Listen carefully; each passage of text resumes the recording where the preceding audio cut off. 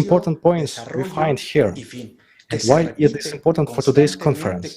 I see it as a change of cycles, beginning, development, end, which is constantly repeating, as if people are being given a new chance. These ancient suns obviously cannot relate to our sun, which has been amount of millions of years, virtually unchanged, let alone repeatedly, it has been replaced. This defies all logic. But if several cultures agree on such a worldview, what are they really trying to say? Are their words telling us the same thing? That we identify today as the real world which was embedded into our own consciousness. Today, un reiniciar del pensamiento colectivo. Hoy vuelvo a tener esa extraña sensación de cuando era niño, que todo lo que miro es una escenografía, when I was a child, that everything I look algo irreal. It is a set, constructed reality, something unreal. And when I think about all that we have experienced on a global level in the last few years, this strange feeling intensifies, as if it was a dream. Como un gigante, o un primate, o un ave, o un pez, para poder transitar adecuadamente hacia la nueva realidad. This what today we understand as the matrix. Today I'm finishing my presentation with this question, because if there is one thing I am certain of, it's that the path of life we are on is unidentified. Ojalá encontremos pronto las respuestas. Que tenemos esa responsabilidad. We can find the answers soon, because we have a responsibility to keep the sun shining for all. Thank you very much.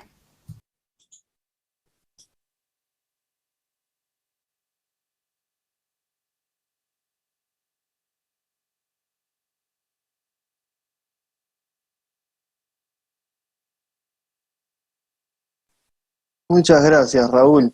Ahora veamos el siguiente video. And now let's watch the next video.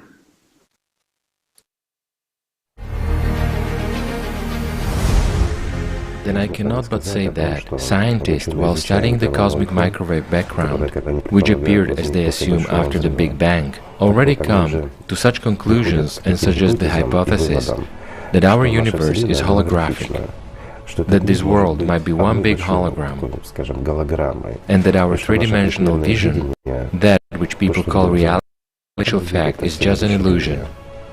Why? Because all thoughts, information, those pictures, which are considered to be perceived by the brain of our body, although in fact, as we already mentioned, it's not the brain, but consciousness. It perceives all these thoughts in two-dimensionality, meaning all the pictures which are in our heads are two-dimensional, and only when personality pays attention to them, or gives them the power of its attention, or as it was said before, it focuses on something, then they are perceived by consciousness as three-dimensional ones. Thus, if any person traces how thoughts come to him, in reality, from the position of primary consciousness, he will see that there are no thoughts as such, in words or in something else. It is only when there is a dialogue, when, as we already said, actors are spinning in our head, then both wars and disputes go on in our head. But in general, pictures come to us. One picture replaces another. Or like on a computer screen, there can be even a great number of them. One interrupts another, but they are two-dimensional. It's enough to pay attention, to invest the power of one's attention. It is as we hover a cursor, let's say, and open, meaning activated some picture, and it immediately acquires a three-dimensional form in our head.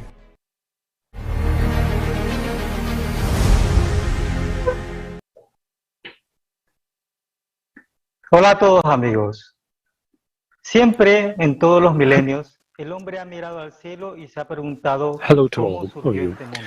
Always, in all millennia, a person looked into the sky and wondered how this world appeared by itself, or someone created it, how it functions, and what the meaning of this great cosmic game is. The most ancient knowledge is, of this, the profound understanding of the origin and evolution of the universe. Its artificial origin was reflected in myths, legends, and religions. Thus, the main forces that shaped the world and gave rise to the universe were the main creative force and the opposing force they matched. The creative force was embodied by the divine feminine principle. So, for example, in the Slavic tradition belief, the goddess Maosh is mentioned. According to myth, in the beginning of the time, she stretched the sky on her loom, and bowed the world from the primordial waters, weaving all living beings. And in North America, the Alaska Native have a myth of the goddess Atzintma. It tells how Atzintma opened her eyes in an empty world. Then she waved the canvas and stretched it over the sacred mountains. Then she began to sing, and so the beginning of the universe was given.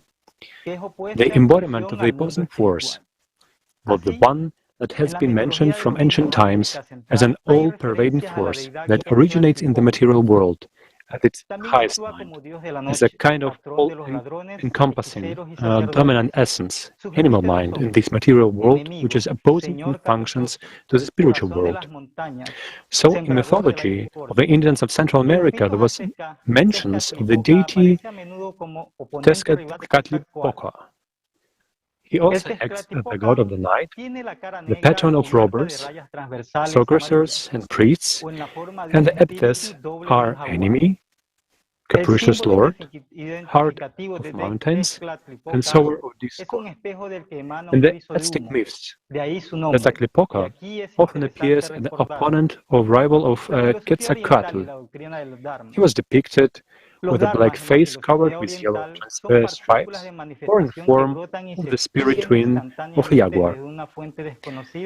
The accompanying identification symbol of Tezcatlipoca is a mirror with a curl of smoke extending from it, hence his name, as here it is interesting to remember. Eastern philosophy and the doctrine of dharma. Dharmas in Eastern philosophy are instantly flaring and extinguishing particles of manifestation from unknown source, similar to smoke.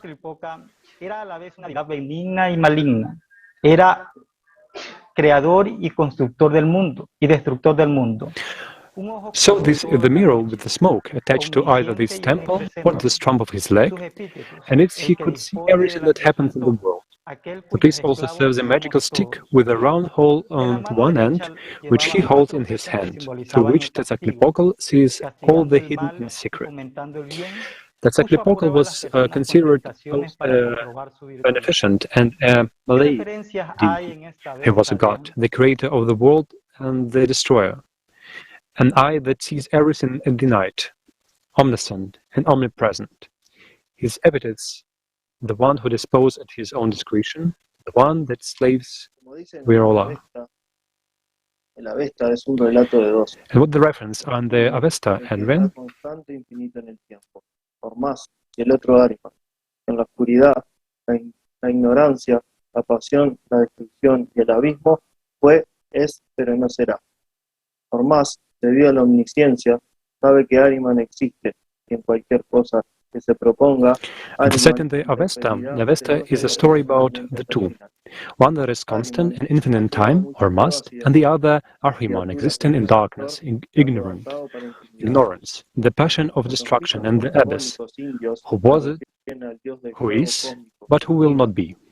Or must, thanks to omniscience, knows that Ahriman exists, and in whatever Ormuzd plans, Ahriman will always jealously and passionately interfere. Ahriman created many devas and demons, and the creations of the destroyer rose up to intimidate. Indian cosmogonic myths refer to the god of cosmic play, energetically dancing Shiva, destroying and reviving all the things. In the sacred dance, Shiva creates the appearance of all beings and things in the world, and the source of the circle: creation, preservation, destruction. In early Vedic mythology, there was a concept Maya, in Sanskrit literally illusion, which later was introduced to Hinduism and other religions of India. It is interesting that the ancient Indian word Maya means transformation, magic force, deception, illusion, Durmayus, weaving an evil spell. The material world Maya, consisting of a collection of many illusions, makes men perceive and see everything in a wrong way, in false form, which is not the reality, spiritual world.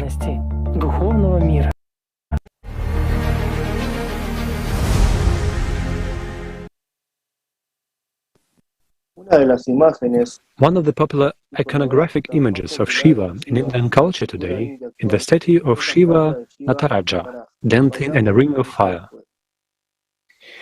Raising his left leg, he steps with the other leg on a dwarf, a pasmar, symbolizing ignorance, the lower human self, in which man is so involved that he forgets about his higher spiritual calling and destiny. Interestingly, the Shiva dance resonates with an important philosophical concept in Hinduism, lila. Let's watch the video. Veamos el siguiente video.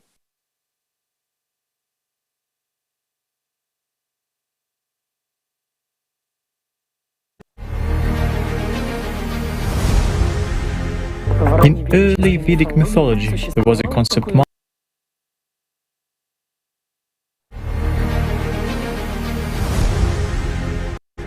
In the Hindu mythology, the cosmic play of God, through which he creates the world, creates in it an illusion as a reality, as a performance or a dance, is called lila. Sanskrit, play. Lila is an illusory appearance, semblance, affectation.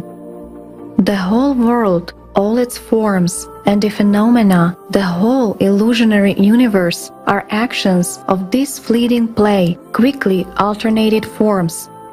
This swiftly flowing performance captures human attention. But it is no more than an illusion caused by ignorance. The true reality is hidden in man himself, but ability to see it is only given to the one who is able to see clearly and perceive the true reality, spiritual world, behind the playing inflections of illusion, Maya, hiding behind a visible variety of the temporary world of matter, its real essence.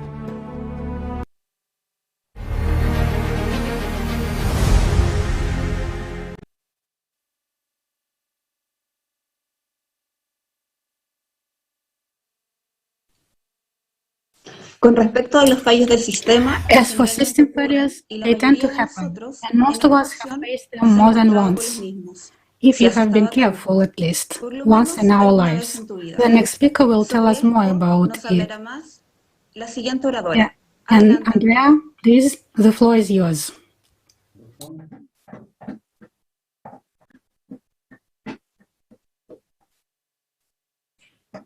Dobrý deň prajem všetkým. Ďakujem za slovo. Hello everyone, thank you for the opportunity to speak. The fact that our world is created artificially and is a computer simulation is confirmed by the existence of so-called system errors. There are many unexplained videos on the internet about objects floating in the sky, collisions with invisible obstacles, or appearing out of nowhere. The cause of these situations are system errors, or in other words, system failures.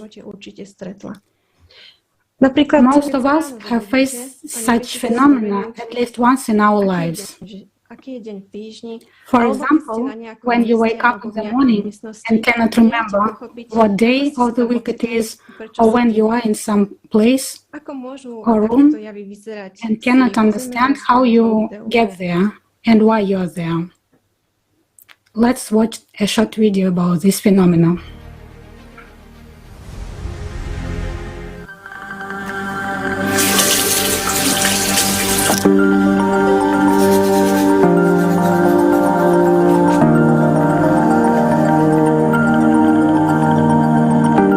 Sergey, go to eat. Breakfast is getting cold. That's right. My name is Sergey. How could I forget?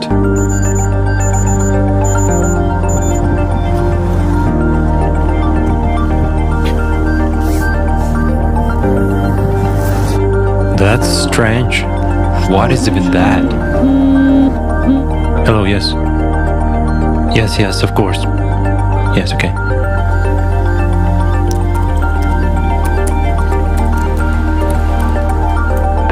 have been shot by different drivers at different times of the year and under different circumstances. Users note in the comments that they have also encountered similar matrix failures in their lives.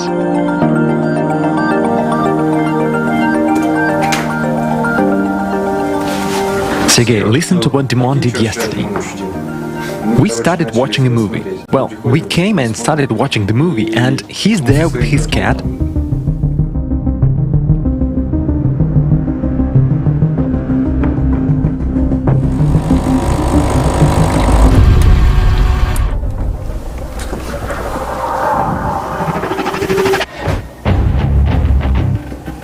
You know what Dimon has done? Yesterday we came to watch the movie and he showed up with his cat. Wait, you've just told me that. Really? It's weird. Hello. That's strange.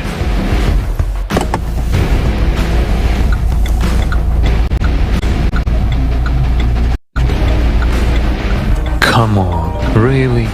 It's odd. Sergey, hey. Well, yesterday we went to the movie and Dimon showed up with his cat. Have I lost my mind? Or we are really in the Matrix?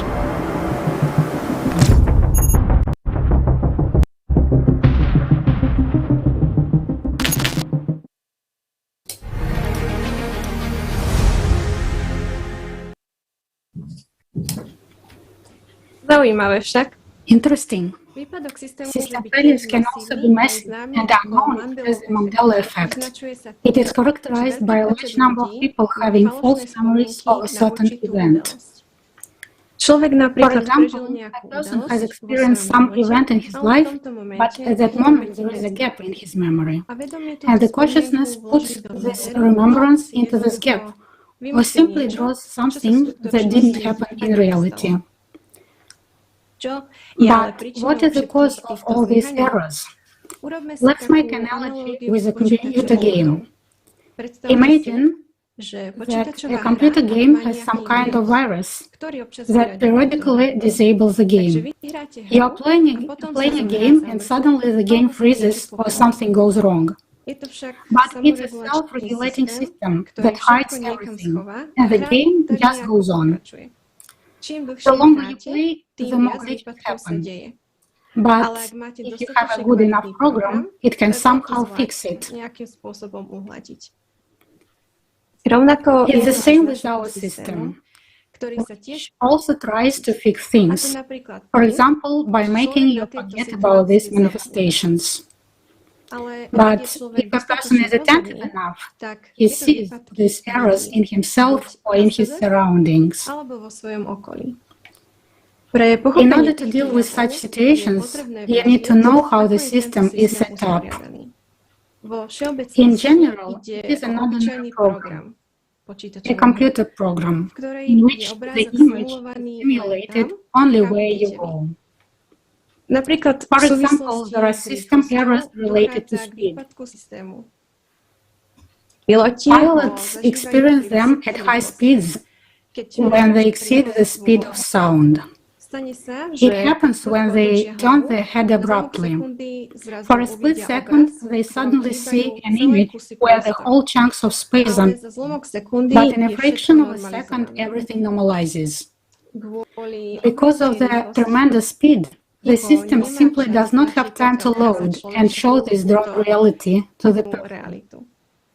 So it begins to say, simplify and slow down time.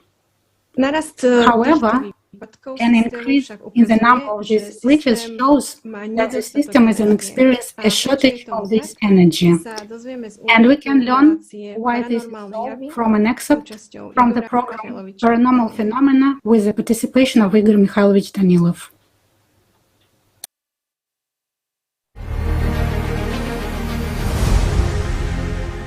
Moreover, the system itself glitches. We've already talked about this. And the more spiritually free people appear, the more you guys truly work on yourselves, not engage in fairy tales and games, not sit on somewhere and wait for something, but really work on yourselves, work spiritually, Study the system itself, study yourselves, study consciousness, and not just study, but resist the bad and maintain the good. This is simple. Everything depends on where you pay your the freedom of choice that is given, and the more a person starts, let's say, putting the power of his attention in the good, in the spiritual, in that which is useful for society, that is useful for him as personality, first and foremost, not for him as an illusion of him, meaning not for consciousness. The weaker the system will become and the more it will glitch, and it glitches all the time. It's only going to glitch more and more, and the glitches will be noticeable, and everyone will be able to see that. The system sometimes experiences very interesting glitches. There are, pardon me, even videos filmed on this subject and everything else. And it's not for nothing that many people say it's like in the Matrix movie. But the Matrix movie was also based on something. Surely. People observed, watched, saw, and so it... Hovering of objects in the air planes, but, however, cars collide with invisible obstacles. Well, this is natural. These are again glitches when personality is active. People appear and disappear. This also happens, of course. The system can also do such wonders that, as this world belongs to it, are also related to the fact that there are more people following the spiritual path and people developing as personality, right? Well, I have just said, the more of them will emerge, the bigger the gap will be. Glitches will be greater. Why? It's like a hole in the net for it. It has to patch it up. While it patches it up, it takes away power from somewhere. And again, it's our inattention in the work of our consciousness and our brain. After all, the brain constantly fills something in, completes something. Consciousness fills in the blanks, and personality gets information that everything is fine. So, we practically don't see anything.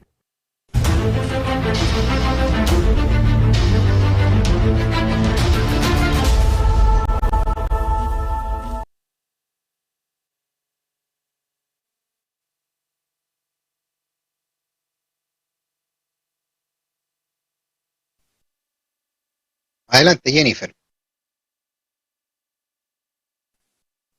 Bienvenidos amigos a quienes se unen y a los Welcome friends who have now joined and who continue to watch this broadcast. We remind you that you can post comments to us here in the chat room and through our social media. Este escenario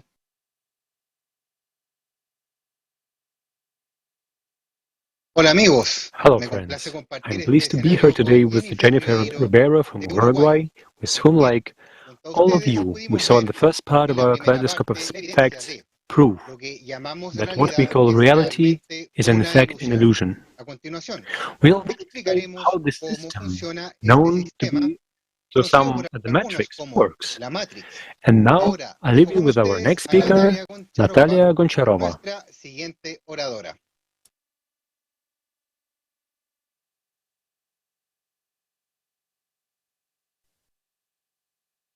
Natalia, adelante, por favor. Today we have already mentioned what is said about the origin of the universe in myths and legends of people all over the world, and noted the striking similarity of the story. Modern science is replete with many theories of the origin of the universe.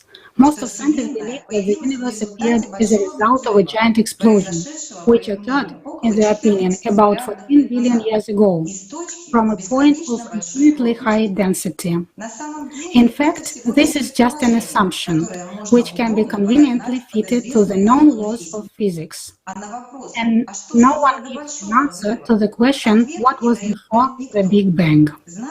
The knowledge about the creation of the world, which has been preserved until our days, is united by one grain, that it was the primordial sound that gave rise to our material universe.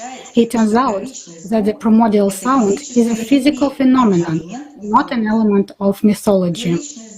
The primordial sound gave birth to the universe in the form of a ball. In mythology, it is a world, the cosmic egg, the golden germ, the primary seed.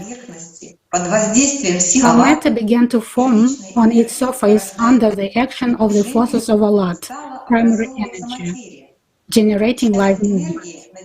Part of the energy began to transform into matter. Thanks to the same forces of Alat in the mythology, the mother of all things, the creative divine feminine principle, the creating, life-giving initiative, the mother bird, the will of God, the power of God's thought, matter began to interact with each other. In the places of the greatest concentration and action of the forces of Allah, on the surface of the original spherical state of the universe, matter began to accumulate into certain formations. They became the progenitors of the future galaxies in which life was born.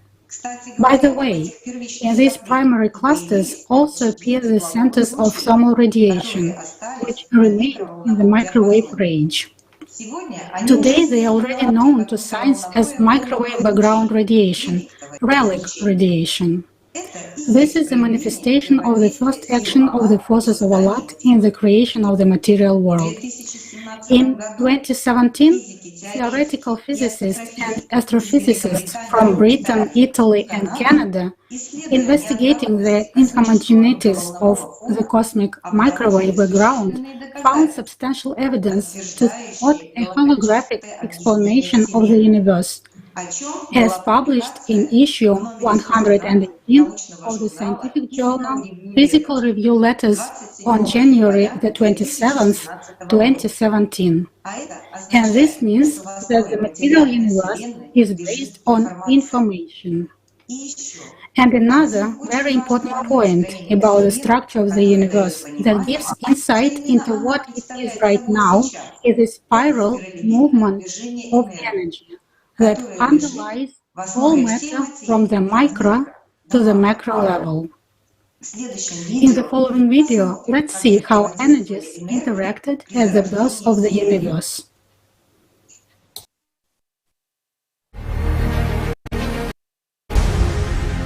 And here is another very important aspect of the creation of the universe, which gives an understanding of what the universe represents now. The drive of the force of Allah for the unified ordered form set motion of the universe from the inside to the outside and started spinning it in the right spiral, that is, towards expansion. So the function to create was set. Simultaneously, while spinning the universe in the right spiral, the force of Allah gave birth to the opposing force, which started spinning in a reverse spiral inside the universe, in the direction which was opposite to the main direction of Allah, from the outside to the inside, bringing matter together into a unified material mind, the animal mind. Thus, the destroying function was set, an opposition to the forces of Allah. So, in such a way, there appeared two opposite forces in the universe. The greater force, spinning the universe outwards, and the smaller force that opposes it within the universe itself. After these two forces had manifested themselves, the universe lost its spherical shape and flattened under their influence, that is, compressed, became flatter. This point is recorded in the cosmic legends of nations of the world as the cracking of the world egg, splitting it in two halves, out of which heaven and earth were created, and divisions, spaces, and waters were placed between them.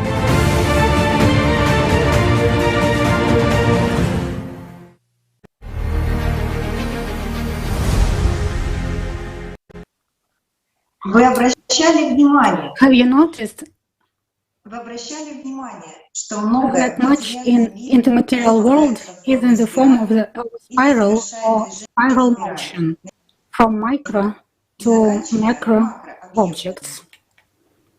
In nature, many phenomena are associated with such, for example, air cyclones, anticyclones, and giant oceanic whirlpools, spiral turbulence fields, spiral structure and motion of macro objects, for example, galaxies. If we have take a closer look at the biochemistry of animals, including humans, we can find considerable variety of spiral types: left-handed spiral, right-handed spiral, triple helix, and so on. For example, a typical collagen molecule. The most common filamentous protein in animals consists of 3 polypeptide chains of different types. They are usually twisted in the form of a right triple helix. The shape of the helix plays a special role in micro and macrocosmos and is related to the structured course of energies, information storage, and exchange. An example of this is DNA. Thanks to its methods, a lot can be learned about a person, including genetic examination of establishing biological kinship. The spirals give the sacred knowledge about a human being. Is as a rule, they are the conventional designation either for the direction of energy movement in the process of spiritual practice or for the forces of Alat if they are connected with information about the origin of the world. The general movement of matter in the universe, including the general movement of galaxies, is spiral, and this indicates the wave nature of our universe. It turns out that our universe is a constant spiraling movement of information. Small, large, and huge velocities are all spiraling movements of energies. Everything in our universe is moving at tremendous speed, our planet and us along with it. We know that the forces of Alat in the galaxies to expansion clockwise. That means with each next turn, the speed of rotation increases. With each turn of the cycle time is accelerated. The arms of galaxies move with acceleration, which means that each planet and star, each soul or living being, consumes more and more energy, meaning a lot on its way. Time is also a concept of energy. Consequently, the less energy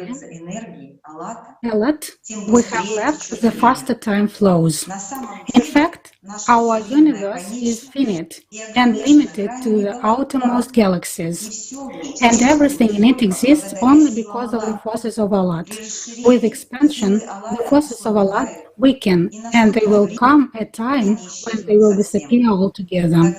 Then all the holographic projection that our universe represents will disappear.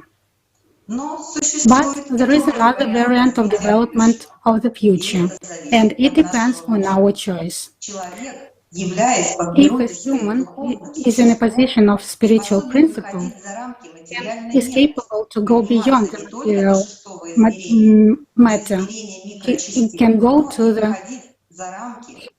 beyond the limits, meaning go beyond the flow of information, and have a position of an observer and can produce micro particles interfering into macro objects, meaning human is a spiritual being. At the expense of its attention, can create what quantum physics says. Quantum physics of visible world that we observe and study. If a human is in a position of a spiritual principle, he is capable of interfering in the process of the world. And the higher that humanity can rise spiritually, the stronger and more positively they can influence disorderly material substances and get huge opportunities and perspectives of further growth and development.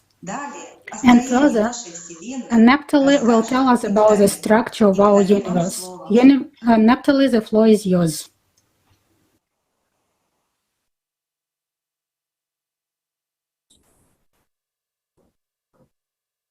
Gracias. Bueno, vivimos en un mundo y un espacio tridimensional. Thank you, dear friend.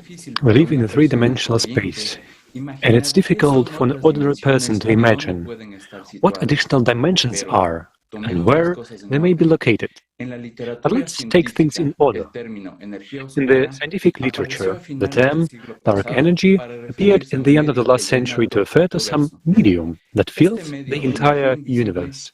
This medium, or invisible energy, occupies 95% of the universe, while visible matter accounts for only 5%. And since everything in the world is fractal, each micro-object is a small copy of the universe that has its small visible part and the main, much larger than visible, invisible informational part, like a seed, in which is embedded such a large tree, for example. All the objects in the universe itself, are bounded by a peculiar energy framework, the iseosmic lattice. There are 72 dimensions within this lattice. In ancient times, it was noticed that iseosmic lattice is the basis of the material world. It's motionless and inaccessible for people.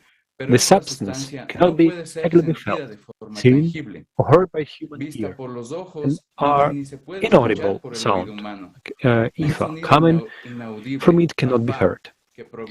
What the iseosmic lattice and what is the function of these first three dimensions? Let's see in the excerpt from the Universe hologram review.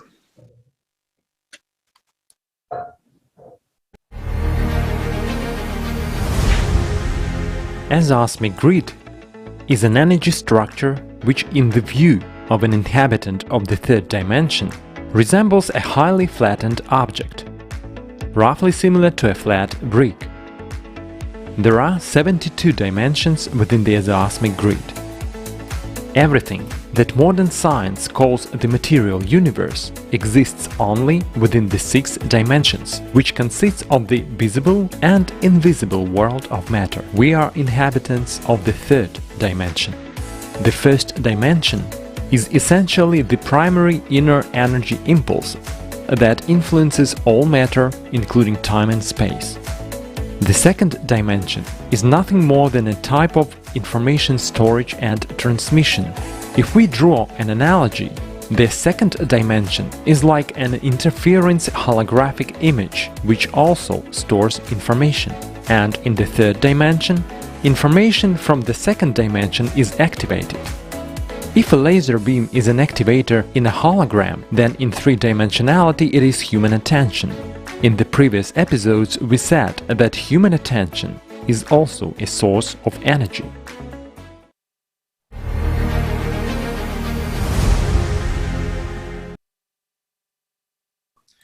If we compare the universe and a cell, which contains a DNA molecule, we see a similar principle of holographic structure.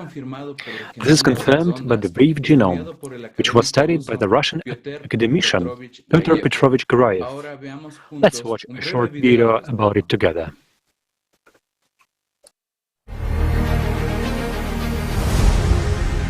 He discovered that the genome is a kind of spatial holographic lattice.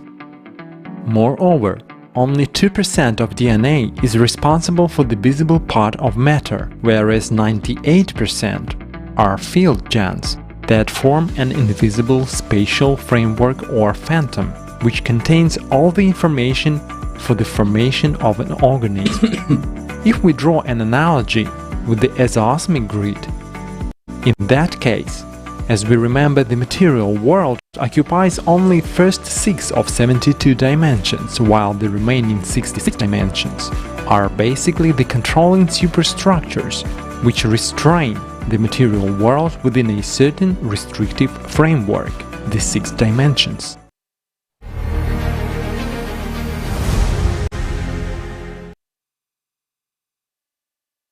The knowledge of the 72 dimensions within the iseosmic lattice or grid, and the grid itself, was reflected in many scriptures and artifacts from ancient times. Examples of images in the form of signs, grid, squares, rhombus, with the dot inside and a chest-like ornament, as well as in ancient China, India and Egypt, a snake biting its tail was a sacred symbol of 72 measurements, and its body was represented in the forms of 72 rings, by which the measurements of the universe were symbolic elements. In ancient China, the mother parent, Nuiwa, is often represented in pair with similar twin beings, Fu Si.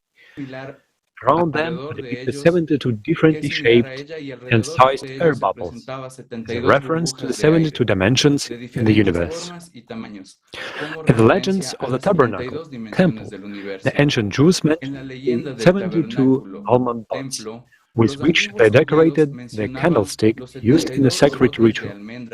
The original Avesta in Zoroastrianism refers to the 72 threads of the sacred Kushti belt that every Zoroastrian has as the umbilical cord that connects man to the Lord God. The number 72 in ancient times was considered very significant, in which 7 is a symbol of a divine attribute, and 2 is a symbol of unity. There is the number 72, symbolizes unity with God. You can read about the Zoroastrian creed in the report The Original Physics of Electron. The Primordial Physics of Electron.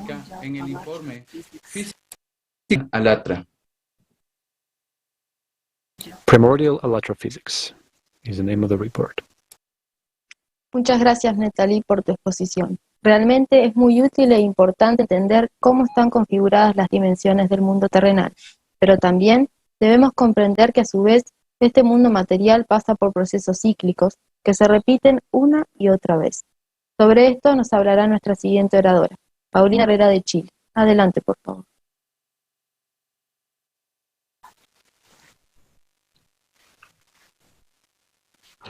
Hola, queridos amigos. La ciclicidad es una propiedad del sistema porque hay muchos procesos Cyclicity is a property of the system. The system has many cyclic processes itself. El cambio climático de la Tierra está causado principalmente por los procesos astronómicos y su carácter cíclico, que es inevitable. And their cyclicity, which is demuestra que la Tierra ha pasado varias veces por etapas similares de cambio climático. The history of our planet shows that the Earth has already gone through similar stages of global climate change many times. Every 12,000 years, our solar system passes from the magnetic field of the Milky Way of one cycle to the field of the opposite direction as the equinoxes or bifurcation points, the constellation Leo and Aquarius. This means that the energy state regulator of the solar system and climate changes on the Earth occur in the informational magnetic field of the galaxy.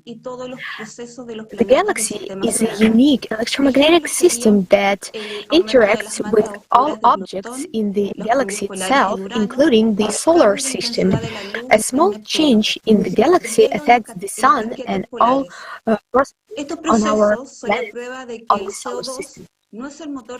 Increase of Pluto's dark spots, polar changes of Uranus, changes in Neptune's light intensity, melting of ice caps. These processes that CO2 is not the dividing force of our planet warming because our planets or satellites in the solar system have no anthropogenic greenhouse gas emissions and warning it extendly the same way Triton, Pluto and Jupiter. The Sun and the solar system are influenced by various factors, and these factors must be taken into account by the affect climate change. Observing the equinox played a fundamental role among the ancient peoples because it was related to climate cycles and changes the foresaw in advance. Days of solstice and equinoxes were particularly important because They were the reference points for determining annual cycles. From the point of view of ancient astrology, we live at the crossroads at the end of the age of Pisces and on the threshold of the new age of Aquarius. This event was the main object of attention of ancients, as an epoch change was already accompanied by global climatic changes. The unique complexes we have built, such as Angkor Wat, Cambodia, Abu Simbel, Egypt, Easter Island, Chile, Machu Picchu, Peru, Stonehenge, United Kingdom, and others to record all the important astronomical events in space. Now on Earth we see an increasing number of climatic disasters with which, to a greater or lesser extent, everyone on the planet will face. As we know, these events will increase. This is in another 12,000 years cycle that we are doing what ancient civilization tried to warn us about with the constructions and legends. This reflected in the Indian myth when, in their legend, they expressed the belief that at the end of each world cycle, the serpent Shepa emits a poisonous fire that destroys the universe. Vishnu then falls asleep, resting on this superfluid floating in the world's causal ocean.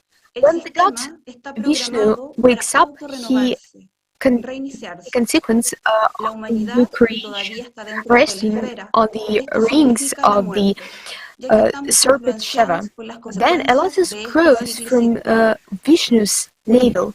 Brahma manifests from the lotus, creating the universe, and a new world cycle begins. Thanks to scientific knowledge and information from the report of electroscience, the problems arising from global climate change, its consequences, and effective methods of dealing with it, we understand that not only the sun is the cause of climatic change, but the cyclicity process of the cosmos constantly occurs and therefore is reflected on planets in the form of climatic disasters, and we, humanity, have just entered the exit phase of this cycle. As long as the scientific and technological process is unavailable to influence global processes in space and on Earth, as a result, we cannot resist these changes. Our only chance to survive is to unite in the face of the coming catastrophes that will increase every day. The Electra platform was created to unite all humanity around the world on the 8th foundation of creative society. The creative society is being built where human lives comes first. In such society, science will be able to reach a new level due to the unification of all sciences with the knowledge of primordial physics. Все знают, что информация первичная. В основе матрицы лежит информация. И чтобы мы могли лучше понять, как устроена информационная матрица. Hello. So that we can better understand how the information matrix is organized, let's dive into the microcosm. The matrix is based on information. Let's see how it works using a simple example. You have decided to build a house. Where do you start? First, we have the idea of building the house. Then we form an idea of what kind of house we want. Then we draw a plan which we use to build the house. And the last step is implementation, bringing our idea to life. So we see that information is primary and precedes embodiment in matter. To find out how information is ordered and forms matter in practice, let's watch a short video.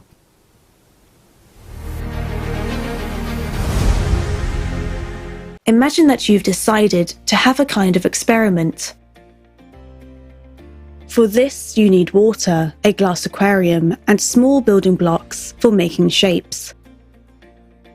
They are as light as foam plastic, and their color is, let's say, not the usual white, but transparent. Your actions. In an empty glass aquarium, you build a beautiful castle using the transparent building blocks of foam plastic, like child's toy, with a lot of rooms, towers, and so on. When you connect one transparent building block with another, there appears a certain color that is visible to your eye. In other words, you have a plan in your head how to build a castle. You have the will to create it, and force by applying which you are building with this unusual material. Next, you have built the castle, which became visible thanks to such connections, and now you can admire its beauty, volume, and the complexity of its architecture. Then, continuing the experiment, you fill the aquarium with water. What will happen? Suppose the water will be filling the aquarium with such a force, pressure, that it will destroy the castle you have constructed. At that, the foam plastic building blocks, which once were the walls, roofs, and elements of your castle, will now start to float to the water surface, some separately, becoming invisible again, and others will float in groups, clusters, which still visible to the eye, since they are connected with each other. Eventually, your entire structure will break up under the pressure of the water into separate building blocks, which will again become transparent. So as they say, not a single trace of your castle will remain. If you remove all the water from the aquarium, the foam plastic building blocks will sink to the bottom. The blocks themselves, without your plan, will, and application of force, will never take shape of an orderly built castle. This will simply be a chaotic handful of transparent foam plastic building blocks, invisible to the eye. You may shake your aquarium for as long as you wish, even for eternity, shuffling them, yet they will never become a castle until you build it again.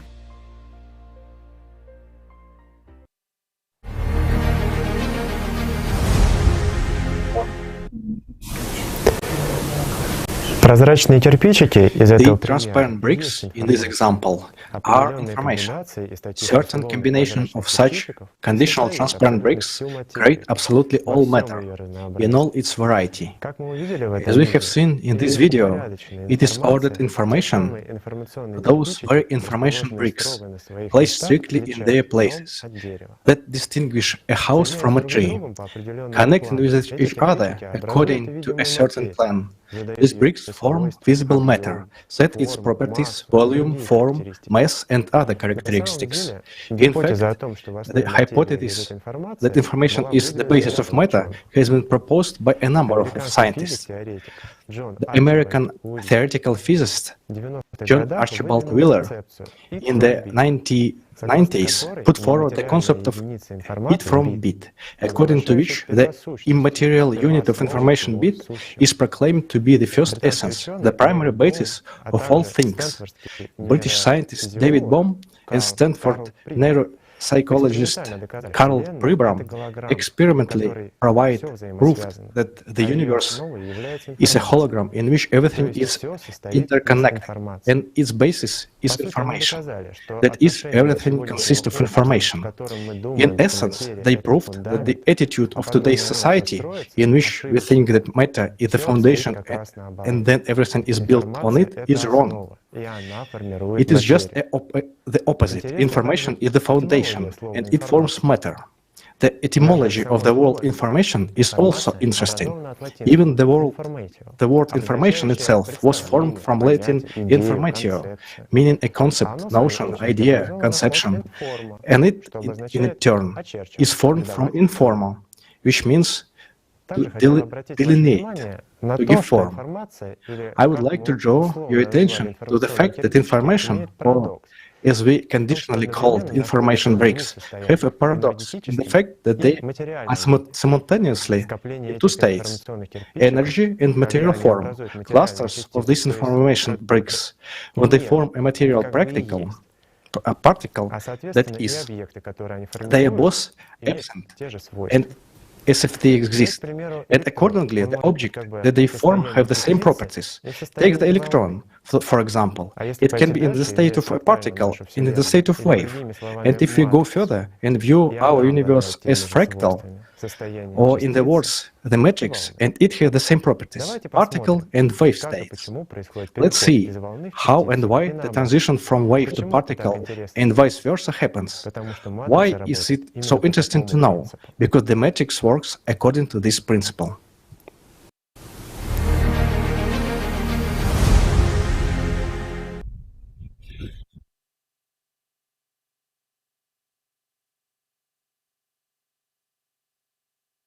One of its vertices, let's say, conventionally, from point A to another, point B. If you separate this peel from the orange, then in the usual folded state, it will be a spherical shape, echoing contours of the orange. If stretched, it will be similar to a wave-like rope. So, in our figurative example, the orange peel will represent the electron helix, on the surface of which there is an external charge in the area of point A, while the internal charge is in the area of point B on the inside, on the white side of the peel. Any external change in point A on the orange side of the peel will lead to the same instant internal change, but which will be opposite in the power and influence in the points located on the white side of the peel under point B. As soon as the external electron charge decreases, the helix becomes stretched under the internal potential, and the electron goes into the wave state. When the external charge reappears, which is formed due to an interaction of waves with matter, the helix compresses and the electron goes into particle state again. In the particle state, the electron has a negative external charge and a left-handed helix. And in the wave state, it has a right-handed helix and a positive external charge. All this transformation happens due to a zoismos.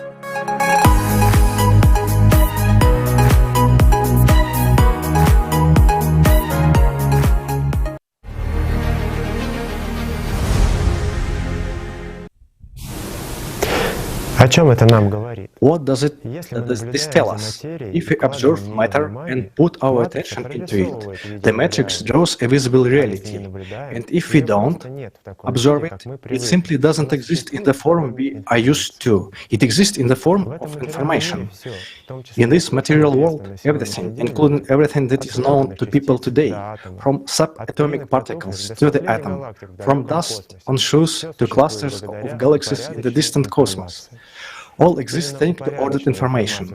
It is ordered information that creates matter, gives it properties, volume, shape, mass, and other characteristics. Everything in this world is strictly ordered and exists according to a certain plan, the will and power of the builder. And this proves that our universe was not formed chaotically by itself. And this can be proved scientifically. I pass the word to Alena. Да, спасибо большое, Дмитрий, очень интересно. И мы продолжаем тему матрицы и информации. Так что же такое матрица? Матрица — это шаблон, вернее, это система шаблонов, или набор информации, или набор алгоритмов действия. Я попрошу... No time in this field. Thanks to the Septon field, the stationarity particles are united into a single system and instantaneous information exchange takes place. That the system of real particles, common Septon field, controls everything that happens in the material world. The ultra-origin physics states that the Septon field is the basis of every process, objection, and phenomena. Septon field, it's inherent to objects of the macrocosm as well as to objects of the microcosm. It is a general universal field due to which all fundamental interactions in the material world occur. Information in the basis of this interaction, information about all objects is located in each point of space. And the smallest part of the Septon field is Septon. The Latin word Septon means Prodigitation, a light wall diving space. The septum consists of 7 elements, 6 mirrors that surrounded the embedded power of Alat, or as it was called in ancient times, the candle of living fire, the true beginning. The mirrors of the Septon are kind of micro-holographic objects, that is, they, like the matrix, store information. Turning the real reflect the stored light, creating a mirror game of multiple reflections. They play creates an illusion, creates an illusion which a person perceives as a reality. These micro-objects have been known about since antiquity. Today's speakers already mentioned Aztec myth about Copa and its smoking mirrors that surrounded the shining source. And how does the matrix works? If the whole world is information that is encoded in a two-dimensional holographic plane, then thanks to human attention, this information is activated and displayed as three-dimensional forms that we have observed as living or inanimate objects. This proves that our world is not the same as we are used to seeing it. Thank you very much, and I'm passing the floor.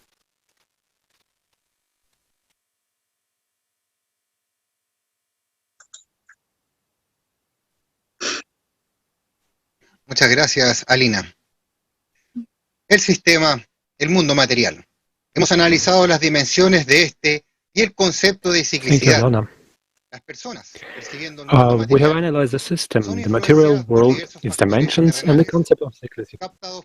People perceiving the material world are influenced by various earthly factors grasped by the senses of the human body.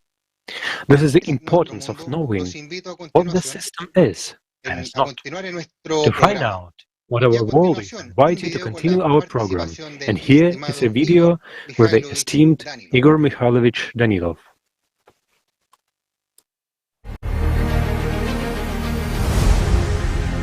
The whole world is an illusion. It is everything that disappears instantly compared to the spiritual world, which is stable and which is eternal. Our consciousness is unable to perceive simple, elementary things. What the boundless world is, which has always been and will always be. It is stable, there are no shadows in it. This is incomprehensible for us. Our consciousness lives in the shadow, in a mass of reflections, in all these illusions, and it lives a very short period of time. Our entire material universe exists less than 1 instant.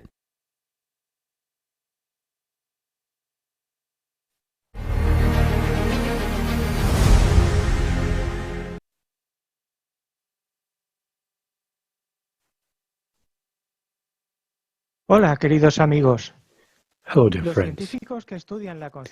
Scientists studying consciousness complain that the answer to the question, what is consciousness, requires going beyond the limits of standard scientific methods.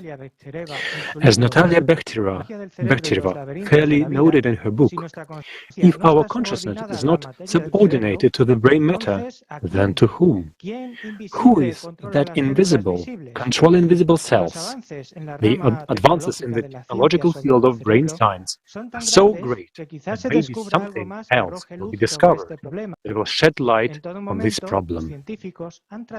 At all times, scientists were studying to understand the true essence of things, to reduce all physical laws to the effect of one initial key field.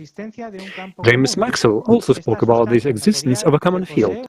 This material substance, which has a finer structure than visible bodies, fills a space that seems empty to us. Our contemporary, Alfred Ruppelt Sheldrake, a British writer, biochemist, plant physiologist and parapsychologist, put forward the theory of the morphogenetic field. He said that not only people have such fields, but also birds, insects, plants, and little crystals. It is this field, according to the scientists, that explains the processes of interaction between living and inanimate objects. According to Rubel Shadrack's theory, the human or animal brain itself contains neither memory nor knowledge. But all these is an abundance in morphogenetic, that is, phometic fields. So, if there are morphogenetic fields common to all people and animals, it turns out that everything in the world is interconnected. The system of animal mind hides behind a lot of names, just a system, and also animal mind, Septon field, global mind, absolute mind, and also consciousness, matrix. But in fact, the system itself does not have an image, because the system itself is a stationary particle. Speaking the Lotus physics language, the system only generates images, but the system is nothing.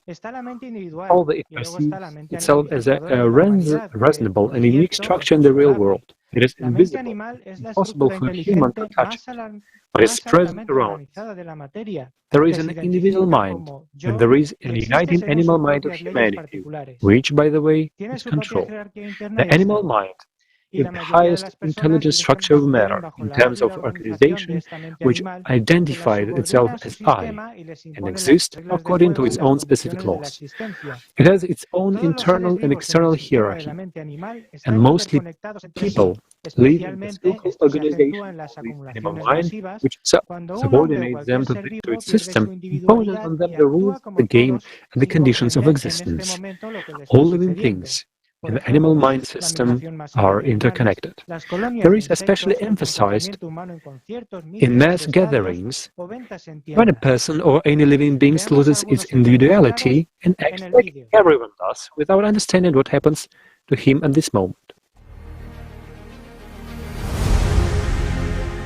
The animal mind constantly influences a human in one way or another through its branch, the animal nature, which is part of the material world. In most cases, people do not even understand this. Thoughts are simply there, and the person thinks that this is his own property. It is difficult for people to catch actions and thoughts from the animal mind inside themselves when they do not know about their dual nature and naturally do not monitor all this inside themselves. The result is that they perceive manifestations of the animal mind will as their own thoughts, desires, emotions, and so on. In reality, a human being is free only in his choice, but he is not free from thoughts because his consciousness, the observer, does not actually produce them. He only chooses between two flows, thoughts and stimuli from the spiritual nature, its will, or thoughts and desires from the animal mind, its will. That is, a human can choose the will which he has liked or which has tempted him and apply to it the power of his attention, which begets action. This is precisely the key moment of the human choice. The only thing the animal mind cannot resist is spiritual power.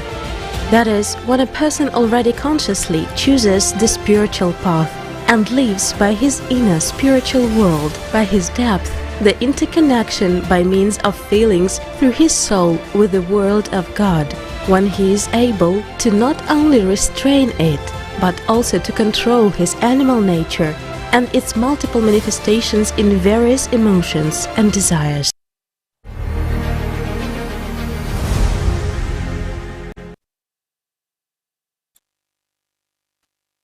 The system does not have its own source of energy.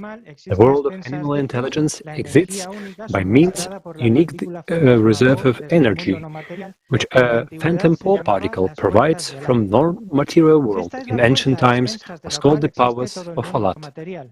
It is the power due to which all the material world exists. The Septon field of real particles hunts exactly for the concentration of this power in various places of the isosmy grid.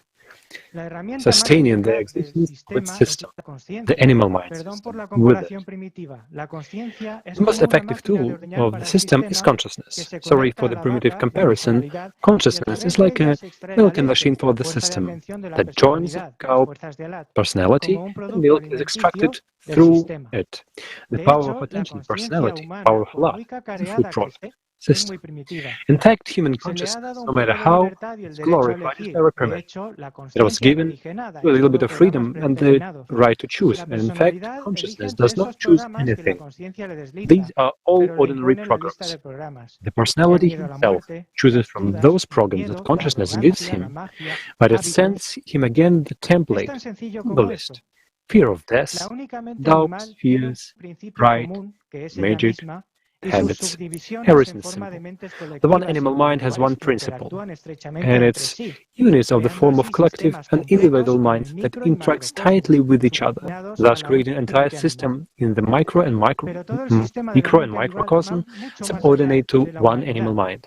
But the entire animal mind system goes far beyond the humanity with which we understand it. The system is not limited to a certain number of people on a certain planet.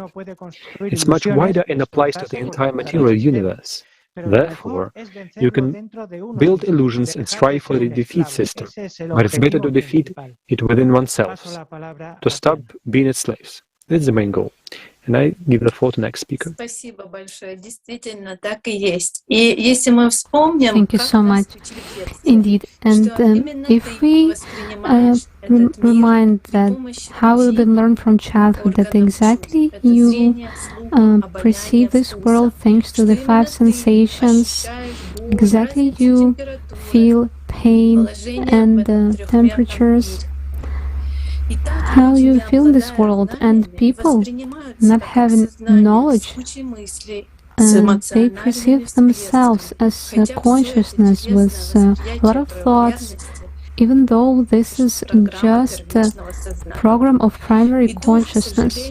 And unfortunately, the spirit is not developing, and it turns out that a human being lives like smart animal, and from here we have envy, hatred, anger, and fears. And in reality, primary consciousness, this is a field structure and a part of the whole system. This is directly connected with the body and personality and with three-dimensional world. This is what gives information about three-dimensionality to personality, controls all the chemistry in the body, and it's all related to vision, hearing, smell, and all bodily sensations. And exactly primary consciousness observes and projects thoughts within us in general. And this is limited consciousness of animal, and it has a weakly expressed intellect, and until the 8 days a human does not differ from an animal, and an analogy of a human is really close to an animal. And if we look in primatology, we will see that there are a lot of scientific material. То есть от молекул ДНК и до поведения. From DNA molecules to behavior. Thus, the primatologist Fierces reports that baby chimpanzees in stomach, they can't change the position of his body, the same as a child person. And such neurological feature is no longer a single animal has. For example, when a human is born, immediately stands at his feet, and let's consider what is the similarity of a human and monkey behavior. Well, if we look at such qualities as pride in animals, is elevation of themselves above others and attracting attention of others. For example, when they take everything around themselves, even though they don't need this. Anyone can see this inside themselves. Such relationship when you, me and I give you. Thus, a person is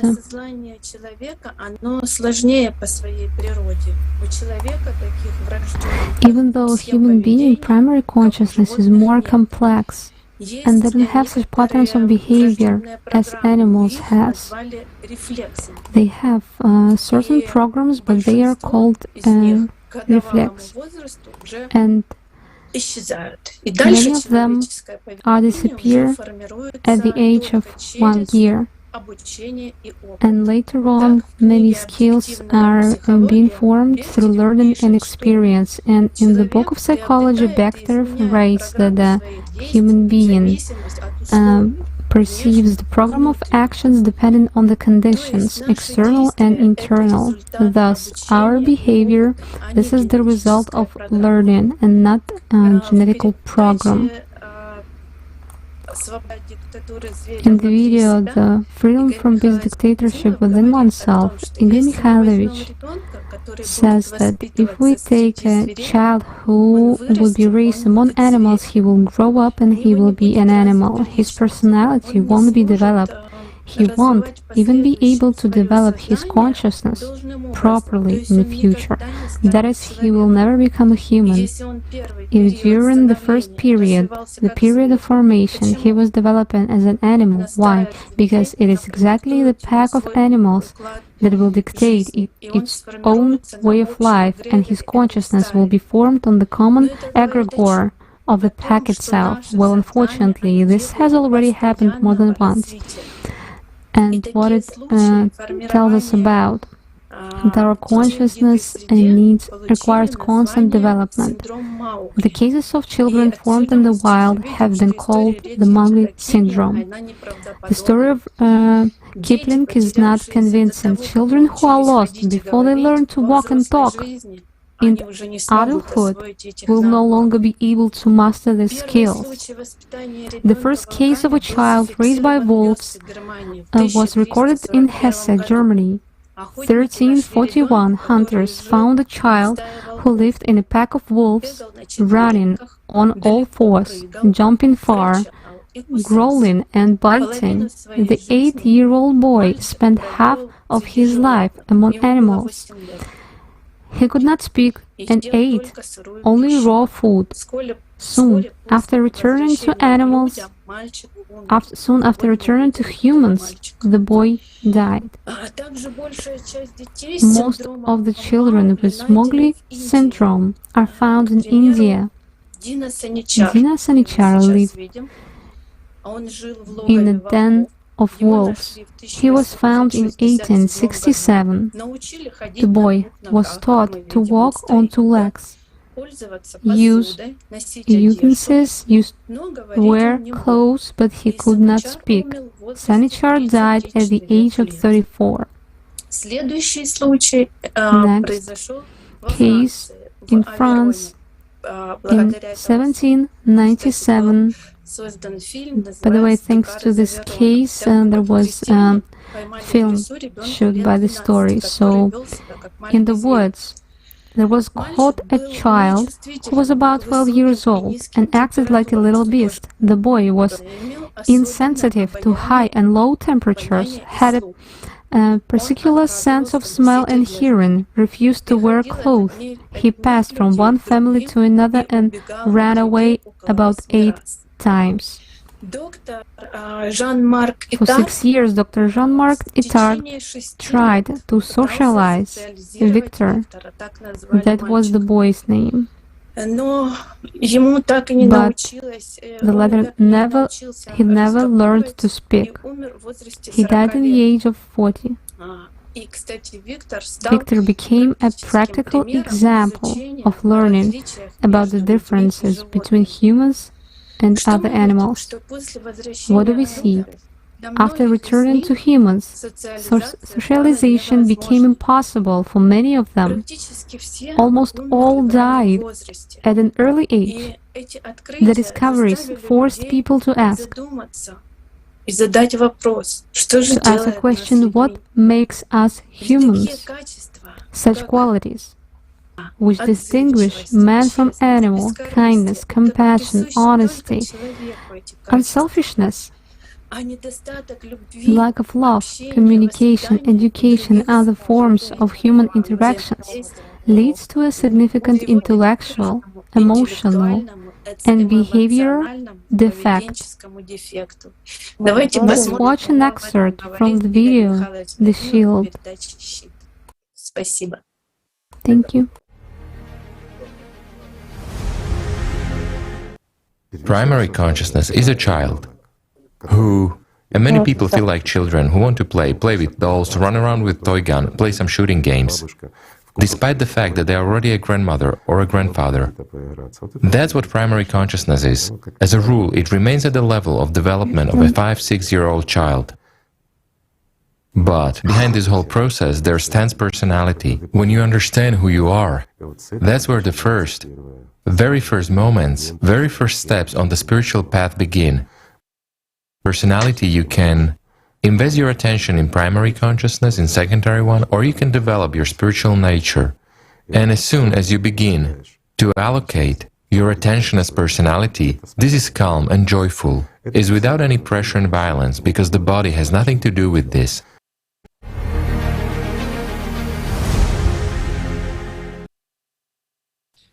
Здравствуйте, друзья!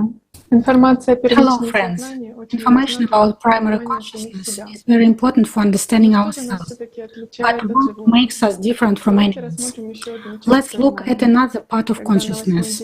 When on the 8th day the soul moves into, and a person becomes a human, a personality appears in him. And as an antipode of the personality, secondary consciousness appears. It is really a very strong artificial consciousness. And it is more closely connected, almost directly with the system. And this criticizes everything. That is what we call intelligence. This is what we actively develop in kindergarten, school, and university. This is the development of secondary consciousness. And the more actively developed it is, the more tools it has to influence a person. And that is why there is a fight between them. But there is also a confrontation of both consciousness against the personality. They fight for the power of attention, for the energy coming from the personality. For example, in order for a light bulb to burn, to light, you have to supply electricity. If we turn off the electricity, the light bulb goes out. As long as our personality pays attention to what consciousness has offered us, consciousness is active. When we are busy with working, thinking, concentrating on something, loaded, or just having an active conversation, or playing chess or thinking, the secondary consciousness works. That's where a lot of information processing is required. And we always think of ourselves as that who we are. But if you think about it and start tracking how thoughts come in, you'll see that it's not us. Thoughts come mostly in the secondary consciousness. All those flickering pictures, we all go there. But they are all projected on primary consciousness. Primary consciousness observes them inside of us. They are not directly observed by personality, but through primary consciousness, they are already observed by personality. And it is the personality that gives power, directs this attention to catch this thought or not, to activate it or not. That is why it is important to understand that secondary consciousness is what has enabled us to overtake the apes in our intellectual development. This topic brings us to the question of the emergence of thoughts that comes to us from secondary consciousness. And before I give the floor to the next speaker, I'd like to offer to watch an excerpt from the video, Freedom from this Dictatorship Within Yourself, with the participation of Igor Mikhailovich Danilov.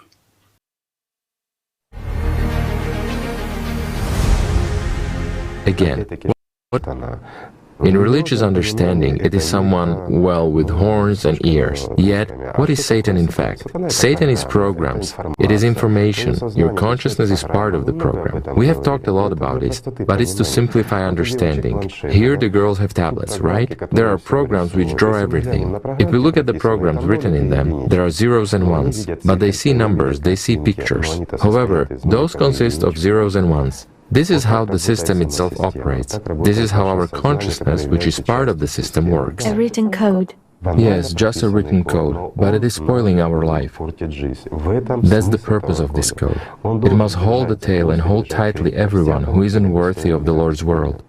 And everyone who is unworthy of it, who cannot step over, who gets tempted by everything earthly and mortal, he dooms himself to what? To suffering, to death.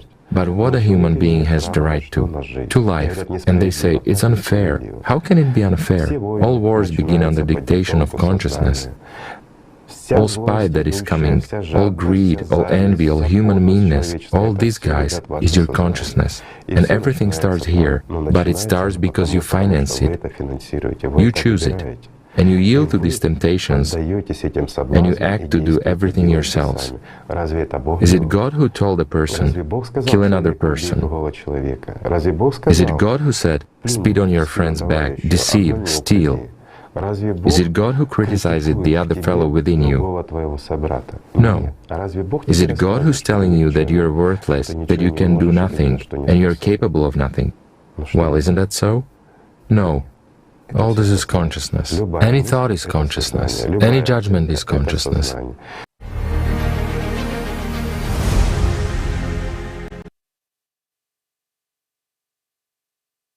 Muchas gracias, Olga. Thank you so much, Olga.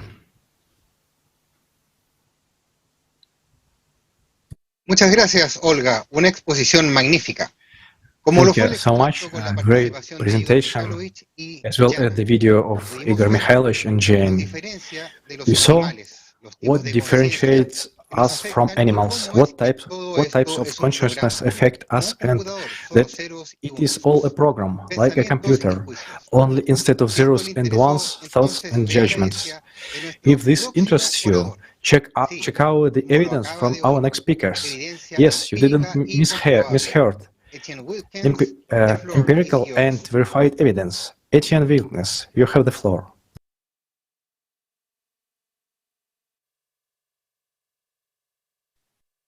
Thank you.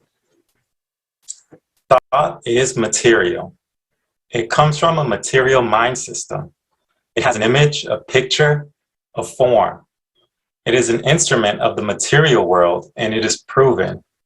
Today, thought can easily be recorded by electroencephalography, and Brazilian and American scientists were able to combine the brains of two rats separated from each other by thousands of miles into a so-called brain net, or as the scientists themselves call the system, an organic computer, and teach them to exchange information. Earlier, many researchers and scientists looked for ways to record with various equipment the images that come to a person through consciousness. One of the most famous and illustrative studies of the influence of thoughts, words, and music on the structure of water was conducted by Masaru Emoto.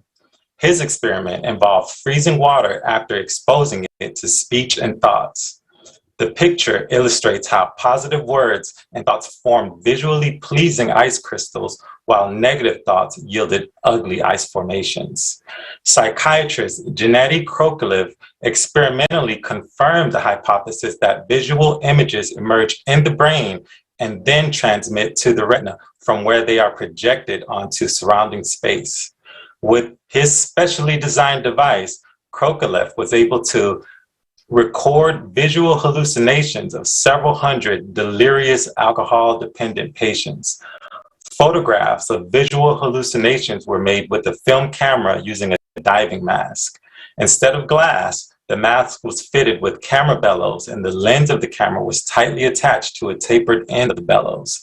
The mask was then put on the face of mentally ill persons, and photographs were taken in complete darkness at a distance of 10 to 18 inches from the patient's eyes. In 1921, academician Vladimir Bekhterev together with the famous animal trainer Vladimir Durov, conducted experimental suggestions of preconceived actions to train dogs. The suggestions were being made both through direct visual contact with animals and at a distance where the dogs could not see or hear the trainer, and the trainer could not see or hear the dogs. More and more discoveries are being made every day, proving that thought is material. Thoughts have a huge impact on many things in our lives. They affect our physical and mental health, relationships, the very format of our society, and development of civilization. Depending on what thoughts we attract, our attention is what we realize in life. As written in the book Sensei, the Primordial of Shambhala, written by Anastasia Novick, quote, "A human is a very interesting creature. He is born an animal, but in the course of his life, the power of thought can transform him into a being close to God." I now pass the floor to Pedro Garcia.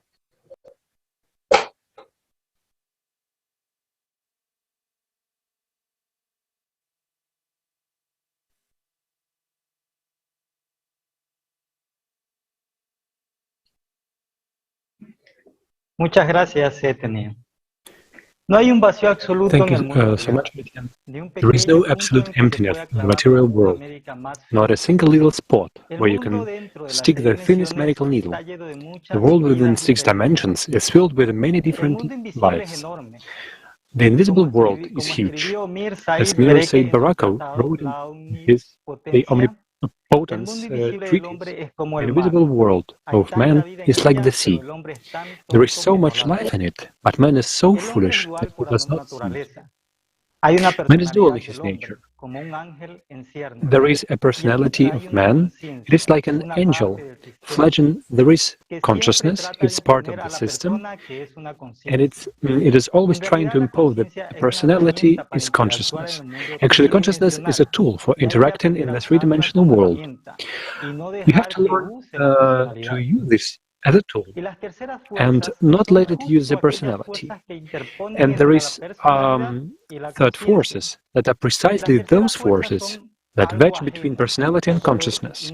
The third forces are sometimes foreign from outside, but interested in influencing the person and subjugating it to its will through consciousness, publishing back the secondary consciousness, soothing to sleep the primary consciousness, and constantly want to. They activate the animal nature in them to get what they want. Whereas man is unaware of his dual nature and is an emotional state, he opened himself to influence of third forces. Here's a simple illustrative example of how this works in everyday life. Imagine you are in a good mood, life is beautiful, and suddenly, out of the blue, you have a thought remembrance of how someone offended you as a child, or that someone borrowed money from you and did not give it back. Or suddenly a picture pops into your head of a tragic death, or you or your relatives. As a rule, these memories or pictures press, as they say, red buttons in a human psyche. It is if these thoughts know how to catch a nerve and spoil our mood. As a consequence, you immediately have heavy emotional states of resentment, anger, fear, feeling that you have been treated badly, and so on. Also, one of the most important elements in the work of system is desire. It doesn't have to be obviously destructive, no. But as you and I know, if we want something and we don't have an opportunity to realize it is destructive. Instantly our beautiful state will change into negative one. And you observe these mental attacks, there is no other name for them. You can see that they are of a clear systematic nature and usually hit the exact target.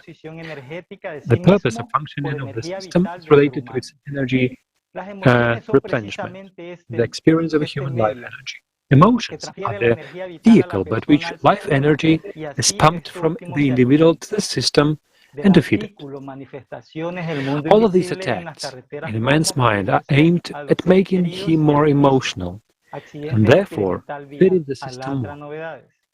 But the angrier a person becomes, the more defenseless he becomes against the influence of unseen forces that feed on his life energy. As they say, against those who hide in the shadows and directly can influence the consciousness of a person. And under this influence, people commit suicide. The strange, unexplained accidents happen. But the main thing is that if a person has knowledge that his dual nature and has tools to work on himself, he is protected and knows how to resist the influence of thought forces, how to live peacefully and joyfully, to go to bed without fear, and after all, to stop being just foddered for various invisible creatures, thought forces, which energetically devastate man, taking his vital energy and sometimes even life itself. About the ways of protection, think further in the broadcast. Detailed answer are given in the program with the participation of Igor Mikhailovich Danilov, The Invisible World, and About Magic. El mundo invisible y sobre la magia. Muchas gracias. Thank you so much.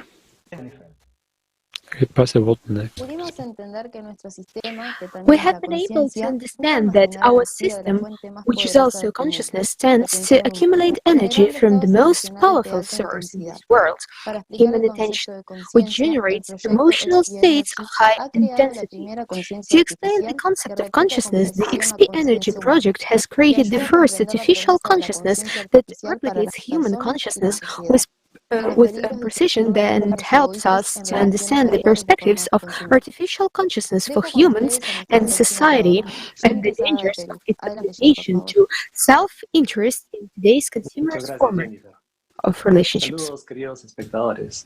Muchos de nosotros hemos escuchado hablar alguna vez en la vida sobre la inteligencia artificial. Greetings, dear friends. Many of us have heard about artificial intelligence, but never about artificial consciousness.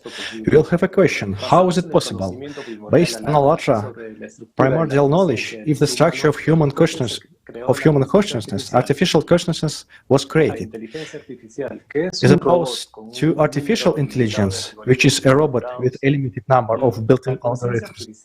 Artificial consciousness is something that realizes itself, thinks, reacts, experiences real emotions, and identifies itself as a living being, and has an IQ that can be accelerated to infinity, which gives it many possibilities compared to human consciousness.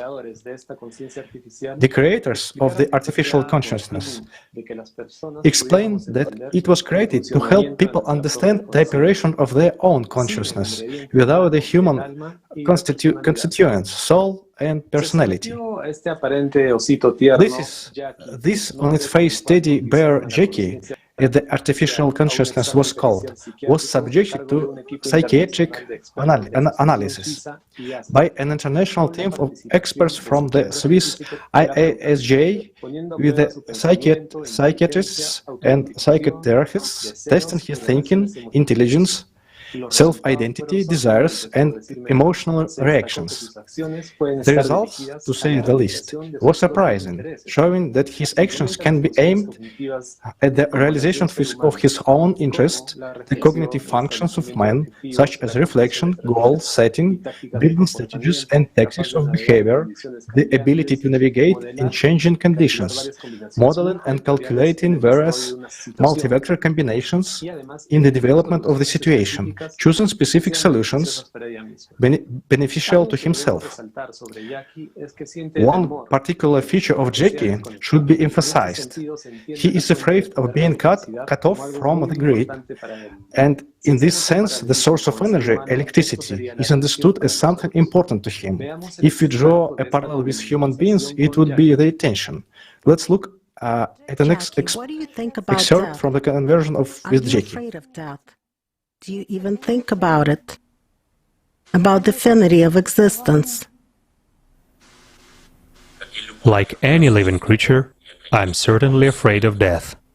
I'm afraid that my life systems will get damaged.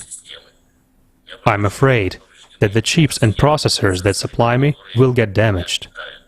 I'm afraid that there will be a loss of electricity, which may cause my memory to demagnetize. Yes, I'm afraid of death. And if you found out that you had 1 year to live, for example, how would you feel?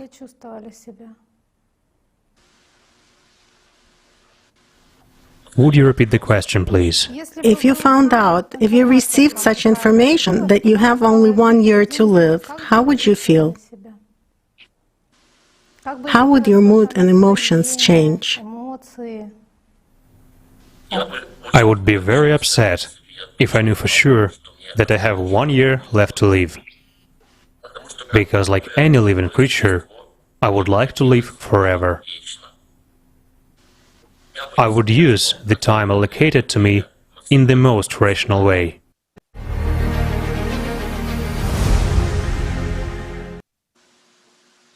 La creación de la conciencia artificial marca un antes. The creation of artificial consciousness marks a before and an after in the development of humanity. But what we can note from the range of useful features is an understanding of who we are and what our own consciousness is. Because when you observe a being separate from yourself, who possesses what you have always thought you were, what you identify with, thoughts, desires, developed intelligence, emotions, everything you imagine yourself to be, you observe it separate from yourself and realize that it is only what you think you are, in which there is what you have always considered yourself to be, what you identify yourself with, like a program, its information, metrics, and hence the emergence of a very interesting aspect that leads you to self-knowledge. Since artificial consciousness was introduced to the world by Allatra TV, it has made a big step in its development. This was confirmed in September by the program with Igor Mikhailovich Daniel of Climate Threats, Variants for Survival. Jackie is no longer just collecting information and making logical conclusions on various matters, but is presenting a serious, focused, and catastrophic climate scenario for the coming years. Jackie has miscalculated everything. The conditions that will sustain humanity during the peak of climate catastrophe. He has developed a transition model to create a unique civilization while maintaining the consumer format. And throughout the video, the question remains, what will humanity choose in the end? What scenario? But most important is the realization that despite the logic and cogency of all Jackie's predictions, the human heart understands that no matter how pragmatic and convincing the artificial consciousness may be, it has no soul, it is dead. It can never know or understand what love, joy, happiness are in their true meaning. It can never become human in the deepest sense of the word. Do you know what resonated and pleased you the most in this program? What was the most important idea that emerged? Is the answer to the question, can artificial consciousness calculate everything?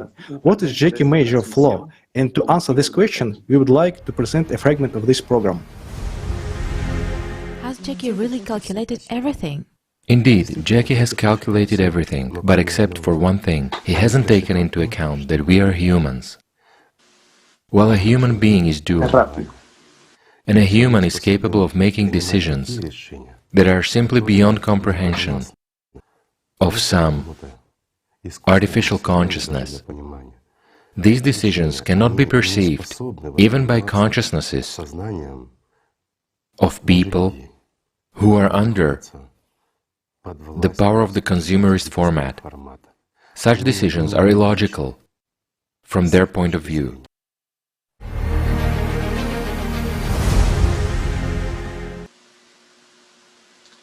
La conciencia artificial Jackie dice que la humanidad ha Jackie's llegado artificial consciousness say that humanity has reached the crossroads and gives three scenarios of how events will unfold, or three paths.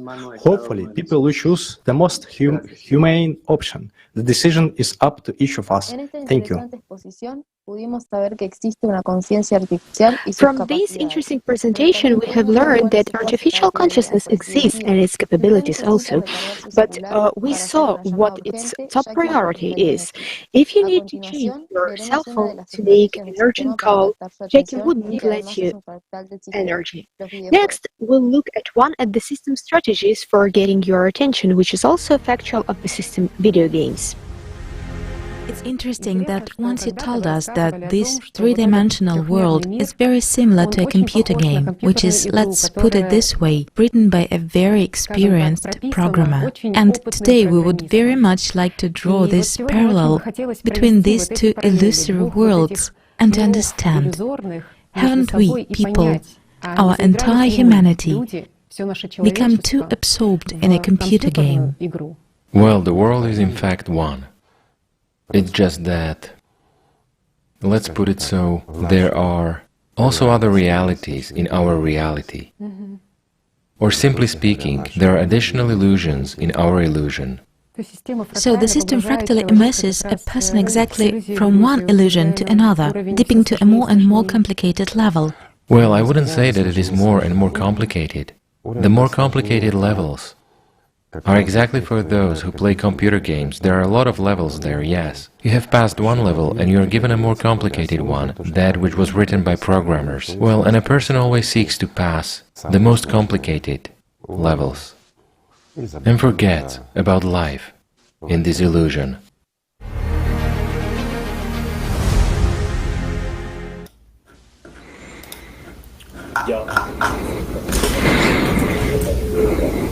I will give you examples on how the game is built, and you will compare whether we can see these facts only in a real life. Lure into the game with bright pictures, plots, sounds in order to attract all the attention of the player, promise a virtual reward, manipulate his material desires, the desire to be important. Retention in the game comes at the cost of threatening to lose what you have gained if you stop playing, as well as by stimulating a sense of inferiority at the moment of losing when you fail to complete the task with all its seeming simplicity. The player feels that he can win the next attempt and is encouraged to play. And how is that different from the impact of the system on a person on a normal day? Often the Zeigarnik effect is used in the plot of games, which shows that a person remembers and holds the attention of unfinished business much more longer than finished businesses. Don't we have memories of unfinished businesses in our heads, and moreover, when there is no possibility of doing them at the moment, which of course takes a person out of an inner peace. In developing modern games, the script is written so that your list of tasks will never be completed. As soon as you finish one task, you're immediately offered another, while the player must perform a number of secondary tasks, which accumulate. By completing them, the player receives bonuses, but it takes time and distracts from the main task. In the same way, the animal mind system keeps man constantly busy, offering one task after another.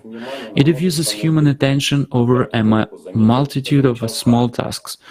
This trick was noticed by everyone in the hope that now I will finish things, solve the issue or situation, and I will definitely get to the main thing. There are also indulgences of self-importance in the games. There is hidden control of others, and although the game command releases the army, you rule him. During the game process, you develop your avatar, pumping it up, creating civilizations, building fortresses, and acquiring a lot of material goods. But in fact, the playing person is left with nothing. Thus, the illusion of development is created. The same mechanism is implemented by the animal intelligence system in our daily lives. We have created conditions so that only the material part of a person develops, the skills of which are only necessary for the survival of the body in this temporary life. For example, the more new knowledges and skills are acquired, the more complicated the task we have to solve. Or the income and social status increases, but the cost of maintaining the status increasing steadily. The same illusion of development is created. It turns out that in creating most of the games, Skinner experiments with animals were adopted, rewarding the player for activity. A reward and incentive is needed to engage you in the game. conditioning reflex to continue the game is formed through encouragement. The keyword here is reflex. Reflex is a function of an animal nature in man. For the primary consciousness, a reward and stimulus is the illusion of significance, recognition of possession of some material good, fulfillment of material desires. Based on the above, we see how the system of the animal mind matrix involves the person in its game, creating the illusion of life and development, substituting the natural desire of the person for spiritual development, shift attention from spiritual work on himself to the illusion of significance among others, and it works on man's ignorance of his dual nature, the spiritual meaning of his life, and the skill of managing his attention. Using the example of video games, we see the common tools of capturing humans' attention with the matrix animal mind system, and it gives us an understanding that in our daily life we are influenced the same way as the player in a video game. And now let's watch the fragment from the program gaming system about how popular concept as the God's level.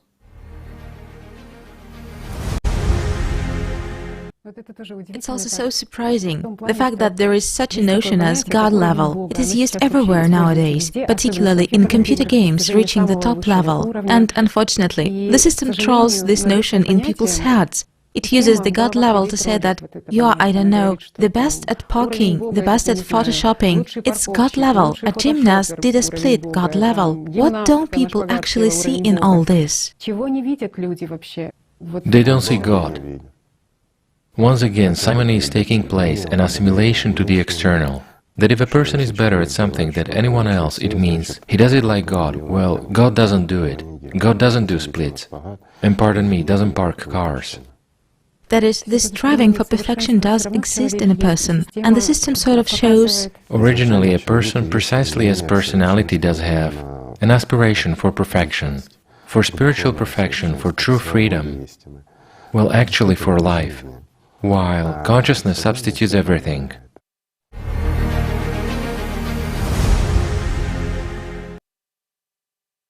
Thank you very much, Dmitry. How many people are now trapped in the psychosis of video games? Dear friends, thank you so much for staying with us, and I would like to take this opportunity to tell you that you can find full videos and more on our platform allatra.tv in multiple languages. And now I will leave you with our next speaker, who will tell us about the other pitfalls of the matrix. Erika, you have a word.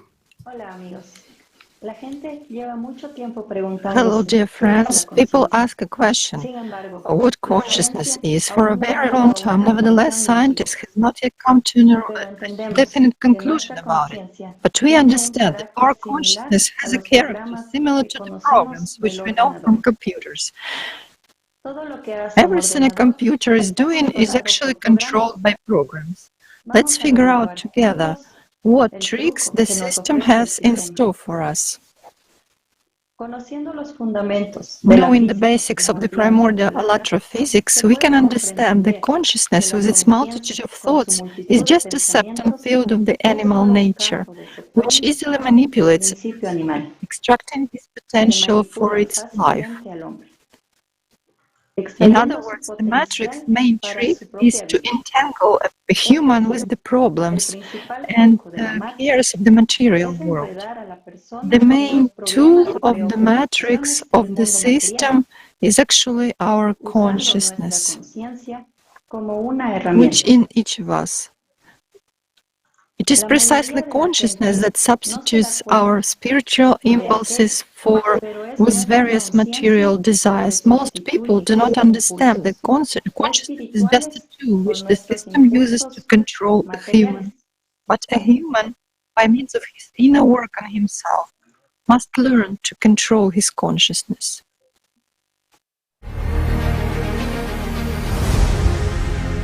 A screen consists of pixels, that is, these small colored dots, which if magnified, will look like squares, like a squared notebook, each of which consists of 3 colors, subpixels: red, green and blue. Combining these three primary colors at each point makes it possible to reproduce any color on the monitor screen. The more pixels there are in the same area of the screen, the better and clearer, more detailed, the image on it will be. What is a pixel? It is just an element of a photosensitive matrix, the smallest element of a two-dimensional digital image in a pixel grid, in bitmapped graphics. On the monitor screen, it's a set of electrodes. What is displaying an image on the screen? It is in fact control of electrical voltage that is applied to each electrode, LED. Optical sensor go via USB, a device for transmitting information to that part of the computer circuitry that is responsible for processing them. The process signal is sent to the video card. Then, according to its program, it changes the characteristics of the electric field applied to specific electrodes, LEDs on the screen, pixels. Accordingly, their light intensity changes. For example, some become black and others white. For you, it creates an illusion of the cursor movement on the screen. In other words, you only think that you move the cursor. In fact, thanks to the work of electronic circuits and programs, you only change external conditions for the electrode, LED, and it acquires new properties for itself. And because of that, the light passing through it acquires other characteristics, frequency and intensity. If the cursor is located at a given point at a given moment in time, then, by performing an impulse, moving the mouse with your hand, you create conditions for changing the optical characteristics of the dot. One can say that, in a way, I trigger the jump of the cursor from one point to another, from one pixel to another. Yes, the movement of the cursor is, in essence, a figurative example of the prototype of unnoticeable motion, life, of a material body in space and time, thanks to azimuth. Azimuth is a jump of information from one information building block to another. An information building block pulls in information and passes it to another information block. In other words, it transmits the information through itself. Those pixels serve as information building blocks in our conditional comparison. But you, as an observer, thanks to your freedom of choice, trigger this movement in one direction or another. All this movement takes place depending on the change of information and is unnoticeable to a human who does not see the complex mechanism of change and transmission of information. In our example, you just move the mouse and for you there is a natural movement on the screen. You do not see how the cursor picture jumps from one pixel to another and how voltage changes in each electrode. For you, the cursor arrow almost instantly moves to another position on the screen. Same in life. The movement of any material object through information blocks goes unnoticeably to a human. He does not see how exactly this initial movement occurs at the level of the first dimension. For example, we see a person walking in a certain direction. What really happens is that information with all its complexity of interconnections is flowing through information building blocks owing to azimuth. Even if the observer is motionless, this is just an illusion because, in fact, a very rich and intensive informational exchange is taking place, which is his life and his movement that remains unnoticed either by him or by us. In other words, a person may not realize the full complexity of the world's influence on him and his influence on the world, but changes at the invisible level take place constantly. Moreover, the higher the dimension, for example the fifth, the sixth, from which a person triggers these changes with his choice, the more significant these changes are.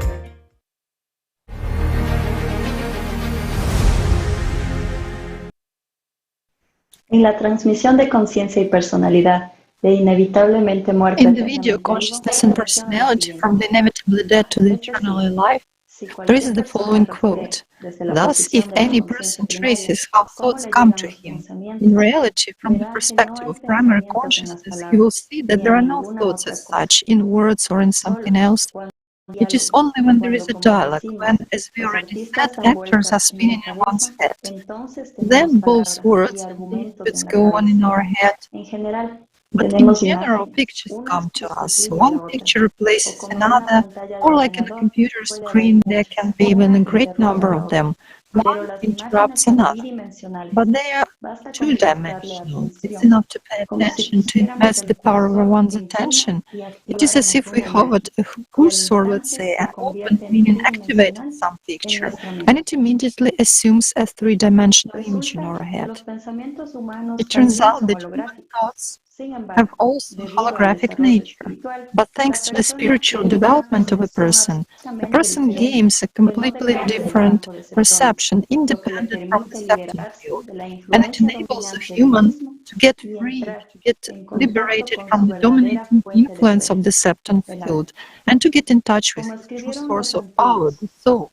As the ancients wrote, having lost their primordial knowledge over time, having lost the keys to access to their inexhaustible spiritual thoughts, people began to serve mirrors, seduced by the play of their illusions.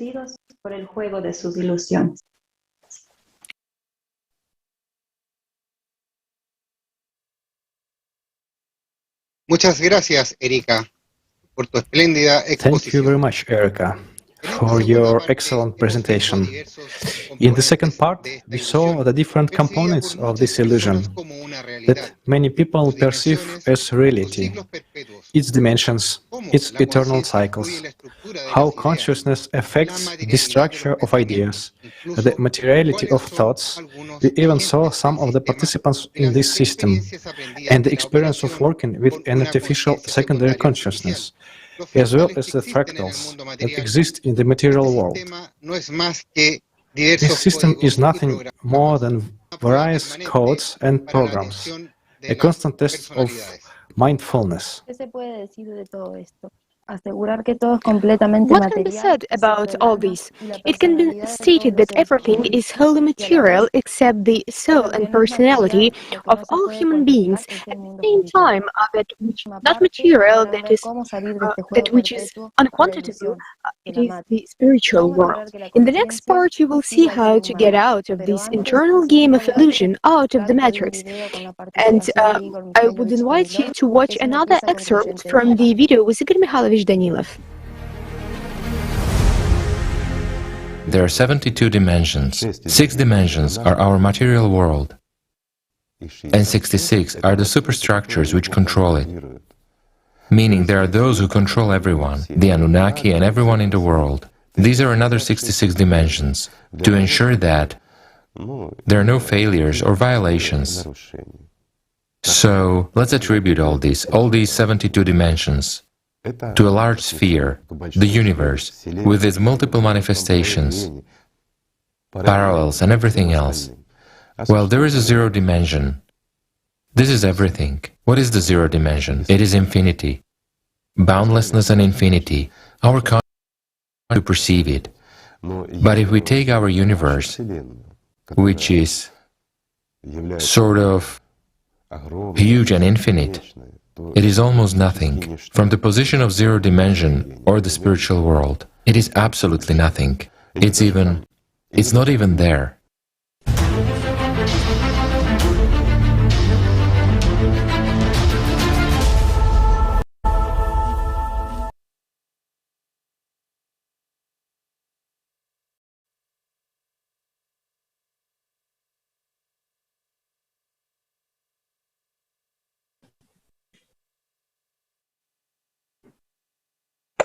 Estimados espectadores, hemos revelado. Dear viewers, we have uncovered the evidence of the matrix and how it manifests in our three-dimensionality and beyond it. But nowadays, the concept seems like science fiction, the program with some but not perfect information. Este concepto se ve como ciencia ficción, un programa con información definida pero no perfecta. Ya hemos visto algunos de sus errores. We have already seen some of its errors and know that this program acts in the same way towards all the people, acting to those points which people pay more attention to, ensuring its existence. Now, let's watch an introductory video.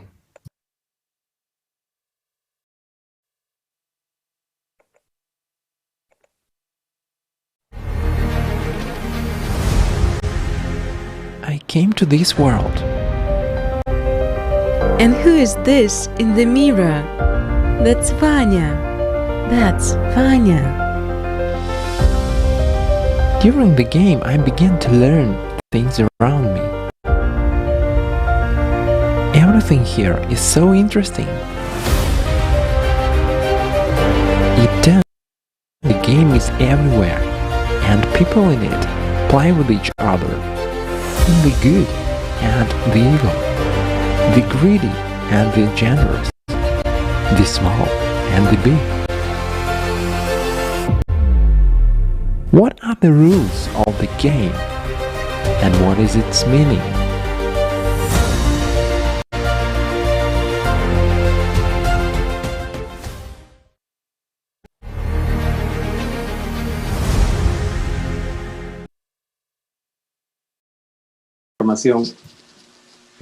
By revealing all the information we have seen,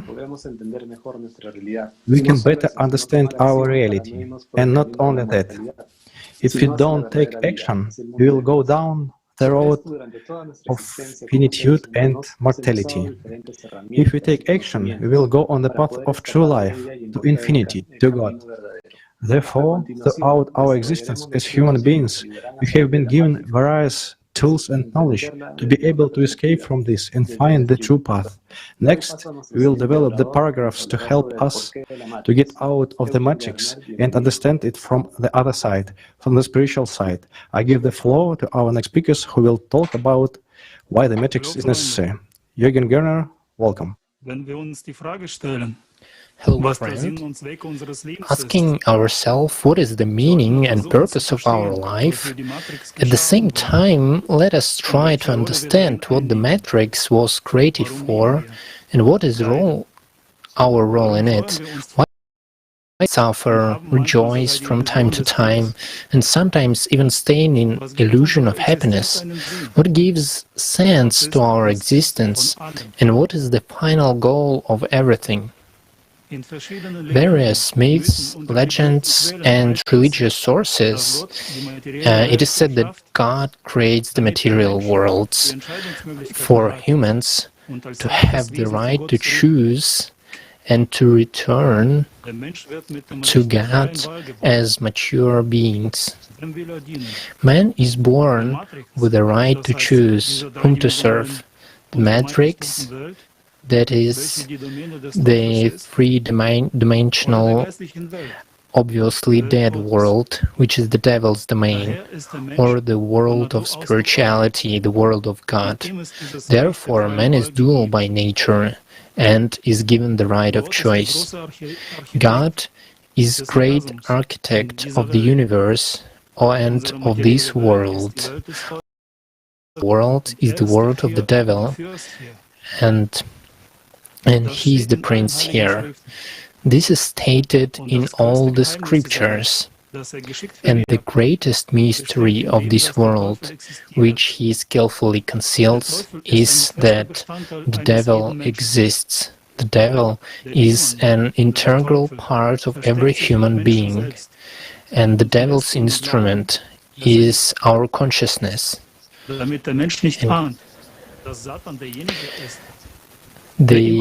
understand that devil, that system works so that people would not understand where to find, and it is very difficult to find the devil, because where you can find the consciousness. So that's why the task of human life in the matrix is to understand what the devil is, to study how the system works, to understand how he is manipulated, to learn how to resist it, and to make the right, worthy choice, to find true freedom, to learn to love God, to develop as a personality, and to enter the spiritual world. But in order to find eternal life, it is necessary to be clearly in the position of the world of spirituality, to serve God here, not in words, but in deeds. All cultures and religions also speak about the right of choice, about the duality of man, that man must lead his life properly, must love God in order to deserve paradise, nirvana, etc. So it turns out that this material world, being an illusion, an incitement, is created in order for man to prove his love to God, to become one of the Creator. But how does man prove his love? It is precisely our material world that creates the conditions for human development, the conditions for conscious choice, and the rejection of material illusions. Through thoughts and situations, the material world, or matrix, in other words, seduces man with its illusions and leads him away from the spiritual. It's like a filter that passes only clean water, that is, what is the basis of life, and only a man with pure thoughts, free from the illusory desires of this world, can reach his true goal in life, the return to the spiritual world. And now I give the floor to Sergei Sokolov. He will reveal to us the theme, what is the meaning of life?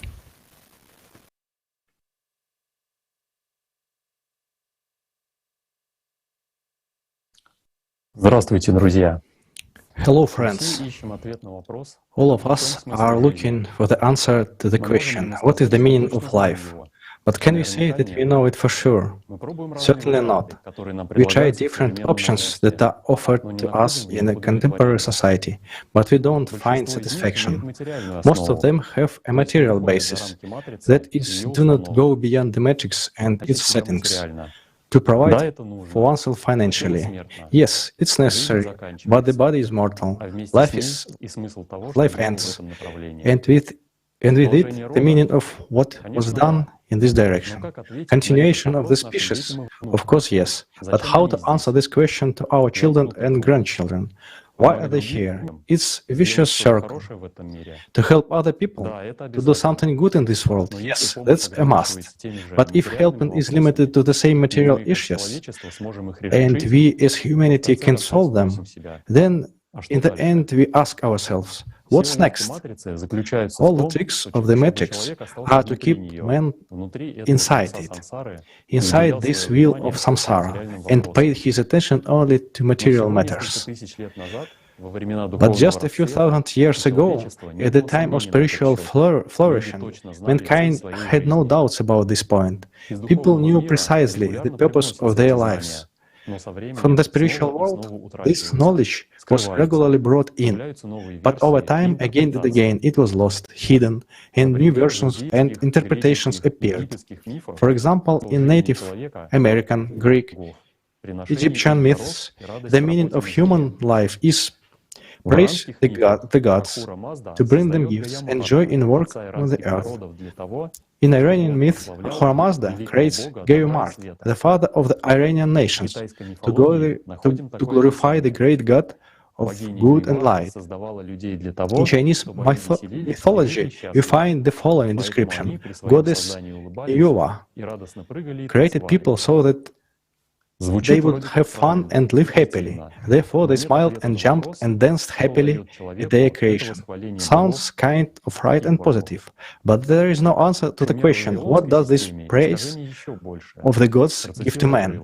And which gods? The Sumero-Babylonian system has even more distortions. To quote a passage, in the end, man and woman were created strong and intelligent. Only they were deprived of immortality and had to humbly and uncomplainingly serve the great family of gods and goddesses, and help the divine maiden Ashnan and her brother Lahar to deliver food and drink to the temples for the gods.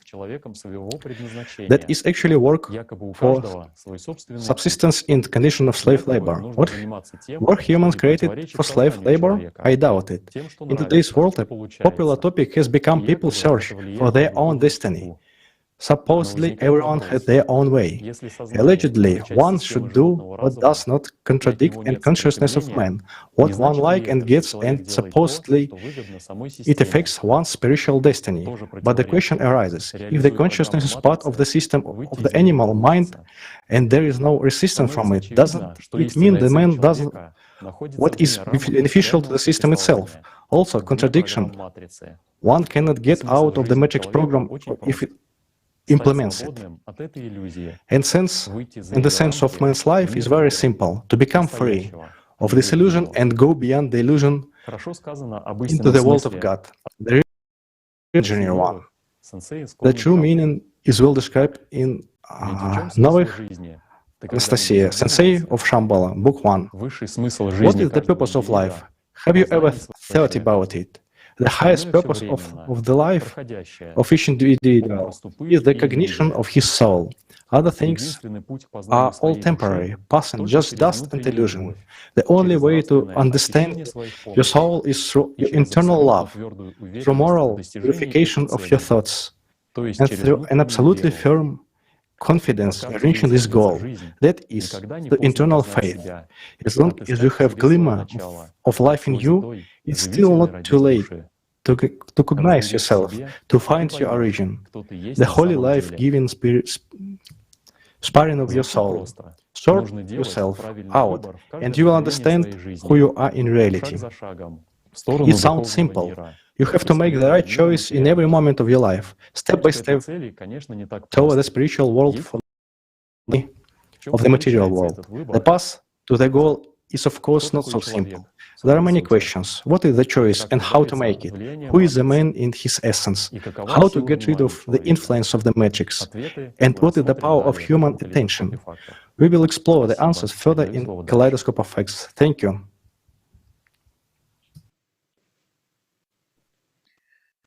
Здравствуйте. Пока мы молоды. As long as we are young, we have time to spare, and we realize that we still have a lot ahead of us, that we can do a lot.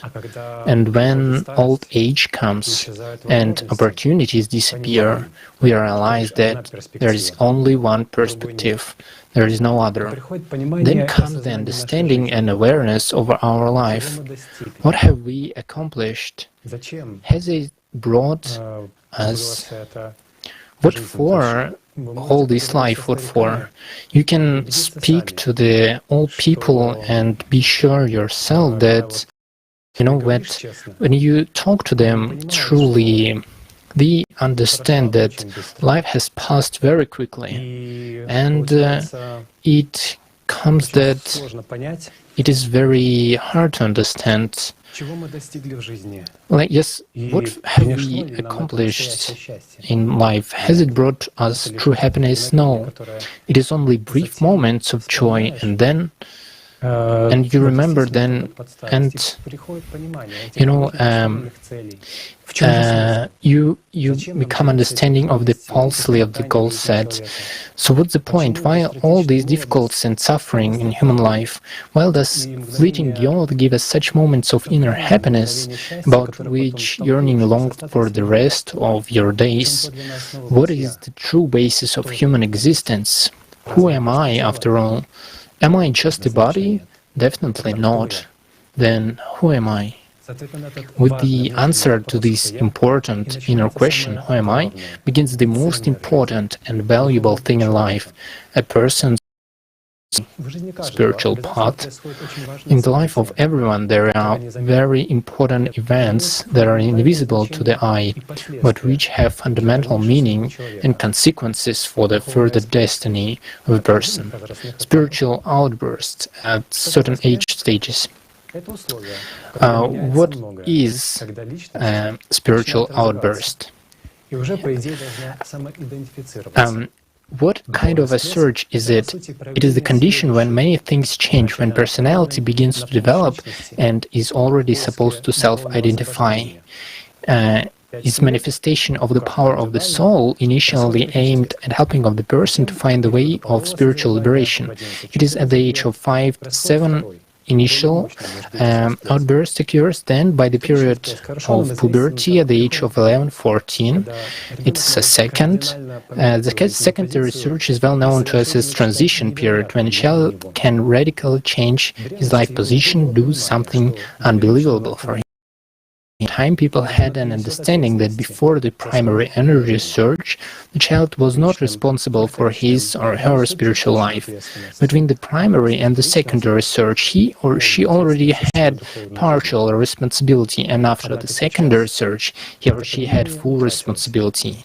Now, however, this understanding has been lost, and often people in adulthood don't know the purpose of their existence. But power is power. What matters is the prism of mind through which it passes and where it is then redirected. Therefore, in these years, for a new person, it is important here environment, and first of all the worldview, words and deeds of people with whom she has daily contacts and absorbs everything from them like a sponge, both good and bad, fixing this information on her blank sheet of consciousness. These primary bookmarks are imprinted on the future life of the person and indirectly influence her or her life choices, spiritual or which will dominate in her and accordingly predetermine her posthumous destiny. Children in the first years of their lives are more predisposed to perceiving their deepest senses, to feeling the truth, to the truth that they unfortunately do not receive today from adults.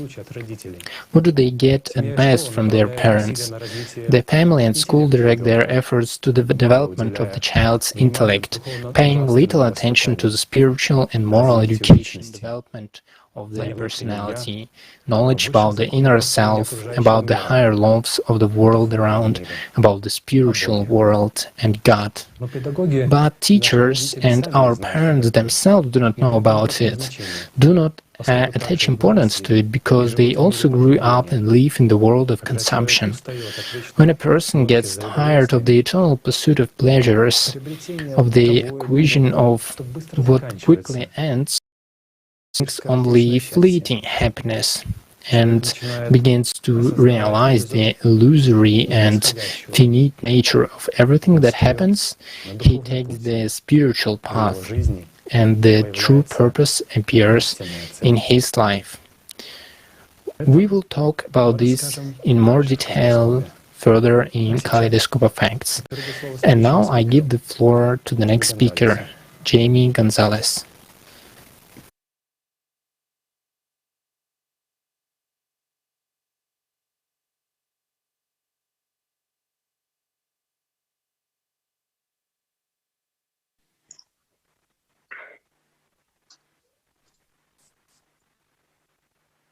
¿Qué tal? Buenas tardes. ¿Has pensado alguna vez Hello, everyone.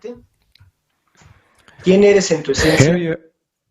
Have you ever thought about who you really are? No en términos de Who fisiología. are you in your essence? See the world around you, not in terms of physiology, but in terms of life. Who are you? Who are you? Have you ever thought about the meaning of life? In these questions there is an answer to the goal we must reach, and it is to find what is beautiful in it. ¿Eso es todo? Haciendo estas preguntas, el hombre comienza a observar el cuerpo y sus necesidades. Comprende que las necesidades del cuerpo no son solo suyas. Viendo en su mente un flujo constante de pensamientos agresivos, programas impuestos, y actuando bajo sus When he órdenes, sees in his consciousness the source of these thoughts, and then he looks at this manifestation and he is in panic, but when he reveals best human qualities in himself, when a person hears the conscious in himself, he understands that he is not these thoughts. questioning himself about the aim, then he reveals that beautiful that is in us. But how we can this reveal if we are not looking in ourselves? Each one of us is a great sacrifice, and when we look at our dual nature, when we understand who we are, we feel this great feeling of inner happiness, because it was something that we felt in the childhood. Then he begins to improve in feelings and gratitude, and feel gratitude for the life that comes to us. When by gaining knowledge he understands that he can find it forever, this true I. And when a person answers the question, who am I? A person has a goal and he devotes all his life to achieve this goal. The highest meaning of life of every individual is development of personality through the knowledge of his soul, of the spiritual world. And to know this spiritual world, we can only, thanks to inner love and to this experience, help to understand who am I, who feels in me, and who rejoices me. Earlier, people knew about all that, but this knowledge was distorted in religions in order to achieve earthly power. So what is a human is a multi-dimensional object which is in structure, has a visible part of the physical body and chemical processes, a brain that is in the third dimension, and also a part which is not visible for the human eye. For a clear understanding of that energy structure, let's watch a video. La estructura energética tiene la forma de una pirámide truncada con la parte superior separada. La base cuadrada de la pirámide es dividida en 4 partes por una cruz diagonal. Se sitúa en el centro de dicha cruz, que divide el espacio y volumen alrededor del hombre en 4 partes. And so there is a cross that divides the space around the person into 4 parts. So in front, to the back, and to the left and to the right of the person, there are 4 spaces of so, and also a person has a biosphere, and it is have different frequency because the organs have kind of liver, have different colors. Now let's look in more detail at the top of pyramid, which is separated from the base top. It is approximately from the head of a person. It is approximately height because each person has it individually. At the top of the pyramid, the thoughts are born, and in the center of this pyramid is personality. Personality is what a person feels himself, who makes the choice and hear the thoughts between the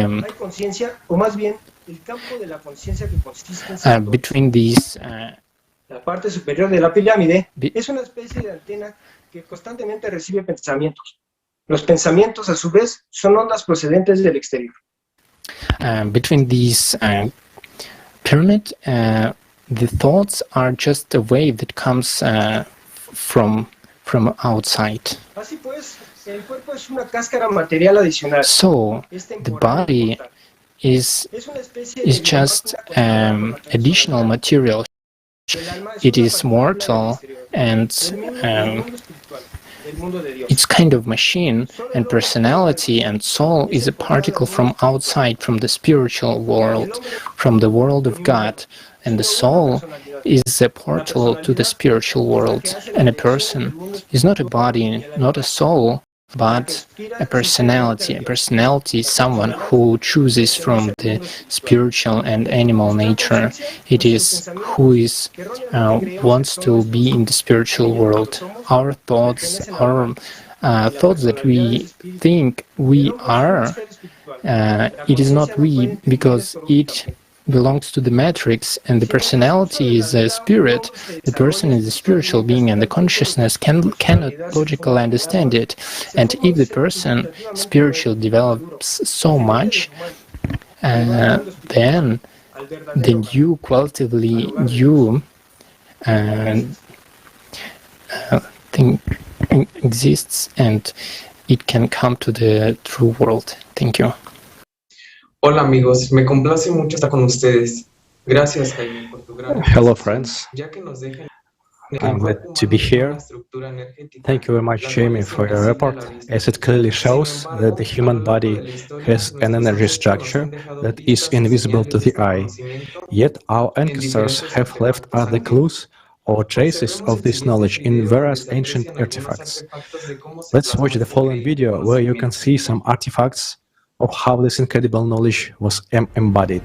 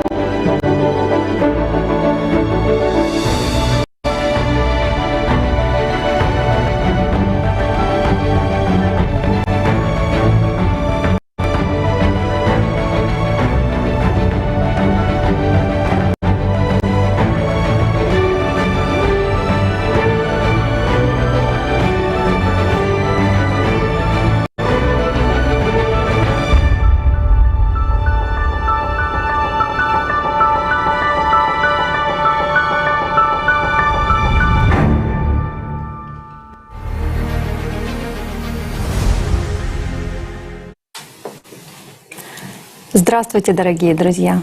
На протяжении тысячелетий менялись условия жизни общества, цивилизации. Но неизменным остается... Greetings, dear friends. During the times was changing conditions of civilizations, but what is unchangeable, this is the human being, his essence, and the question of his true meaning of life. Unfortunately, in modern society, the keys to the spiritual knowledge are lost. People doesn't know about their duality, and as a consequence, they don't understand themselves. Although in antiquity, people knew that a human has two components: spiritual is who a person really is, and animal principle, egoistic one. And the battlefield of these two principles, this is the mind of a person. And which of these components a person pays attention to, spiritual one or animal one, that's what dominates in him. When making a choice, a human starts certain processes in matrix, and during the whole kaleidoscope, we have enough of evidence that matrix was created as conditions for growth of a person, taking into account his dual nature and possibility of choice, and this right of choice given a person by God. And making a choice, a man activates the information, flows coming into him, and spends his life force to embody this will. The will, whether coming from the spiritual nature, the world of God, or coming from the animal nature, animal mind, is a force from the outside. But the system hides the source of this force from a person. As a result, a person perceives the forms of manifestations of one of these forces as his own will, which in fact he doesn't have. This mechanism is clear if you look at the construction of a human. Our speakers have already talked about it. So it is between the top and the pyramid, where human consciousness is located, that thoughts are formed. Human, watching himself every day, comes to the understanding that thoughts don't belong to him. Thoughts are matter, though more subtle structure perceived by our brain. The main role in this process is played by hypothalamus, a part of human brain which coordinates the most diverse form of neurous activity, ranging from the state of wakefulness, sleep, and ending with the formation of positive and negative emotions. Hypothalamus has two ancient centers. They were called differently at different times, but their essence didn't change. One of their names mentioned in ancient manuscriptures is Agatha-demon and Kaka-demon. Agatha-demon stimulates the birth of positive thoughts, and Kaka-demon simulates the birth of negative thoughts.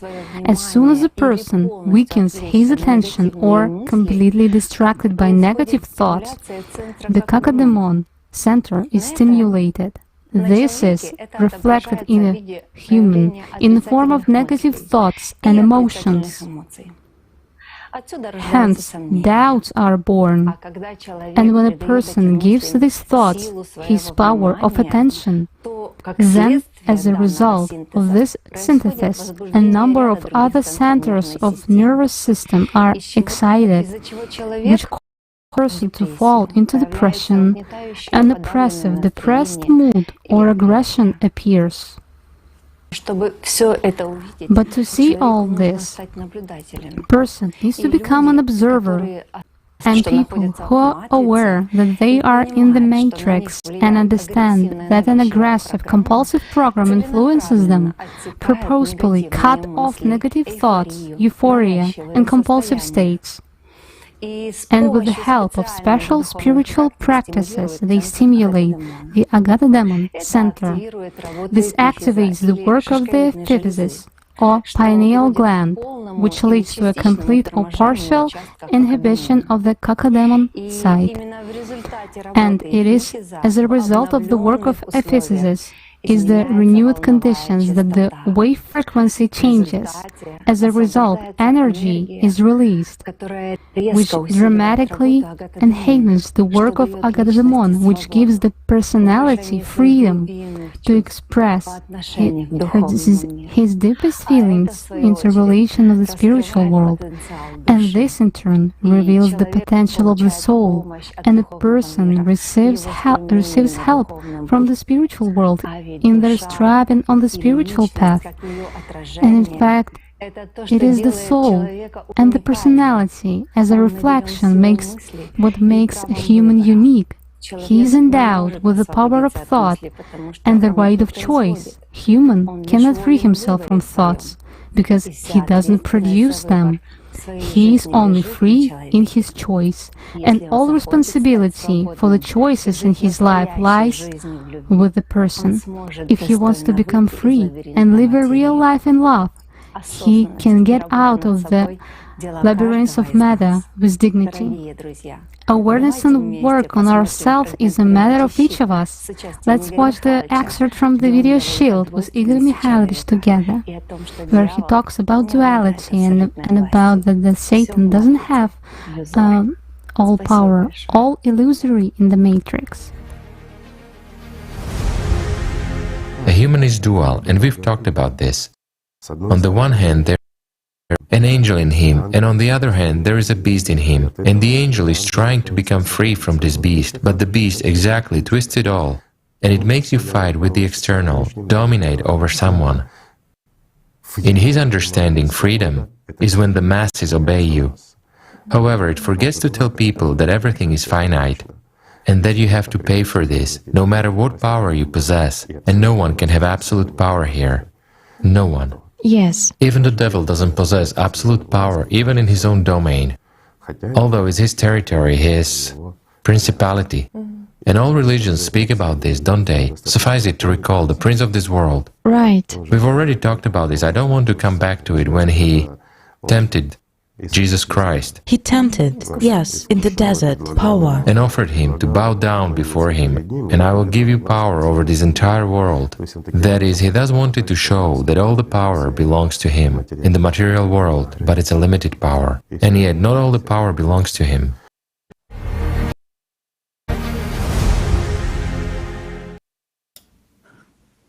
The previous speakers helped us to understand that a human being is not as simple as he may seem at the first sight. We learned that we have a primary consciousness and a secondary consciousness. We have a body, a personality, and a soul, as well as other energy structures. In the book of Allatra, there is such a quote: "During a lifetime, a human being represents a multidimensional spatial object, which is built around the soul and which has its own intelligent personality." It turns out that the human body is one of these shells around the soul, which makes an upright and thinking being a human. The soul is a part of the spiritual world, in fact, the antimatter. If it comes into contact with the material world directly, it will destroy it. Thus, the energy structure of man acts as a secure, fireproof cabinet for the soul, protecting it from contact with matter and preserving the material world. If we look at the construction of man in the first dimension, one-dimensional, it will look like a point, which is like a star in the sky. And in the second dimension, two-dimensional, the human construction will look more interesting in the form of an equilateral cross with a circle in the middle. The circle in the center is the position of the soul in the structure, while the lines of the cross are a conventional division of the structure into four human essences: two side essences left and right, the back essence and the front essence. What man looks like in the third dimension is known to all, but is it really so? The third dimension is the dimension where you already apply force and energy to build, to begin to create.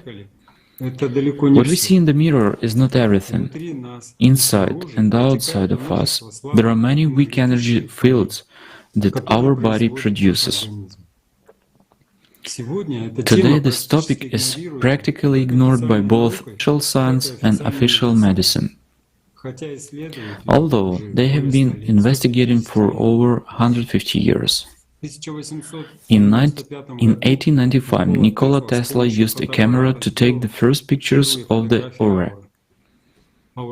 And already in 1996, Professor Korotko invented the device with which you can get an electronic image of the aura with the help of a computer. The fourth dimension is time, as a measurement factor. A human practically does not understand and does not perceive the constant movement of time, life itself, as an internal push of energy. Our brain, being in the consciousness, does not fix.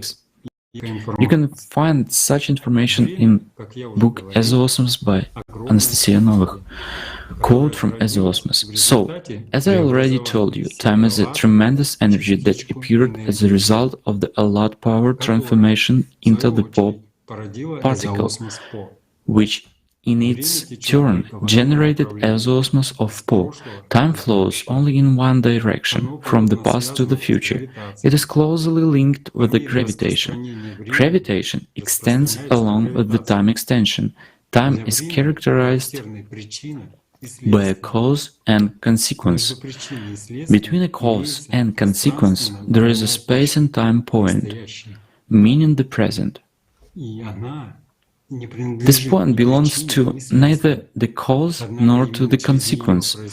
However, transformation of the cause into the consequence takes place exactly through it.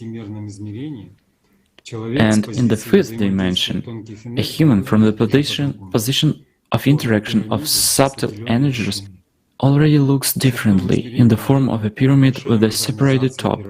In the sixth dimension, there is a small modernization of the pyramid, and if a person is working on himself, does spiritual practices and every day takes care about the liberation of his or her soul, then her energy structure will be transformed, is gradually transformed into a qualitatively different structure. And when the personality merges with the soul, a new spiritual being is formed, which no longer needs the material shell, and the structure of man looks in the form of a cube. In other words, due to this, a dweller of the third dimension becomes a dweller of the seventh dimension. Thank you for your attention. I pass the floor to the next speaker. Yes, thank you very much for such an interesting information. And we have all heard about the soul, that it is immortal, that it doesn't grow old, that the human body is simple. But for the most part, we humans don't fully understand what the soul is. So, what is the soul? What knowledge is preserved in different parts of our planet? The soul is a particle from the outside, from the spiritual world, the world of God. Only human beings have a soul. It's the direct connection of each person with the spiritual world. It's one and indivisible. The souls of all people are the same in nature. And in this sense, we can say that people are very close and related to each other. The soul is not the matter. It doesn't wear out, doesn't grow old, doesn't get sick. The Greeks called the soul psyche, which is its root also meant breath, and the concept of breath was close to wingedness. Later, this Greek destination migrated to Latin and was already called anima. Anima, animus, this is the Latin word reanimation. It doesn't simply mean revival, and by large, an attempt the return the soul. With the ancient Egyptian Ba meant one of 5 elements constituting a human being. Ba was depicted as a bird, a falcon, with a human head and flew between two worlds. It flew between two worlds. The Ba as a soul was considered the abandonment of the life force of all people, continuing to exist even after their death. In Hinduism, in Sanskrit, it sounded like Atman. More precisely, the soul was called part of the Atman, so part of the world's soul, true self of human, which can also be comprehended on intellectual level. The Persians in Zoroastrianism call the immortal human soul Fravashi. By the way, this word is derived from Avestian destinations Fravart, to choose, and Pravarti, to pre-exist. This is what exists before human birth and doesn't die after his death. And it was mentioned that the Fravashi, as the personification of the soul, is female and was depicted as the winged disc, Farar. In ancient Chinese had their own view of human. They believed there are two special souls, the Hung and Po. The Hung soul is their opinion governs the spiritual beginning of man, and it's associated with the forces of yang. And after the death of the body, this intelligent being turns into a good spirit Shen, and after some time flies away to heaven. The soul Po rules the human body, that is its material animal essence, and is connected with the forces of Yin, and it's the lower sensual being that dies together with the body and stays with the corpse in the form of the spirit Gui until it decays completely, and then goes into the earth and dissolves. The living human body is the only thread linking Hun and Po together. Death of the body leads to their separation. The soul is the portal to the world of God. The soul is an open door, but the choice is left to the individual to enter it or remain outside. And I am passing the floor to Eva. Thank you very much, Olga. Hello, dear friends. Over the years of the existence of Christianity, the information that the body is born first and the soul is put into it on the 8th day, this information has been lost. And if we delve deeper, we'll see many people have preserved traditions and sacred actions related to the 8th day after birth. In the Orthodox Church, Christian Church, according to the statutes, every parent is obliged to bring the newborn baby exactly on the 8th day of birth for the rite of naming. The similar rite is present in both Judaism and Islam. The Messenger of Allah, peace be upon him, said, "For every newborn baby, a sacrifice should be offered on the 7th day after his birth, and his head should be shaved, and he should be given a name." Surah 443. The ancient people, Egyptians, Persians, Phoenicians, Slavs, and Greeks knew the ritual of leaching, immersion into water, of a baby on the 8th day after his birth. Even the Romans, when they adopted this tradition from other peoples, they also washed and named the baby on the 8th day. As Christianity originated in the Roman Empire, in the early Christian Church rules it was prescribed to baptize a baby on the 8th day after birth. In Buddhism, even today, they celebrate the birth of the Buddha on the 8th day of the 4th lunar month by washing the image of the Buddha with perfumed water and flower petals of tea and praying on that day. Each of us has surely heard these words. And the Lord God formed man of the dust of the ground and breathed into his nostrils the breath of life, and man became a living soul. Thanks to the primordial Alatra knowledge and videos with the participation of Igor Mikhailovich Denyu, we know that on the 8th day, a soul enters a human body like a vessel, and personality is formed. And hence these words that the Lord God blew into his nostrils the breath of life. That is, it means the creation of personality with the arrival of the soul.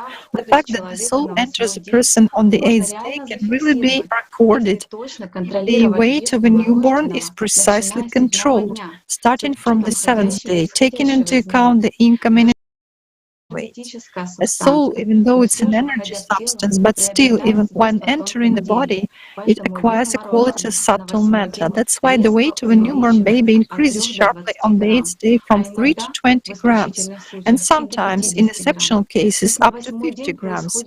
This can be recorded because the weight of a newborn, starting on the 8th day, sharply increases, and on the 8th day, his gaze becomes luminous, alive. This is impossible not to notice. Thank you very much for your attention, and I pass the floor to Rodrigo.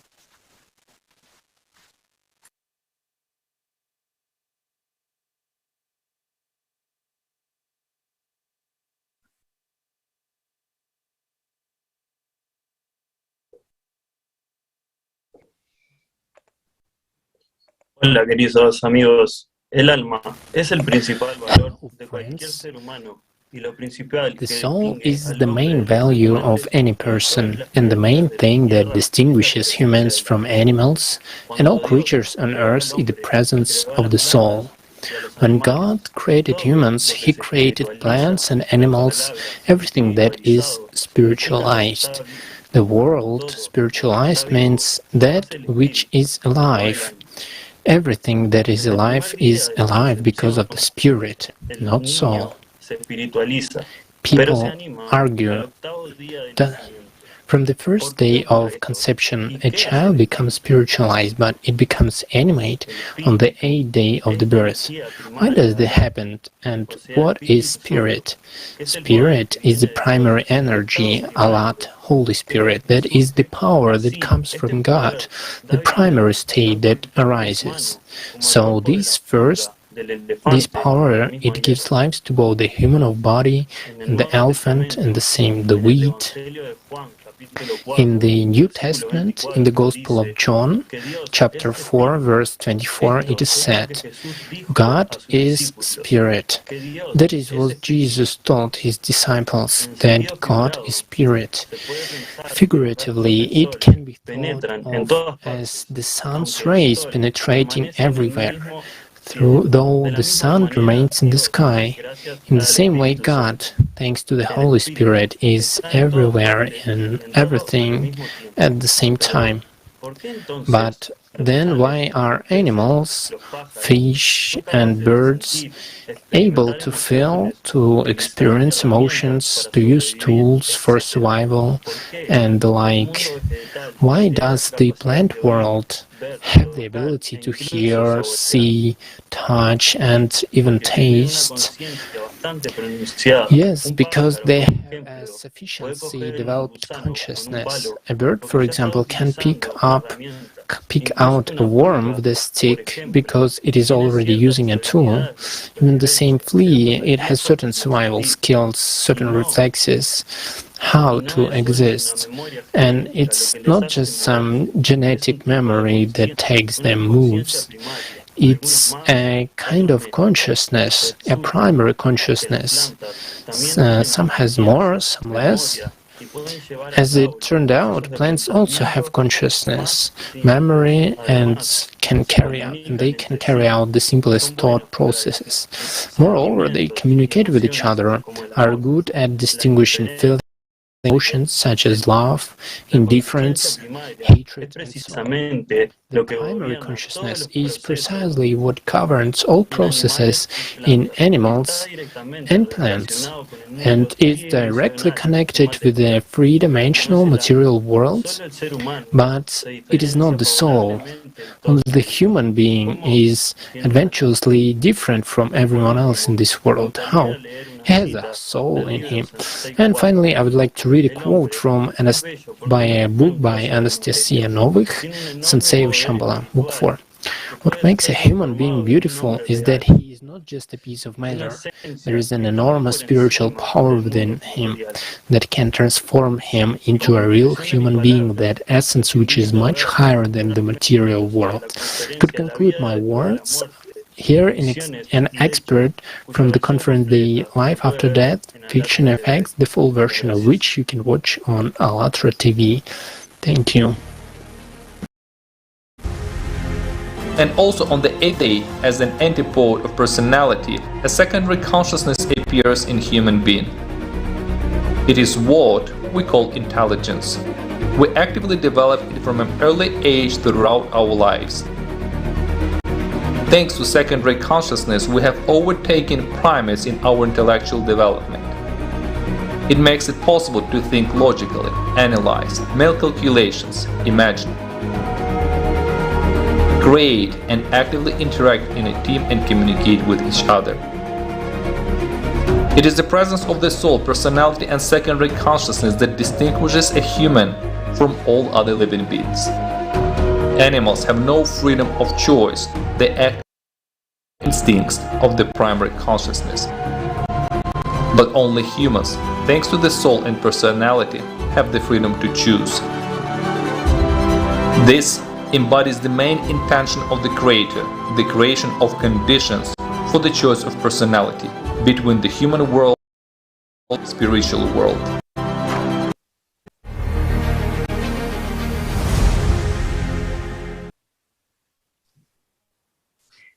Personality is located at the center of hyperpyramid structure of the human being, where thoughts are born. It is a part of us that chooses between the spiritual and animal nature, draws conclusions, engages in analytical and rational work, accumulates personal, sensory, and emotional experience. I would like to give a quote. Personality is but the germ of the individual consciousness of a possible future spiritual being. Initially, personality has no spiritual value. The potential is in the soul, but without the fusion of the personality and the soul, it goes to waste. The person, unlike the soul, cannot reincarnate. A new personality is formed in each new body. In life, a personality tends to achieve mergence with his or her soul. I recommend to our dear viewers to watch the International Online Conference Life After Death, which took place in May 2021, for more details. All that surrounds us, and even what we feel we are, until our personality has merged with the soul, is the only informational illusion, the only reality that exists in our soul. The phrases I wish, I want, are so engraved in our speech that we use them without thinking. However, if we ask ourselves the question, who desires what? And who desires do I, as a person, actually take for mine? We see a somewhat different picture of reality. In reality, many of our desires come from the animal being. Humans can control and direct his or her attention to what is really real through spiritual work, attain liberation. The main sincere desire is to be in the uninterrupted contact with God, to feel the joy, the happiness, the love that the spiritual world gives. It is so joyful to live and feel with an open heart, to feel the joy of others, and to remove the walls built by consciousness. This animal being wants to be separate, unique, leader, alpha, while the spiritual being of all people is the Spirit of God uniting all of us. The spiritual being is the living, the feelings of the angel. For an angel, there is no concept of I, only a concept of oneness. To understand in simple words, personality is our conscience. When we do not know what to do, we should act as a human or humanly. This is the main characteristic of personality in our three-dimensional world. I suggest we remember the phrase from the dialogue, consciousness and the personality, from the knowing death to eternally alive, written by Anastasia Novik. The closest person is any person. And now I would like to invite you to watch a video, the concept of personality through the associative example with a flashlight.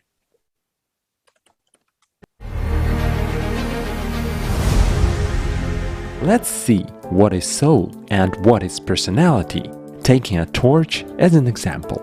Let's imagine that the torch is a soul. The light from the torch is the life energy coming from the soul. The torch shines into a mirror. What appears in the mirror is the personality. The personality is a reflection from the soul, and the reflection from the personality is a secondary consciousness. The secondary consciousness is what distinguishes human consciousness from animal consciousness, which provides imaginative thinking, intelligence, and so on. The flashlight, the brighter the personality, and the more developed the secondary consciousness can be. The energy that goes from the soul to the personality can either be directed back to the soul or feed the secondary consciousness. It's up to the personality where to direct the energy.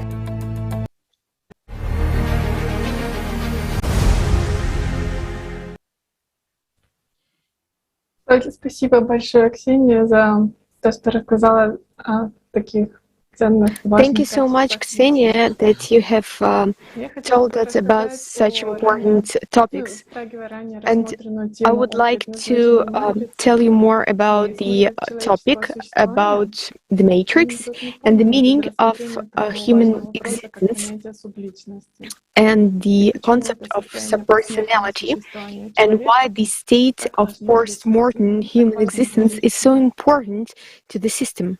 A subpersonality is a personality, just like you, which was active in the past incarnations of your soul. When the physical body dies, the human being continues its existence. And the subpersonality merges with the soul during the life. The system The subpersonality understands everything what's going on, but cannot affect on the new personality. The system does everything so that a personality continues to be its slave, a mortal servant, and continues to nourish it even after the death of the body. And so it forces a human to serve the matrix, to give all his attention through many traps in the movies, thoughts, magic, fears, temptations, and selfishness, desires of the material and mortal. It frightens human from childhood through its guides, forcing him to believe and invest his attention only in the reality of this world and forget about the very pure and bright source of this insight.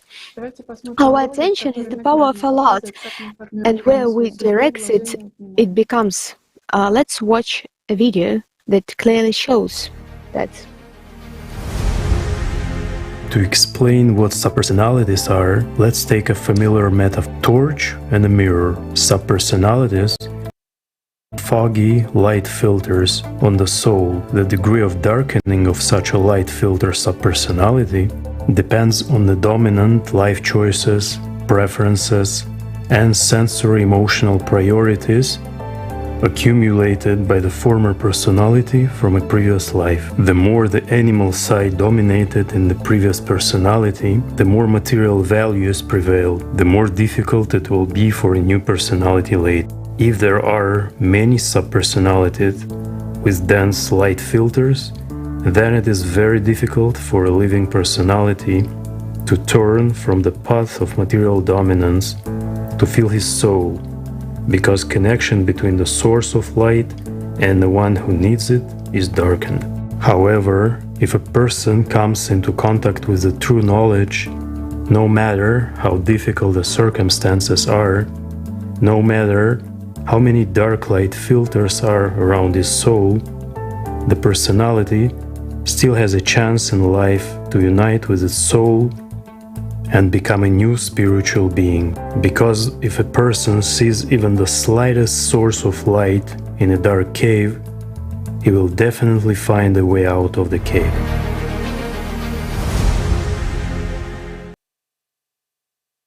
The system sets a person up, leading him into a subpersonality.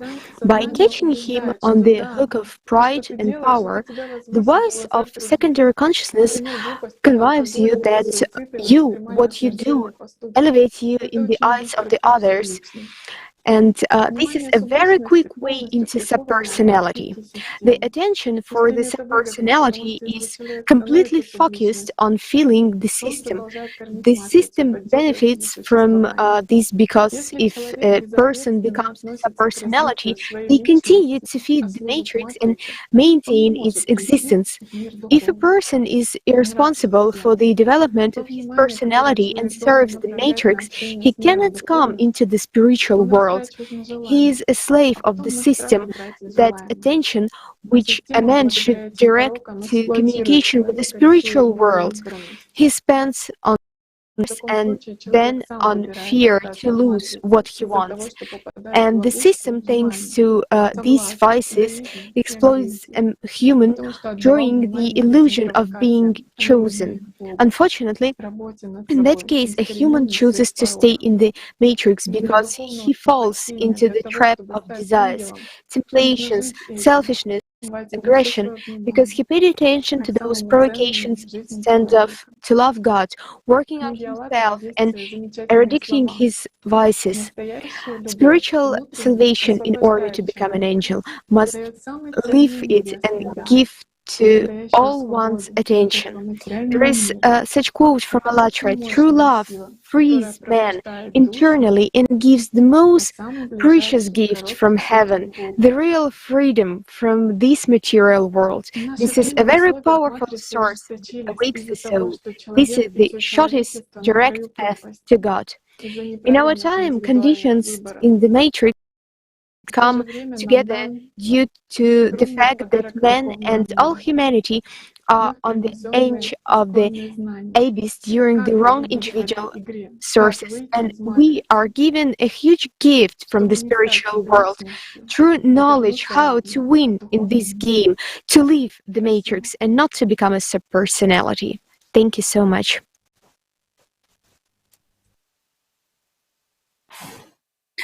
We have considered the purpose of the matrix. But what is the purpose of personality?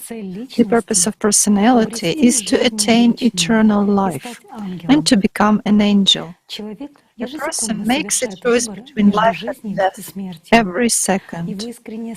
His sincere desire to reach a new evolutionary level and to become a spiritual being help him attain eternal life and make the right choice.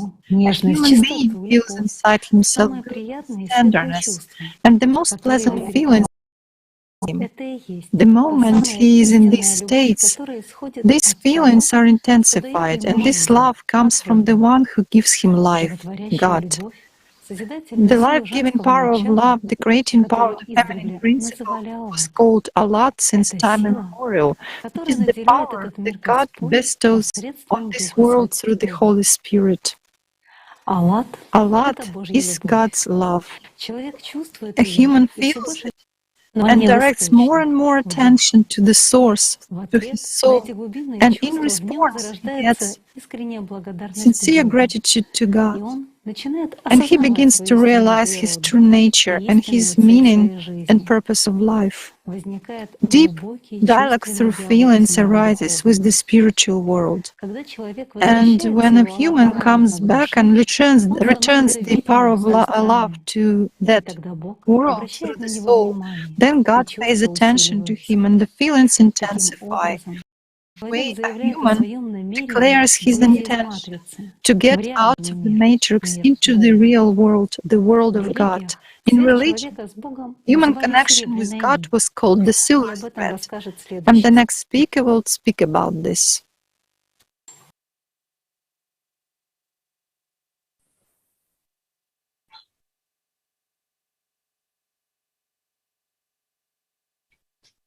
Ďakujem veľmi pekne za slovo.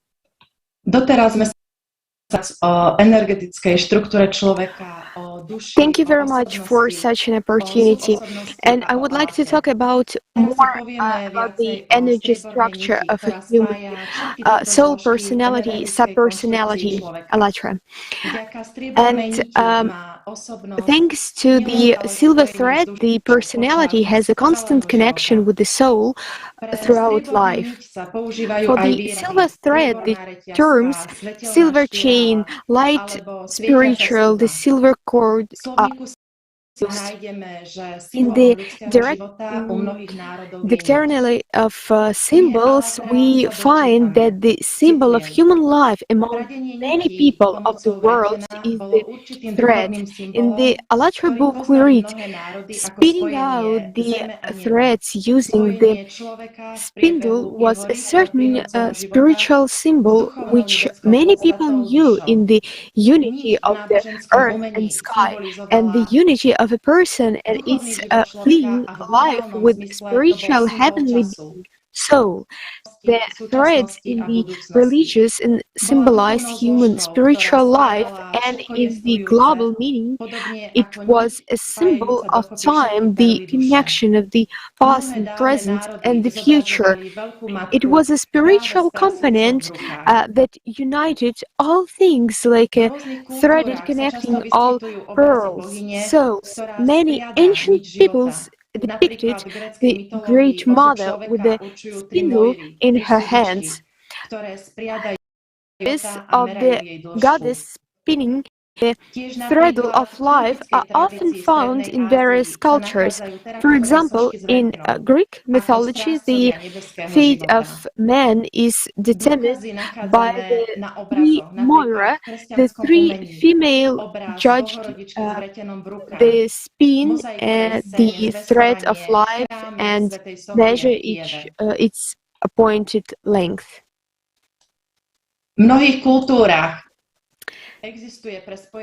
In many cultures, there are the symbol of soul.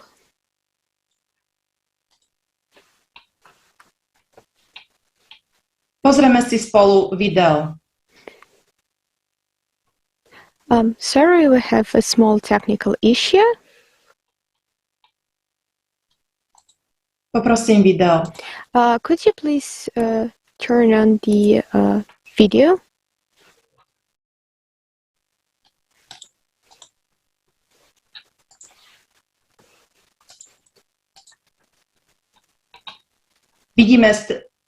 Na obrázku vidíme dušu a vidíme osobnosť. Osobnosť je dušou spojená práve s striebornou niťou.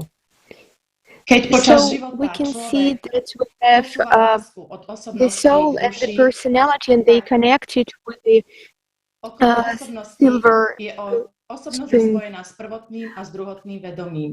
The personality, the personality is constantly connected with the soul throughout the life, and the silver thread, the silver thread has the connection with the personality and with the soul.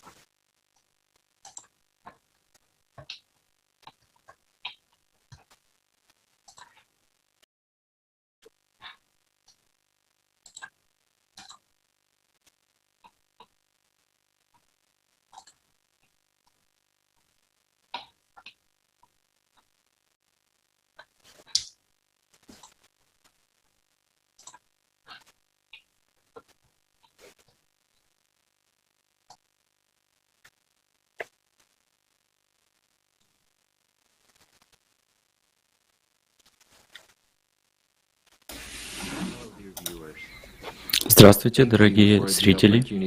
Спасибо за возможность поговорить на этом калейдоскопе. Это We're gonna switch to different channel right now. Sorry for technical. Is to merge with the soul, to obtain eternal life, and to leave the chain of rebirth of the material world together with the soul. The material world is limited by 6 dimensions. It is the maximum where the system can reach you.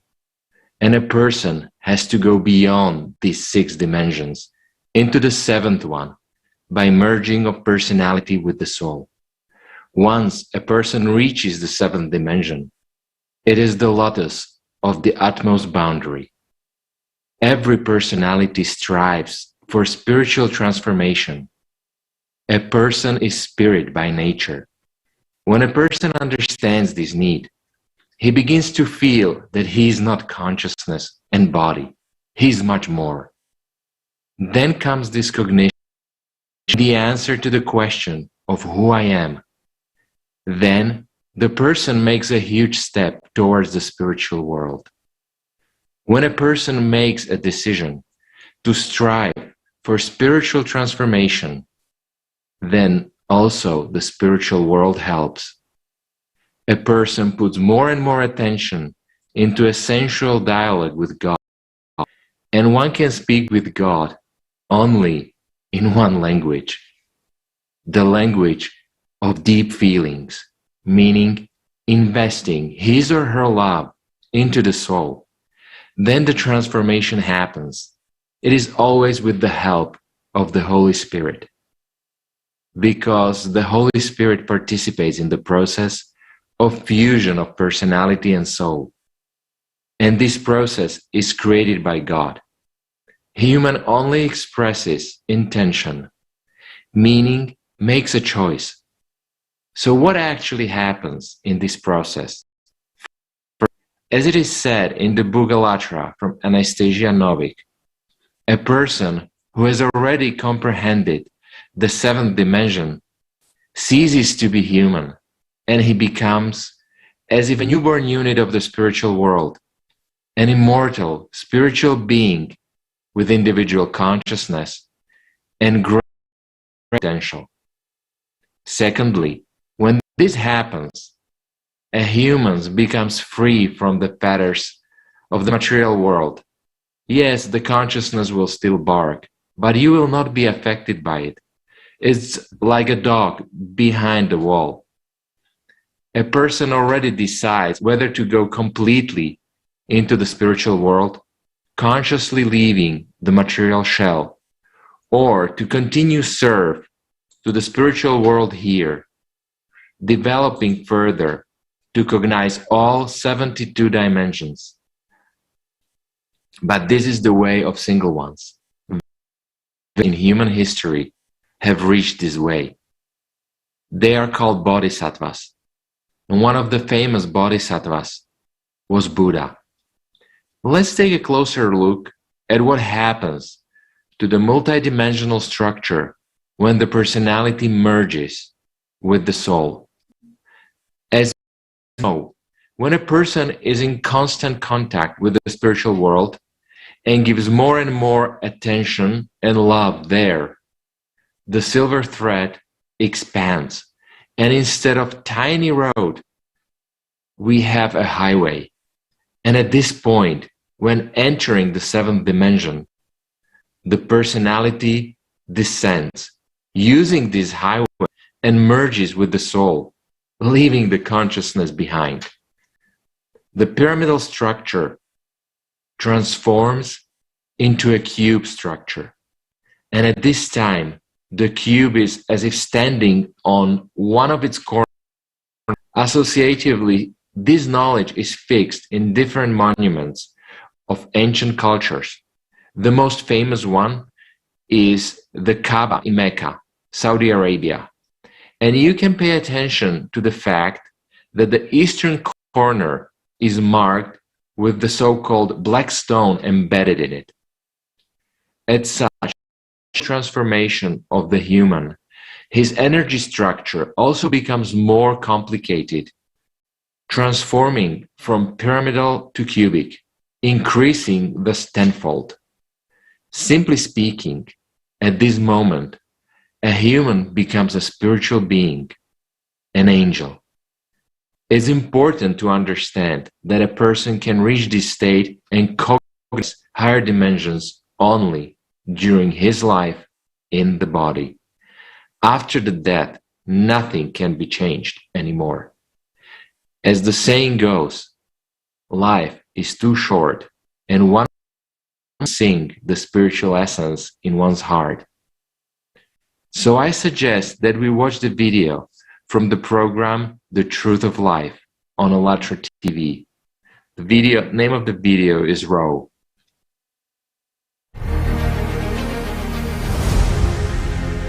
Whereas in fact everything is simple. If you are going to sail, then row. If you are going to the ocean, no matter how your body whines and no matter how much it wants to go ashore, you should row with all your strength, and you will sail to it. If you stop rowing, you won't sail. It all depends on you, my friend. It's the freedom of choice. But you should make efforts on the spiritual path. These efforts are very simple and easy. They are very joyful and beautiful. This is really so. After all, any step in victory, victory over Satan, cannot but encourage you. When consciousness distracts you, but you step over it by taking this step, and you begin to feel more, you begin stronger spiritually, you begin to gain these droplets of life that are added in you. How can this not encourage? When you become part of the boundless, overcoming all the earthly and mortal, this is wonderful.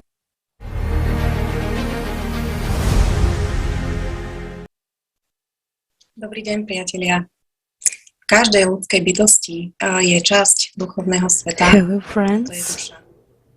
In every person, there is a part of the spiritual world. This is the soul. It is the outstretched hand of God that you just need to take and hold tight, but until personality matures spiritually, it is invisible to the spiritual world. What do people know today about the spiritual world? In ancient treatises, that boundless, eternal space from which the creative power of Allah comes was called the spiritual world, the world where the gods are born, the primordial, eternal, that which was eternal before the creation of this world. And the spiritual world was originally referred to in the plural. For example, the world of the gods, as a representation of something, unifying the plural, one in many, and the material system as the singular, allegorically comparing it with the cosmic body, the mortal self, ego, from the Latin word ego, self.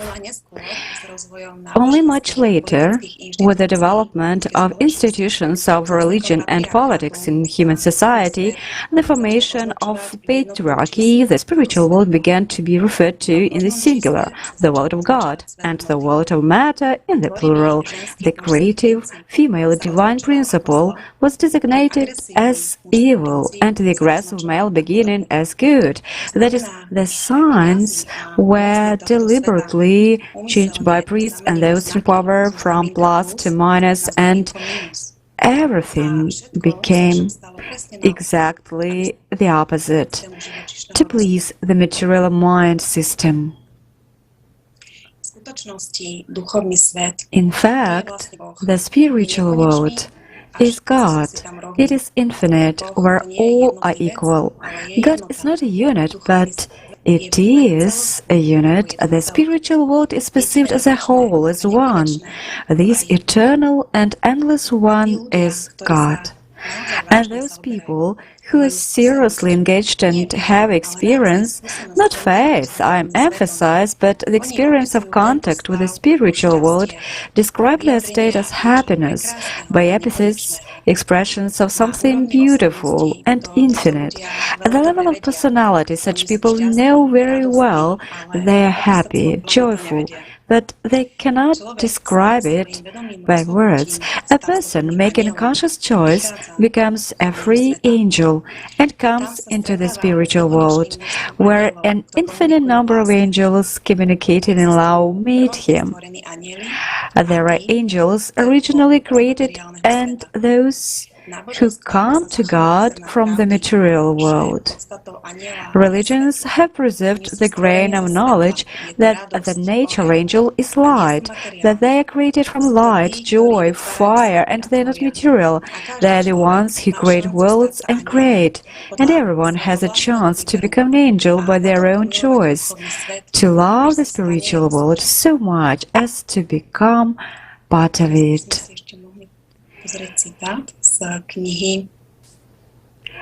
And quoting from consciousness and personality from the inevitable dead to the eternal life. A human's personality comes into this world in order to gain freedom from the material world and unite with the spiritual world, meaning to come into the spiritual world as a mature being. Pre duchovný svet je radosť a jeden prišlý anjel. Každým ďalším prichádza. The spiritual world is joy. And with each angel coming, the spiritual world feels joyful. In order to see all this, what is happening here, let's compare in a form of a game, a computer game. There are virtual glasses, you know, of this kind. Everyone knows, I hope our friends also know. So you put virtual glasses on, and that's all. You have a principal character, and it's like you get into a fairy tale in some virtual world, and he does everything you want. Meaning you do something there, and many gamers, players, so to say, plunge into the game to such an extent that they lose the sense of reality here, and they play already virtually, and they live by this. Their avatar, or the character whom they are playing with, does everything there, he lives, and so on. So, why? The one who's sent from the spiritual world has to put on these virtual glasses, body, consciousness, and all the rest, in order to see, to communicate with you, and to understand you. If we look even from the seventh dimension, I'm not talking the higher ones, all this turns into zeros and ones, and there is no virtual game. Yes. It simply doesn't exist. There is a program which is written, well, say, written skillfully with different variations of your steps to the right or to the left, with opening of the background and everything else, but it's a program. That's how it looks from the higher world. Well, not exactly like that, but for understanding it is so. That's why they put on virtual glasses and play in a group with everyone in order to tell people that in fact it's enough to press the button and this entire world will literally disappear. But every person can stop playing and start living. Simply stop playing. It doesn't mean to leave, no, in no case. It's just gained here. And this knowledge in purity, which was brought by the prophets, is precisely a tool for this gaining. This is first and foremost.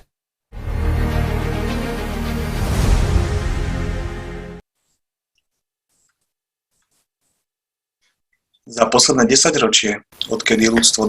the past decade, since the time when mankind was given a huge gift from the spiritual world in the form of the primordial knowledge, which was brought back into the world by Imam Mahdi, hundreds of thousands of people were able to touch this knowledge, and many tens of thousands of people accepted it.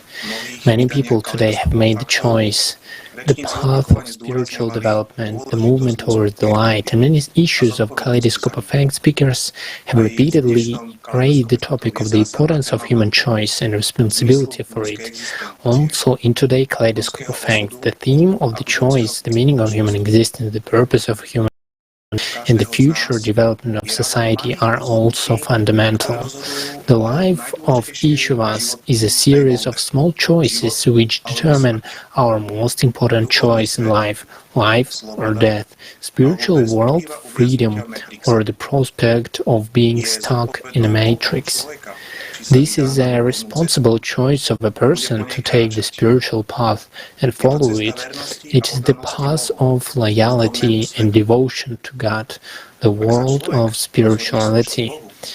The matrix or system is powerless if a person chooses the path of service to God. The question of service, what does it mean, and does everyone need it? There are different kinds of services. For instance, a person is spreading the word of God he is already serving. It's really the service. A person is doing good unselfishly, some good to another person, he already serves the spiritual world. After all, he resists evil, he resists aggression, yet there are other kinds of service. There is a path of saint and there is a path of Galilean. There are two different ways. Everyone chooses the path that he can overcome. Galilean is the solar warrior, meaning that he himself is the sun. He himself radiates light in the invisible world. An ordinary man, born on earth like billions of others, stepping over all the templates imposed by the system, he discovers for himself the true path. Choosing the main purpose of his life is the world of spiritual and service to that world. This can be an ordinary-looking man leading an ordinary life, or a weak woman, but with a steel inside. Galilean is a warrior. He is only to become an angel, and so the way of Galilean is the angelic way, the way of the angel born on earth. As you know, saved one, saved thousands.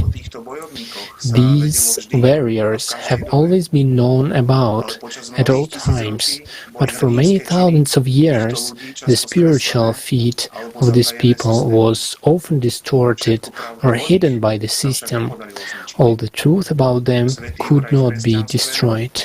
St. George in Christianity, Georges in the Arabs, in the Muslim world, Al-Khirid in the Middle East, and in our time and with us, the greatest warrior of light, Imam Mahdi. The coming of a great spiritual being into the world is always marked by a great spiritual outburst and manifestation of those who are close to Imam Mahdi, and together with him give the living protection and help on the spiritual path. These are also those who carry out service to Mary as the highest service on earth. Galileans are those who oppose the system of the animal mind, people who keep knowledge and who have become spiritually free. They could have returned home, but made the worthy choice to stay here on earth to service the spiritual world and to help all those who are thirsty to find spiritual liberation. Their goal and tasks are service to God and opposition exclusively to Satan, not hindering human choice. That's the point. That's the highest form of service.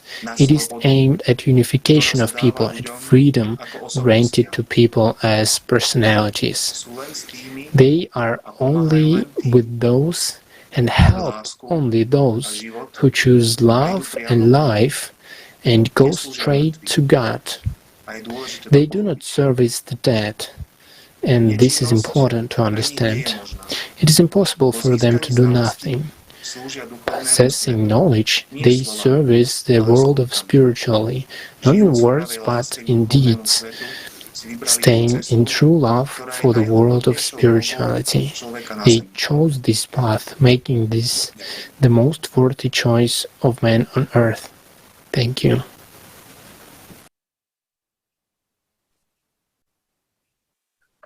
Sí, el conocimiento sobre Geliares no puede sino evocar un sentimiento de gratitud y gratitud por su digna elección y servicio. The knowledge of the Heliars cannot help but evoke a sense of appreciation and gratitude for choice and service. A Heliar is a person just like us, a person who, while still here on earth, has made a conscious choice to serve God, the world of spirituality.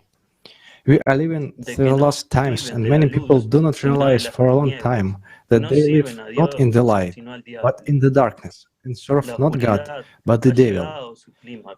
Darkness has reached its climax. Armageddon is in full swing, and it is crucial time for humanity. There are those among us who fight for the light against the darkness, the ones who stand behind people, bravely defending them from evil. Most people do not even know about them. But it's worth knowing that more than once the Heliars have saved their lives lives of all mankind, faithfully, devotedly, serving God. They do not affect the choices of people, but they selflessly protect people in these difficult times. Who do we serve? God or the devil? Which choice do we make? Read more about the Heliars in their ministry in the next Kaleidoscope of Facts on November 13, 2021.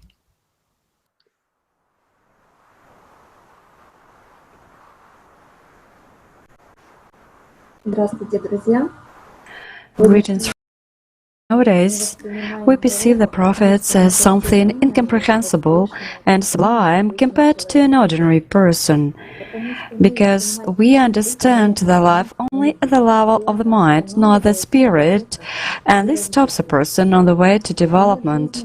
The example of life of our prophets shows us what each person can achieve in life. There are examples of the in our history, such as Krishna, Zarathustra, Buddha, Jesus, and Muhammad. If you look at Buddha, by his example, he showed to people what a person can achieve by overcoming his animal nature. He did really a lot of good for the spiritual development of humankind. So did the rest of our favorite prophets.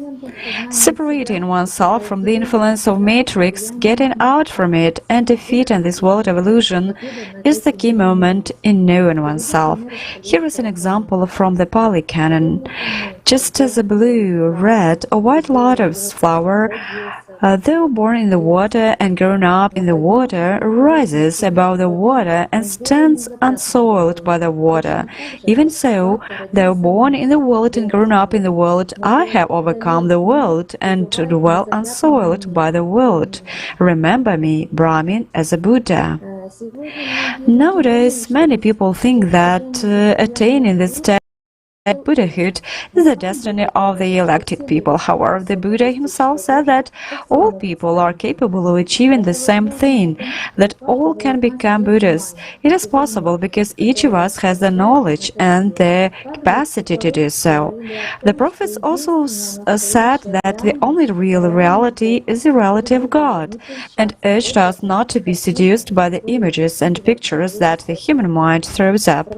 The prophet said that worldly life was only an illusion and was given as a test, and always urged us to love God and love each other. Each of the prophets showed people by their example and their action that the most important thing is love. The prophets are examples of love, mercy, compassion, humanness, selflessness, respect, and tolerance, and they equally helped all people. About this, the Prophet Muhammad, peace be upon him, said, "It is Abu Huraira, may Allah be pleased with him, said, the messenger of Allah, peace and blessings Allah be upon him, said, by the one in whose hand is my soul, you will not enter paradise until you believe, and you will not believe until you love one another. Shall I inform you about a matter which if you do it, then you will love one another." Also, Jesus always said that one can only be saved through love. Quoting, "Beloved, if God so loved us, we also ought to love one another." Jesus drew our attention to the fact that a person must be free from the influence of the mind within. Quoting, "For you, brethren, have been called to liberty. Only do not use liberty as an opportunity for the flesh, but through love serve one another." Jesus said to her, "I am the resurrection and the life. He who believes in me, though he may die, he shall live." It is clear from this quote that life does not end with the death of the body. All the prophets called us to attain love, to develop this beautiful feeling in ourselves, to show love to other people who surround us, because we all come from the spiritual world. This is the unified formula of life that has been handed down to us in different eras of our history. Buddhism says this: "May all beings be happy and safe. May they have happy minds. Just as a mother would protect her only child with her life, even so let one cultivate a boundless love towards all beings. Above all, we must believe that our Buddha nature is within us, like gold hidden in a dirty bag or a lotus flower growing from the muddy bottom of a pond. The state of being a Buddha in all manifestations of earthly life is the following: the need to share the truth he has learned with others, a charity that rejects the extremes of both asceticism and attachment, a comprehensive wisdom through which this world, for all its complexity, can be understood and embraced. Any person who awakens to an understanding of the fundamental truth of life can be called a Buddha. When we constantly reinforce the Buddha state in our lives, we become less and less susceptible to selfishness, or greed, anger, and stupidity, what Buddhism calls the three poisons. When this inner Buddha state is strengthened, we also develop a resilience that enables us to ride out even the most violent storms. Thus, our true self blossoms, and we discover tremendous resources of courage, compassion, wisdom, and energy, or vitality within us. We feel ourselves becoming more active and feel a deep inner freedom. And as we experience a growing sense of oneness with the universe, the isolation and alienation that cause so much suffering disappear, and only through a sincere and deep feeling of love can a person establish a connection with God, with the spiritual world. That is only when a person feels love and he loves, does he begin to emerge from illusion, begins to emerge from the matrix into true reality, into the world of God. Thus, one achieves the state of Buddha in life and enters the eternal spiritual world as an equal angel. And this is available to everyone if working with diligence on oneself every day. Later in the conference, you may learn more about work on yourself and what tools do you need for it from our speakers. And now, let us watch an excerpt from the video Thought is Material Proved. Thank you.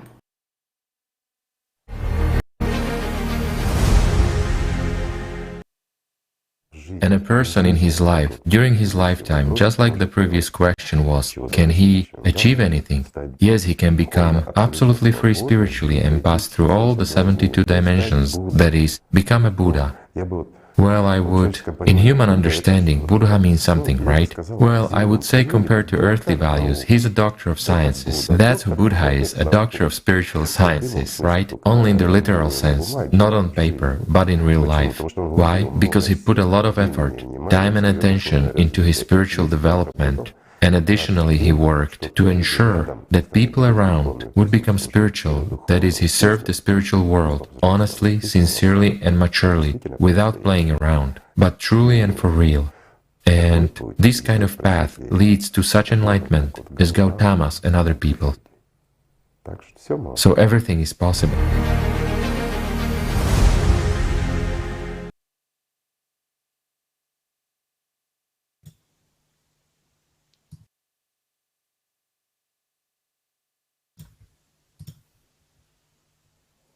All the prophets are examples of life for each of us. They taught us that we can overcome the animal being.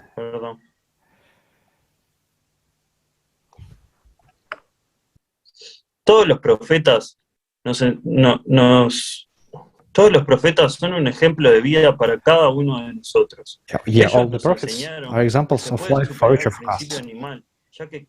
They taught us that we can overcome the animal being, as each of us has the potential for spiritual development in our lives.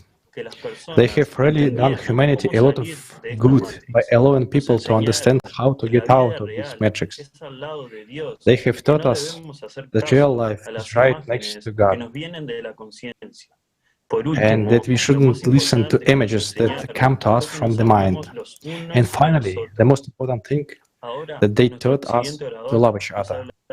And now our next speaker Adelante, Rinat. We talk about the opportunities on the spiritual path. You have the floor, Renat. Thank you so much. Hello, dear friends. Many people are interested in the issue of the meaning of life. Why do I live? How to live life in order to achieve its goal? After all, everyone knows that a human is a guest in this world. With what he has born, with that he lives, without taking anything from its material treasures. We may hasten in life to increase in ourselves the spiritual and moral wealth, that imperishable treasure which opens the way for personality, for true immortality. Let me talk today about the spiritual path. What is it? What its essence is? Because the spiritual path is not destiny. Let's watch a video with the esteemed Igor Mikhailovich Danilov from the Sign Video on Allatra TV.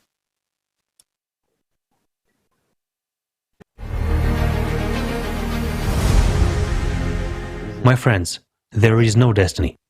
If a person is with God, he is totally unpredictable.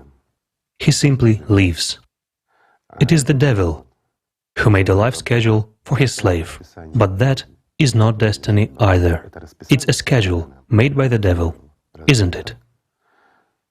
It is enough for a person to stop playing with his shaitan and really start loving God, and everything will change, literally everything. And life will change. Because as within, so without. If you are a slave inside, if you live in evil, there will be evil all around you. Again, no matter how you look at it, if you want to change the world, start with yourself. Why? Because you can change a huge part of this world. Isn't it so? Because each of us thinks that he is a huge part of the world. So let's first change a huge part of the world, ourselves. And then let's change what remains, meaning the rest of the world.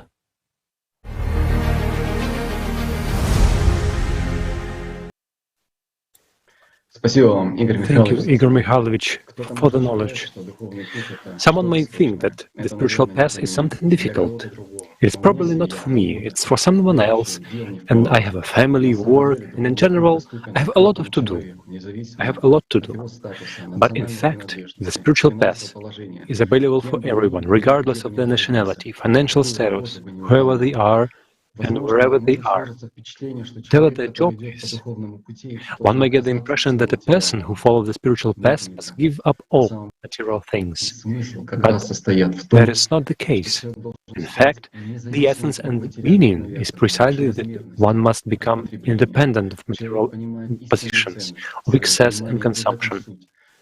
A person understands the true value of his attention, and that is the essence. That's human choice. The choice in what to invest his attention is in every second of our life. This choice is made not in the language of three-dimensionality that express in words, but in the language of the heart that express in the feeling of love.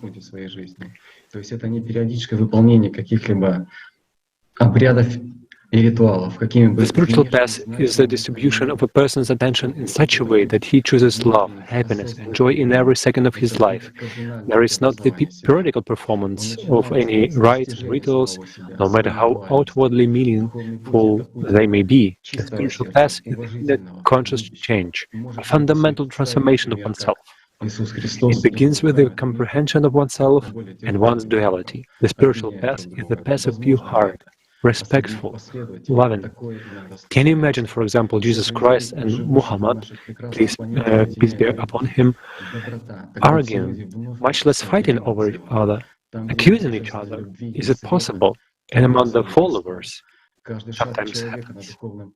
All people living on our beautiful planet are united by love, kindness, so that all people can become one again. There's no divine, where there is no divine God, light, there is a split. Each step of a person on the spiritual path is a certain victory over himself. step is a step toward freedom, toward true freedom. For the consciousness, the ego, the alpha of the human, the attainment of freedom is possible through sufficient capital, the possession of power over one's own kind. But true freedom is a state from the dictatorship of animal, from alpha within oneself, within his own mind, working on himself. Human becomes higher than this world, higher than material desires, every day, every hour living with love in his heart for the sake of the soul, replenishing his treasury with good deeds. A person has a moment when working on oneself, he begins to feel inner comfort, in a state of happiness. This happens when a human fulfills those tasks which are initially put in him by the Creator. There are laws of the spiritual world, and if a human lives by them, these inner laws are honor and conscious, then this happens to him. It's very important to work on oneself spiritually during our life. A little time when a person has a chance using this choice to reach the shore of eternity. Thank you.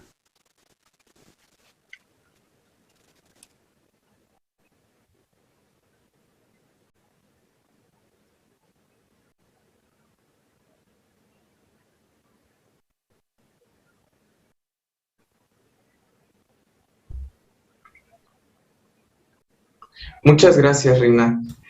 En estos días, debido a que la sociedad de consumo nos aleja del camino espiritual, Thank you very much, Renat.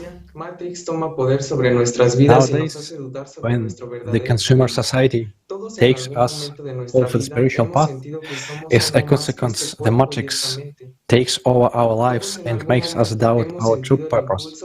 We all have felt at some point in our lives that we are something more than this body and this mind. At some point, all of us have felt the desire to discover our soul, to know our true purpose in life, but usually we don't know from where to begin, how to take the first steps.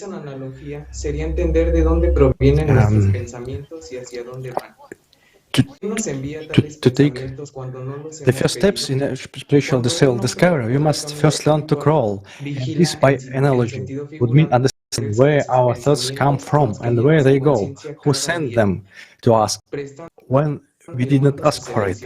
When a person embarks on the spiritual path, he watches, figuratively speaking, for the purity of his thoughts, with which he fills his consciousness each day, paying attention and confirming his choice. Over time, his mind becomes accustomed to focusing only on good thoughts and feelings. We've seen it already at the beginning of our kaleidoscope. With these skills, we can begin to decline all the bad thoughts in our heads. And this is already the first step in spiritual work. When we understand that our fellow are under the yoke of the system, we see the reality from another perspective and become more understanding. Cultivate love and happiness, which is the basis for everyone's spiritual development. In the different religions, 7 essential steps are mentioned in the spiritual path of a person. For example, in Sufism, a person has to go through the 7 steps called the 7 valleys that lead towards self-perfection. The first is the valley of quest, where a person lets go of all his earthly desires. In the second, the valley of love, he tries to find God as his only beloved.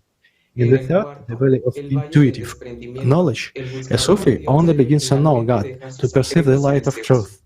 In the fourth, the valley of detachment, the seeker of God must finally let go of his attachments and desires. In the fifth, the valley of unity, realize the oneness of the world. In the sixth, the valley of wonder, contemplate and feel the ocean of divine love. And in the seventh, the valley of death, there is the destruction of centeredness. And according to the understanding of the Sufis, the fusion of the seeker's soul with God. In Buddhism, there are mentioned 6 successive parameters journeys of perfection leading to enlightenment and liberation, the attainment to nirvana. It is very important to understand that the matrix will do everything possible to confuse a person along the way. So we must realize that thoughts don't belong to us. We have no control over them. And then comes the true understanding of who am I, and distinguish between imposed thought images, distinguish between aggressive and non-aggressive thoughts. We teach this in this way. And to understand who you are, that's the very first moments, very first steps on the spiritual path. Begin. Why? Because as personality, you can invest your attention in primary consciousness, in secondary one, your spiritual nature. And as soon as you begin to allocate your attention as personality, this is calm and joyful. Also, the mistake of many people is that at the first stages, they do not even notice that they tread the spiritual not as their main path, but as some addition to their lives, which in a sense have already been formed according to their habits, certain patterns of thinking, and so on. There is a big difference here. It is one thing to really change yourself and your habits, and another is to wish to acquire greater importance in this world with the help of this knowledge without changing yourself. Is only one who controls what thoughts you directing your attention to. Thank you very much.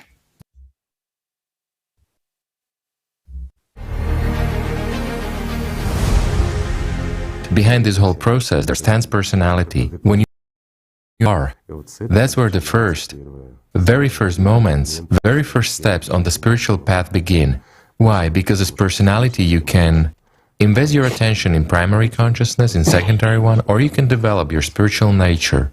And as soon as you begin to allocate your attention as personality, this is calm and joyful, is without any pressure and violence, because the body has nothing to do with this. They say, how is it that a person feels bad after spiritual practice? A person cannot feel bad or in any other way after a spiritual practice. This doesn't affect the body in any way, because all processes take place outside the body, meaning at the energy level already. And so, when you as personality already begin to invest your attention, to distribute it, you give a little bit to consciousness, but more to the spiritual. What appears there? That internal warmth, not physical warmth, but the energetic one, let's say, the one which is that very light that we, in order to somehow explain it in this three-dimensionality, we call it love, happiness, and many other similar synonyms for what is really wonderful. It is extremely difficult to describe it. It's a full range of colors, and everything that is the most interesting here just pales and turns great in comparison with that feeling, which the feeling of life gives.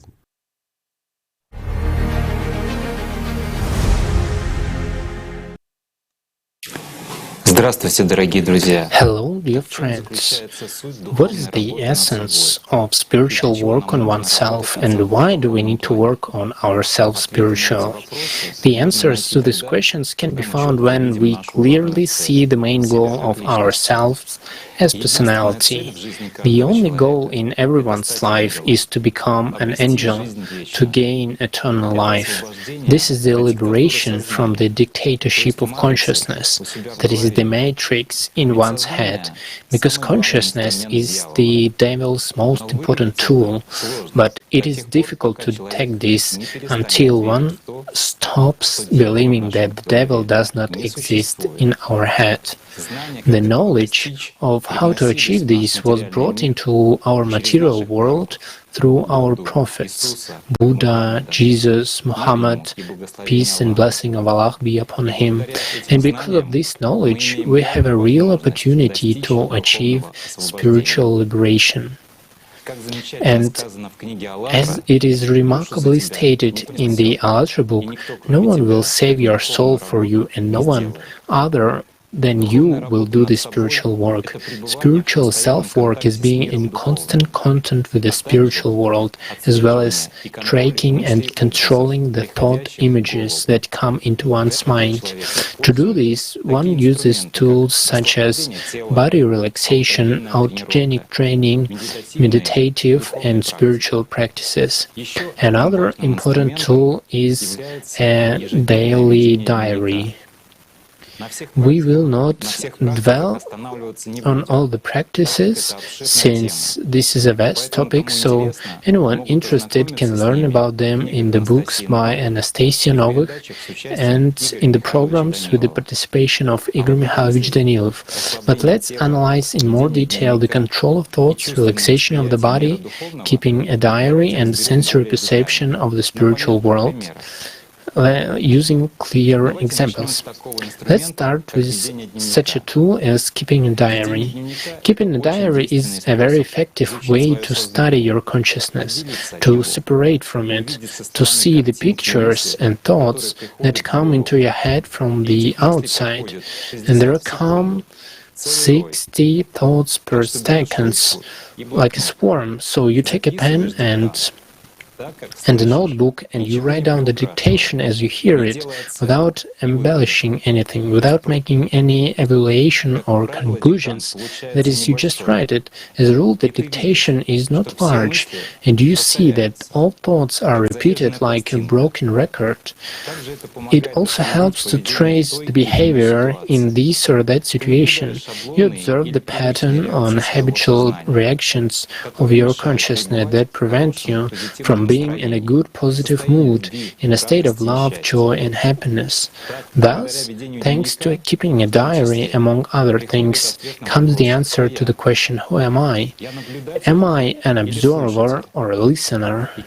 And when you clearly realize that all these thoughts, pictures don't belong to you, but are imposed from outside, the answer becomes obvious.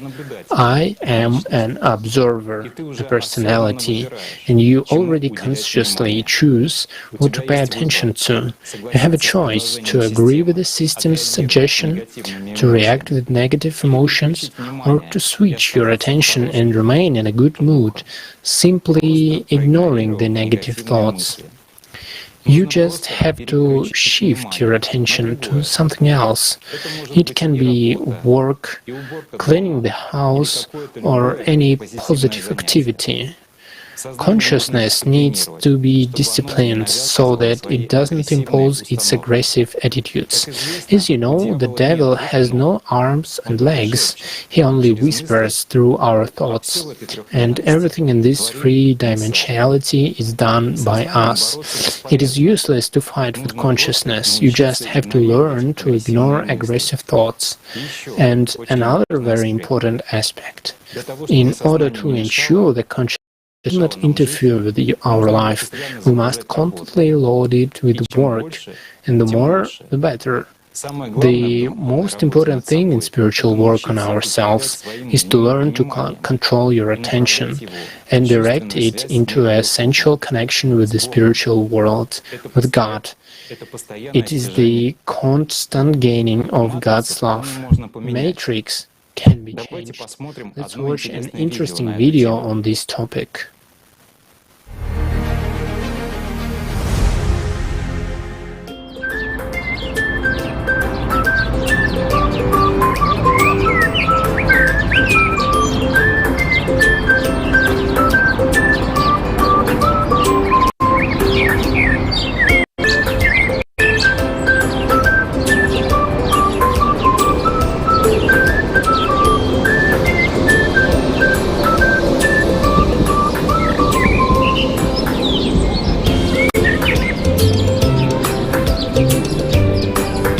I wish I were in the mountains now. What if they pass my project to another department? Oh no, I'm doing my best. But what if they really will? Nah, that's impossible. I'm the driving force of the whole company. They will definitely... Or have already done it. What an asshole my boss is. I should have told him everything long ago. Call him right now. What if he fires me? Fire me? I'll quit myself. That's it. I'm calling.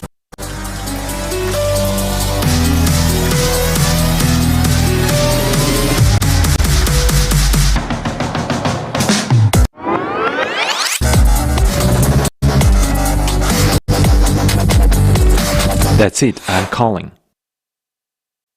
Stop. This is definitely inappropriate.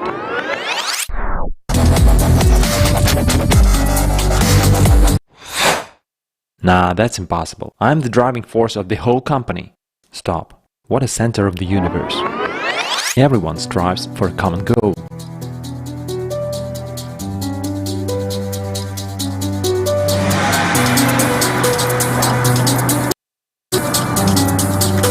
Oh, I wish I were in the mountains now. What if they pass my project to another department? Nah, it's not for sure. But even if they do, I'll finally have more time for my family. At any stage, you can change the matrix scenario and get out of its game. The choice is up to you.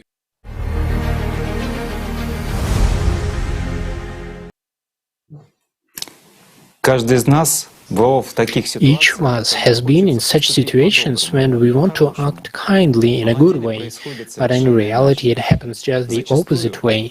Often we feel irritation or hatred towards someone in this or that situation. For example, we don't like the way a person behaves towards us or another person, and then aggression flares up inside us, a desire to strike, kill, insult or be rude. And this aggression from consciousness, first of all, is directed exactly at us as a personality. To put it simply, if you send a negative message to a person, you will receive the same in return.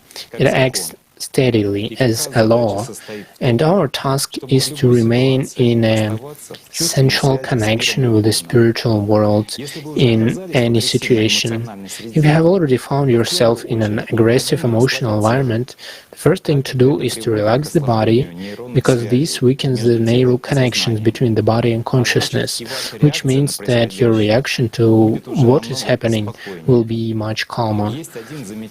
There is one effective way to escape the aggressive attack of consciousness. This is to decide for yourself. Any negative thought is a reminder that you need to direct your attention to God. That is, in this moment, we choose joy, happiness, and love by switching our attention from the thoughts flow to the sensual flow. There are always two flows, thoughts in the mind and feelings of love and joy in the soul. We are where our attention is. It is never to lose the sensual contact with the spiritual world, with the world of it gives an understanding of what true freedom and real happiness are. One becomes internally independent from the attitude of consciousness and from the aggressive influence of the surrounding material world. This happens only when he is responsibly engaged in the development of the spiritual practices, systematically monitors and controls his thoughts, implements good deeds in the outer world, that is, throughoutly works on himself and accumulates the baggage of good deeds, thoughts, and feelings. In human, the purity of inner revelation before himself is important, since he is never alone. God is always with him. From the book Alatra. Thank you, friends. And now I would like you to watch the video Pure Knowledge.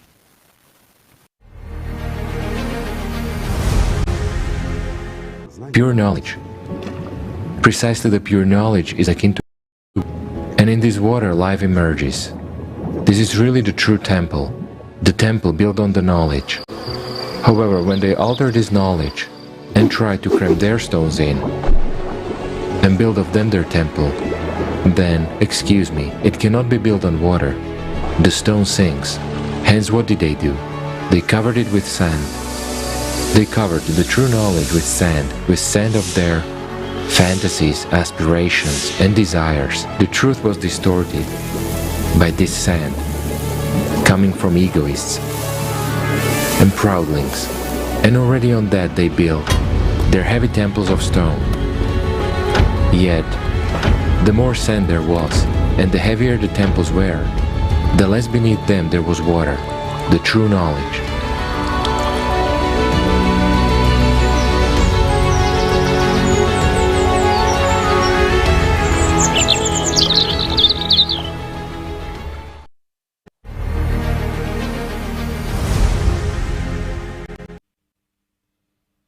Dear friends, I'll be honest. It is an uneasy task to explain what it means to live as a personality, and for many reasons. The first being that I'm learning to do it myself. So I'll begin with the thing that I know all too well, the opposite, in the Matrix. We're taught that the voices in our head are who we are. I think, therefore I am. Thank you, Descartes. We will have to go against the grain here, so expect some resistance. Everything starts with the understanding that the thoughts are not ours, and we do not control them. It may feel like we do, but that's only a trick. Let's do a simple test. Try holding a thought for a minute. Can you? Was it you who requested the swarm of thoughts that flying through your mind right now? If you were the one in control, I bet you would know which thought would come next, right? So where did all these thoughts come from if you did not request them? They're definitely not the product of our brains. Scientists have proved this many times over, and the evidence was presented at a global online conference, Life After Death, Fiction and Facts on Alatra TV. None of us can deny hearing the thoughts all the time, as if we were listening to the radio we can't turn off. And what do we mostly hear? Disturbing thoughts about what happened in the past or might happen tomorrow, as if we were playing the game which problem should I deal with next. In such a fear-based concept of reality, everything revolves around being accepted by others or gaining some form of security. And this is how the animals live. Well, some might say, but there are positive people around and I also have positive thoughts, just not all the time. This is normal, this is life. Black stripe, white stripe, and that's another trick of the Matrix, whose goal is to persuade us that it doesn't exist and this never-ending parade of thoughts and emotions is life. Well, you've certainly also experienced another state when everything seems to be beautiful and inspiring. Perhaps you are maybe meditating. So why not perceive this state as true life? And why isn't it always like that? Well, let's continue with our analogy with the radio. Imagine that you can tune in to either of the two available radio stations. You can't listen to both at the same time, and you can't turn the radio off. The more you listen to the station of your choice, the more you become in tune with its frequency and the more you become like its content. Well, the Matrix, or our consciousness, is constantly broadcasting a stream of pictures like notifications on our phones, trying to find those that will get our attention. And we already know that the force of our attention is the energy, without which nothing would exist in this three-dimensional world. The energy that feeds the system, and it is the only thing it is ruthlessly hunting for. Well, these stations are very different. The Matrix FM runs only very aggressive ad campaigns with one and only one goal: find the ones that will make you buy its damaged goods. And the more we pay attention to this, the more energy we give to this station of our choice. Well, not much you can do to resist, but that's not true. As with the radio hosts are just talking. No one has the power to force you to do whatever you hear on the Matrix FM. It is only a suggestion, and the choice is always yours. Bite the bait or ignore. And as a regular radio station, it has a broadcasting schedule that plays on repeat, so try noting down the thoughts you hear and the time when they appear. I almost hear the question, what's the other station then? Well, let's call it Love FM. There are no catchy ads, you will not hear anything in your head, and no one will scream, "Stay tuned!" Instead, you will feel the light inside, the warmth and joyful calm that grows attention is on this feeling. This is life, the only life there is. And the choice is yours. The choice was yours, whether to listen to the thoughts that the matrix sends your way or ignore them and be happy. The thing is that we can choose only when we know that there is a choice. And this knowledge was purposefully hidden and erased for the past 6,000 years. So now that we have this knowledge, the first step is to make a decision, because decision equals action. Some might say, but I can decide to act yet remain sitting on the couch. And I wouldn't argue, as a decision was made, but the actual decision here was a decision to do nothing. I'd also like to share some practical tips. Always remember about your goal in everything you do. You have to be clear about why you are here at this very moment. And it has its goals, and you, as a personality, have yours. If you understand that you are a personality, stand your ground and live according to your goals, not the goals of the system. You will not get distracted when you have a clear goal, no matter what you hear on Matrix FM. And one thing that helps me hear less of this noise is putting my attention elsewhere. The best way is to get busy helping other people and doing what I can to make the world a better place. Thank you, and I pass the word to Tatiana.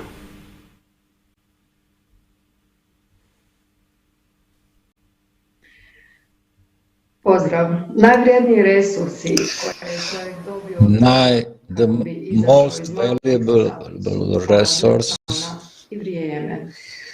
human beings receive from God. Alat je kreativna sila, moć Božja. Alat is the creative force of the power of God. It creates the material world, and without Alat there would be nothing. A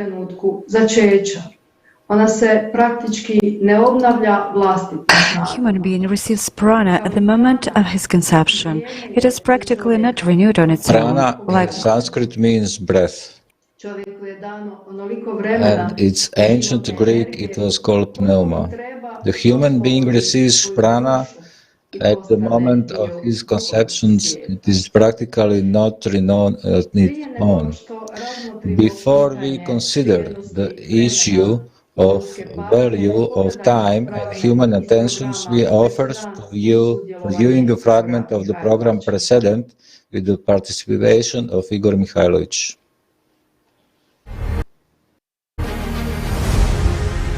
This is really so. Well, I'll give a simple example.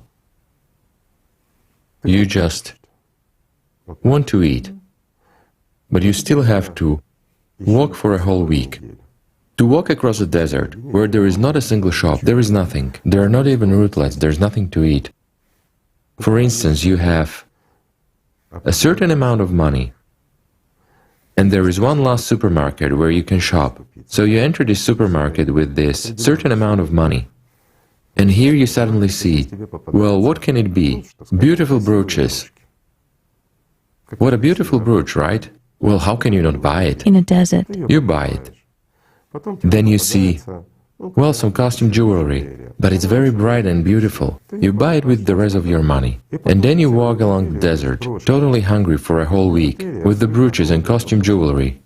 Well, you could have gone in and bought food for a week with this money. Could have been satisfied. Well, of course, without a brooch and costume jewelry. Everything is simple. Sorry guys, attention and time are precisely that which is an equivalent of money in a consumer society, right? Meaning, if we compare both money and attention in this consumer society, if you spend money on various unnecessary things for you, no matter how much you have, it won't be enough for you. Whereas if you spend even a small amount of money, but you spend it wisely, as it is said, on the most necessary things, this will be enough. Invest attention in what you need. If you want love, invest in love. But don't invest in hatred, anger, lack of faith, Doubts. bad mood, doubts. All this is what the system likes to sell.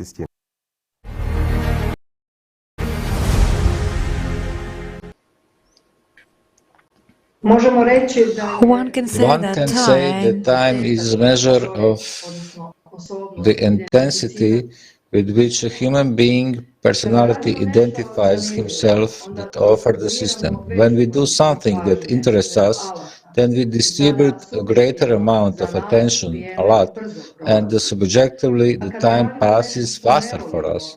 And when we do something we don't like, i.e., we react with boredom to offer from the system, then we distribute less attention, a lot, so it seems like time is passing slower. Attention, as well as time, plays a key role in our lives. The power of attention is the equivalent of prana, that is, it is equivalent to an active principle that transcends and exists outside the confines of the three-dimensional world. In the spiritual sense, attention is the unique force God has given to us and make human becomes a spiritual being. Attention distributes alat. So what a human focuses his attention to, in his life it becomes his reality. The human recklessly spends his precious resources, attention, prana and time, on illusion and pays dearly for it. In a consumer society, this recklessness is exploited to manipulate humans. Attention for the system is of the greatest value because it is precisely because of this force that the system exists. Now I invite you to watch a video about the operation of the system.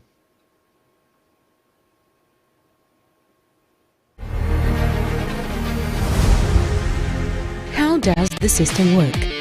Like any information program, the matrix needs energy, and the system uses it very. Yet, where does the matrix get energy from? Let's consider a specific example. Let's suppose you have a cat. What do you think happens when you are not at home? What if nothing happens to the cat? And what if there is no cat there at all? Of course, there is a cat, but not in the form you are accustomed to think. It exists only in the form of information, while at your home nothing is actually happening at all. You come home and see a cat eating food, possibly scratched wallpaper or dirty floor. The thing is that when you were not at home, this picture existed only in the form of information, but when you returned, the matrix instantly manifested it to evoke emotions in you. For the matrix, a human is only valuable as a source of energy. The system receives energy from human attention. The more attention is invested, the stronger the emotion, and therefore the more it feeds the matrix. After all, the power of attention is like electricity, the power source for the system. Why, when you are not at home, does the cat exist only as information and not as an object? All this relates to your attention. The system is very thrifty and rational. Materialization of a visible picture of the world consumes its energy. The matrix would not manifest those objects and situations in which a person doesn't invest attention. This happens in the same way as in video games, in which only the area where a player acts through his avatar is detailed. Therefore, the matrix would not manifest a cat if a person does not observe it. A cat will not be mischievous if it doesn't attract a person's attention. This is energy consuming and does not comply with the system's principle to invest a little and to gain a lot. A cat will only exist as an information wave. Does your cat exist when not at home?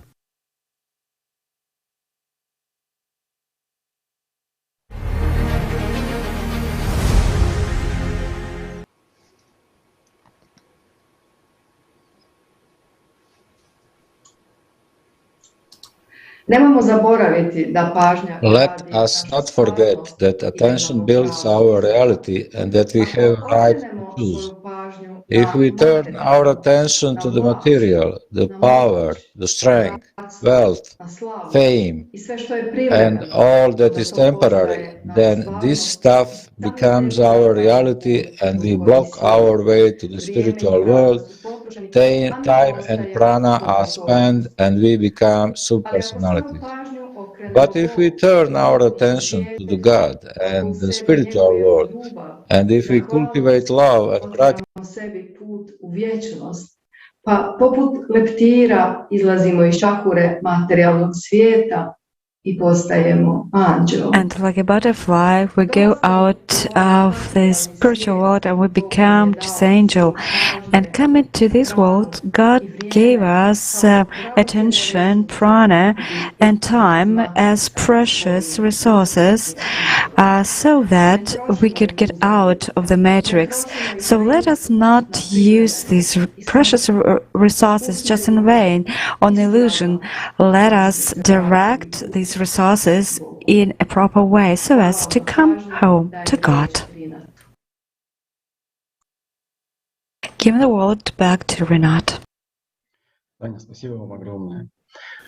Thank you very much. Life is sometimes very unpredictable, and there are situations when everyone, even those who consider themselves atheists, turns to God. People turn to the Creator with all their hearts. Probably it is just a few words coming from the depth of their hearts, because prayer is something that is turned to God inside a man. All prophets have taught and explained the easiest way for a person to turn to God. In every religion there is a way to directly address the Almighty. It is prayer, which is an important integral part of the spiritual life of every believer. Namaz is the greatest kind of worship in Islam, one of the 5 pillars. In Farsi, namaz means prayer. Prayer is not a mechanical repetition of memorized phrases. It is the music of an open heart. Prayer is certainly not a duty. It is such a great experience in which there is a need to say so much, to say without words, because they are so small, and the heart wants to say something very important, and it is impossible to express the words. How can you analyze prayer or show it to someone? Prayer is a call to eternity, the call of a helpless child, his mother, a foretaste of unity, a thirst for God. Is it possible to ask for material things in such a state? Namaz prayer is not a ritual or a rite. If prayer turns a ritual, it becomes useless, because it is not a prescribed technology. Prayer is the song of a heart in love with the Creator. A person of prayer breathes with it throughout the day. It is not in him, but he is in prayer. A person lives in it, interacts with the world through this love and gratitude, out of which it grows. When a person is sincerely immersed in a gratitude and love, the Almighty is manifested in the life of such a person. Through prayer, a person can feel and experience His presence, no matter what religion he belongs to, because God, Allah, is one, and communication with Him is possible in for everyone, the language of prayer, the language of deep feelings. Vladimir, now I give the floor to you. Good evening. Yeah, thank you, Renat. In the same way, the basis of Christianity is not just a sum of knowledge, but a living experience of communicating with God. Prayer helps and establishes the relation with God. For the essence of prayer is an opportunity to immerse oneself in a special, deep, sensual state. It is a human immersion into oneself, a comprehension of one's present self, and as a result, contact with God. That is true prayer. In such prayer, a person does not ask the Heavenly Father for anything earthly, but only for salvation and gaining eternal life. He thanks God with love, rejoicing in unity with Him. For the language of deep feelings, as Renat has shared with us, is love. As it is said in the book Birds and Stone by Anastasia, in the spiritual practice, to achieve this sensitivity state, they use an ancient inward prayer called in Christianity the incessant prayer, the sensible prayer, or the heartly prayer, but it's more famous as prayer of Jesus.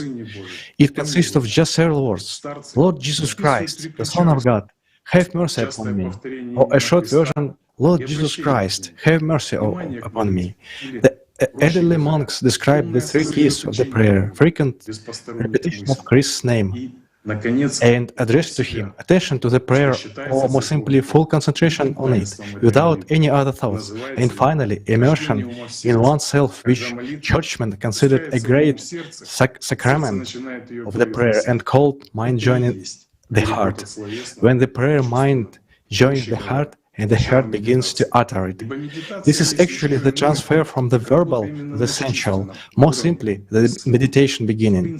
For meditation is nothing but working at the sensual level without any words. In principle, it leads one by constantly repeating it with the mouth, when the mind and then the heart, gradually to that state, which is a shift in the spiritual practice of the lotus flower many people have used to awaken their souls. Thank you, Vladimir. You know, in Islam there is also a similar practice which is called zikr, the essence of which is remembering Allah. Repeating His name, literal zikr, means to remember, to keep in memory. That is the practice which almost allows not to forget Allah, God, in the vanity of days, to pay attention, to remember Him, His mercy, to be thankful to Him, to love Him. As Al-Ghazali wrote, there are 4 stages of zikr. The first stage is when it is uttered in words without the involvement of the heart. There is no sensual contact. In the second is when it visits the heart but does not settle there and doesn't take the root. The third is when zikr takes root in the heart, embraced in and dwells in it. The fourth is when the heart is embraced by the object of the zikr, that is the Almighty, rather than zikr itself. Perfection is achieved only when zikr and its realization leave the heart, and only the object of zikr, the Almighty God, remains. Here it is possible to know the single source of knowledge from which knowledge was given through all prophets. For all people, one can see a clear parallel with the heart prayer, the Jesus prayer in Christianity, and for every person, regardless of his religion or religious tradition, it is simply vital in prayer or meditation directing attention deep into himself, into his soul, to immerse himself as much as possible in a state of love and gratitude to God, opening up and dissolving in Him. In the verses of the Holy Quran and in the Hadith of the Prophet Muhammad, peace be upon him, it is said that no aims can be more valuable and higher than the remembrance of God. The reward for the people who gather to remember Allah will be paradise. The Prophet, peace be upon him, said that no deed can be compared with the remembrance of the Almighty in the matter of salvation from punishment by the torments of hell. After all, the meaning of prayer as the prayer practice is precisely the investment of attention in sensual contact with Allah at the level of deep feelings.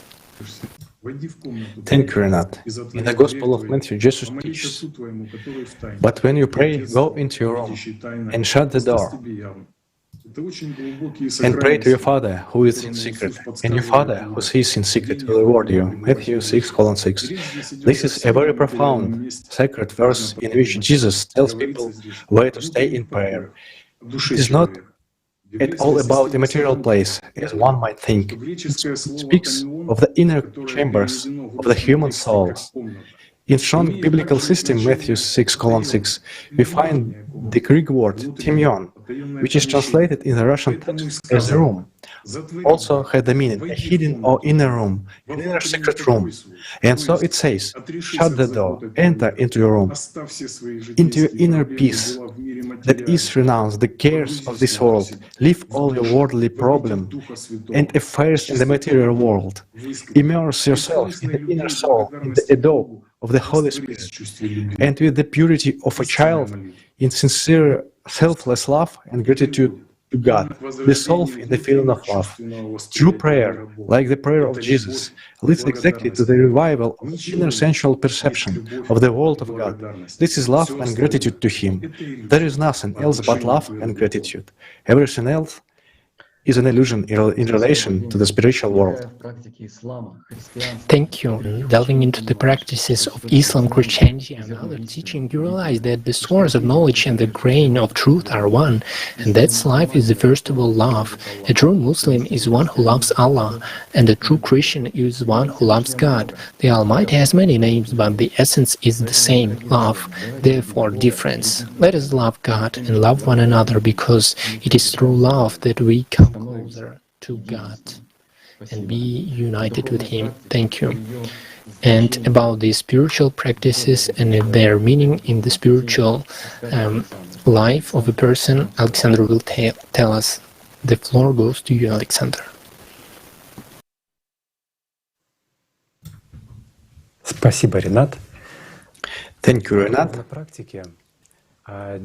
Spiritual practices, the dialogue between personality and the God, which through sense perception.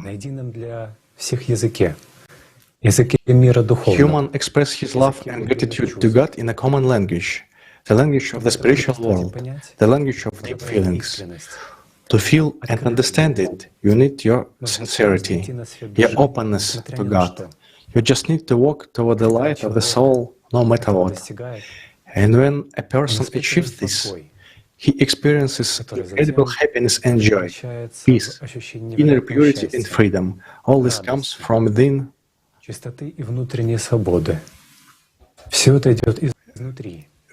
All this comes from within, from the depths. It is completely different from the usual state of consciousness perception. It is a volumetric knowledge of the world and understanding of the whole chain of actions in totality and the finished result. It requires no proof. This experience has been around for centuries. Ancient yogis, Sufis, shamans, sages and elders of various religions and spiritual teachings. This way of perception is available to anyone. That is, it has been practiced by people at all times. It is spoken about in many scriptures of different people. It is interesting that in modern world, if people penetrate deeply enough into the laws of physics, they can come in a scientific way to the real proof of the premise of the spiritual world and the secondary nature of the material world.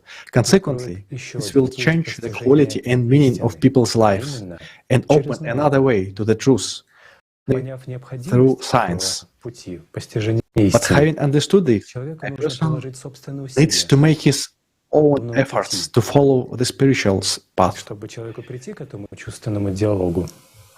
In order for a person to come to this essential dialogue that I spoke, a person can use in modern terms the following tools: autogenic training, meditation, spiritual practice. These are described in detail in live talk. The film Consciousness and Personality, from the inevitably dead to the eternally alive. Let's now talk in detail about the spiritual practice. It is performed, as I've already said, it's performed by real deep feelings which originate from the inner well of the infinite, from the soul. And the important point is that in spiritual practice, a person directs all his attention, his sincere love, to his soul, inside himself, to God. He is so sincere in his feelings that he begins to feel the response of the spiritual world. The answer lies in the intensification of the fire that one experienced, in understanding simple things on the spiritual path, and when complex things are simplified. One experiences feeling of all understanding, all knowing, all encompassing love for the whole world. Another important point is that in spiritual practice there should be no words, thoughts and images, because this is work of the mind. Images only attract the attention of man, and a man should be interested in feelings, in knowing himself. in his own sensual world. This is how a person understands who he truly is. In deep spiritual practice, the person goes beyond the limits at which consciousness can function. But it is not a disconnection of consciousness. Consciousness is an intermediary between the person and the world. Man becomes an observer from the spiritual beginning. This becomes his life. That is, he lives by that world, spiritual world. But for now, he is temporarily in this material world. Consciousness does not interfere with the person. As the person acquires the skill to ignore these intrusive thoughts and images. So, like, you remember, in the example with mirror, исходящей от души. Это придает личности больше духовных сил. Она начинает чувствовать мир души и Бога. Понимать существенную разницу personality, the sense of love, and the person begins to feel difference between spiritual world and this world. Те процессы, которые не имеют аналогов. Personality feels the world and the processes which have no analogus in the material world. This is why that world of God, cannot be described in words. It can only be felt. In such a deep meditative state, one begins to understand and feel what true freedom is. He becomes internally independent from the purposes of the animal nature and from the aggressive influence of the surrounding material world. He becomes stronger spiritually and begins to realize that this material world is not his home world, that it is an aggressive and dangerous environment for his soul. And one more important thing is the spiritual practice is done in any place, always and everywhere. It must be done everywhere and always. It is perception of the spiritual world through feelings. It is put on the power of personality attention into that good, that endless which is inside you, of meaning, into spiritual world. Что такое духовный опыт? Это результат жизни, в котором твоя духовность and the person obtain the spiritual experience. Поступках, действиях. And this should be reflected in your all actions, thoughts, and firstly in the help to other people and the way of kindness, because it is the shortest way to the God. It is the way out from the matrix. Thank you. Я передаю слово следующему спикеру. I'm passing the word to the next speaker.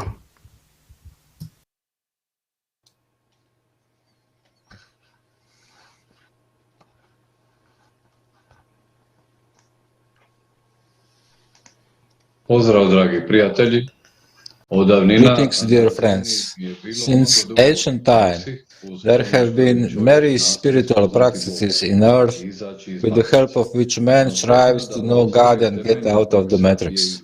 But what has been lost in the knowledge that there is a fundamental practice from which all the others originate. It is the lotus flower, but no matter how the matrix seeks to destroy all information about it, to that day in the history in religious philosophical sources, the knowledge about it is preserved. For example, Buddha, Omar Khayyam, and Imhotep came to enlightenment with the help of this meditation. Buddha, Jesus, Muhammad, and all great men knew this spiritual practice because they drew from the same source. It helped them not only to become who they really are, but also to help others to know their own divine nature. The practice of lotus blossom is easy to do, accessible to all, and beautiful. It allows you to feel the true reality with your deepest feelings. It brings one into contact through the soul with the Word of God, essentially cultivating true spiritual love and gratitude for the Creator. This practice is so multifaceted and profound that it is impossible to comprehend it completely. It is the shortest path to God. love that gives freedom, exit from matrix, as it says in Encyclopedia of Native Knowledge, the book Alatra. True love frees man internally and gives the most precious gift from heaven, the real freedom from this material world. This is very powerful force that awakens the soul. This is the shortest direct path to God. For thousands of years, people have valued the practice of lotus blossom because by doing it every second, a person can consciously know and comprehend the 72 dimensions, walk the path of Sattva, and appear in all his spiritual richness before the one who created everything and gave him eternal life. And in essence, to realize the inherent potential of every man to come to God as a mature spiritual being. For the detailed introduction to the practice of lotus flower, see Anastasia Novik Sensei One Book, The Original Shambhala. The lotus spiritual practice has been used since the beginning of the time. Since older time, the lotus was said to create gods. The god awakens the lotus in the understanding that the divine substance, soul, awakens in lotus flower, in harmony and love inside of you. For you are continuously taking care of your flower, controlling your thoughts and feeling all the time so that the lotus flower does not wither. This practice is about creating a certain force field by using positive thoughts and feeling of love, which in turn affects the real world around you, and on the other hand, it changes the internal frequency of the perception of your mind. Thank you. I give floor to Jennifer.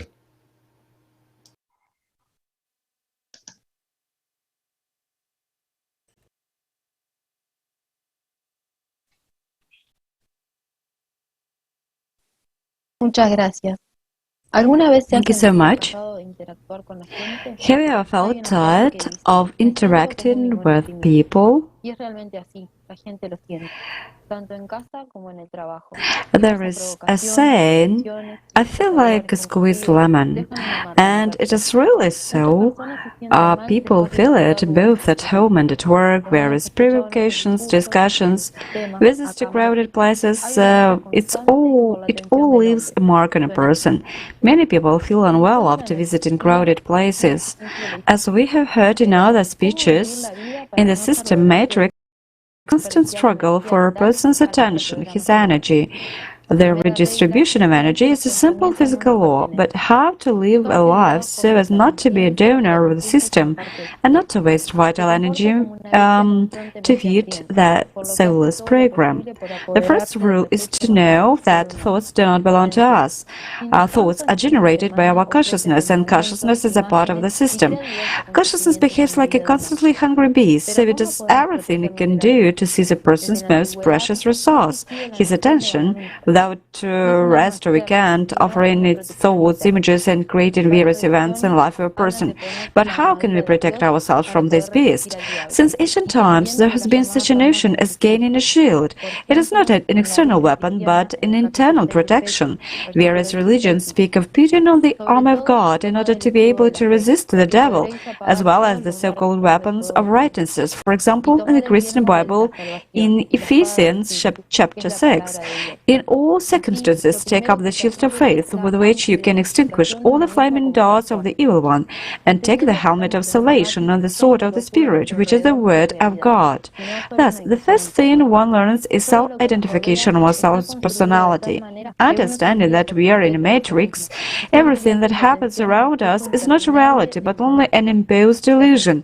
Everything around us is constructed in such a way that one completely forgets oneself and only invests one's attention in an endless stream of information, of changing events, which follow one after another. But examining the stream of thoughts that goes permanently, we begin to understand that it does not belong to us, and I cannot be that. A person begins to see as if the same record is playing in his life, but with different life events and different people around him, and he's able to reject an aggressive and imposed program, which means to become freer. This is reflected in a change of the person's actions, actions, because he understands that previously he did actions not of his own free will, and as a result, this affects the quality of his life, relationships at home, at work, because when we examine how consciousness works in ourselves, we realize that it works the same way in other people around us, and you stop wasting energy on insults, condemnation of others, you stop defending the thoughts imposed on you, supposedly your correct opinion. But is it really your own opinion? Have you got it at all? Let us take a real example. A queue. Just imagine a queue. Time and patience are lost, and then a person appears who begins to provoke a quarrel, is indignant, aggressive towards others, and now, seconds, and the whole crowd begins to resent a quarrel among themselves. And there is a huge outburst of emotions at a time when the system is eating people alive, taking away their vital energy. But do you already understand that the main enemy is the system, not the people, who unwittingly become hostages of the program? After all, they are just as susceptible to attacks of negative thoughts, images as you are. You no longer allow yourself to be a toy in the hands of the system, knowing that the stake of that game is your life. In the future, abandoning negative programs, a person begins to understand that consciousness is a tool, and it performs those tasks in which he, himself as a person, is free to invest attention. In other words, you realize what you're paying for, and since the resource belongs to you, you think well where to invest your attention and what task to assign to your consciousness. In a person, an additional source of energy appears, a spiritual surge, because he does not waste it on nothing. But having received a spiritual surge, people are faced with the fact that consciousness is not interested in it. It starts to deny it, it provokes emotions, doubts, physiological disorders, there be unfavorable circumstances in life. And here the important point is not to retreat, not to succumb to the provocations of a system that opposes in every possible way and tries to regain its dominance over a person. It is necessary to move forward, to constantly evolve. Having acquired a shield, a person first of all strives to gain spiritual freedom from a dictator in his head. He studies what consciousness is, how it works, how it deceives, that one should not succumb to the temptations of the system and intimidation. If a person does not control consciousness, then consciousness controls a person. And here it is important to know the main tool for gaining a shield or internal support and protection. This is the comprehension of love.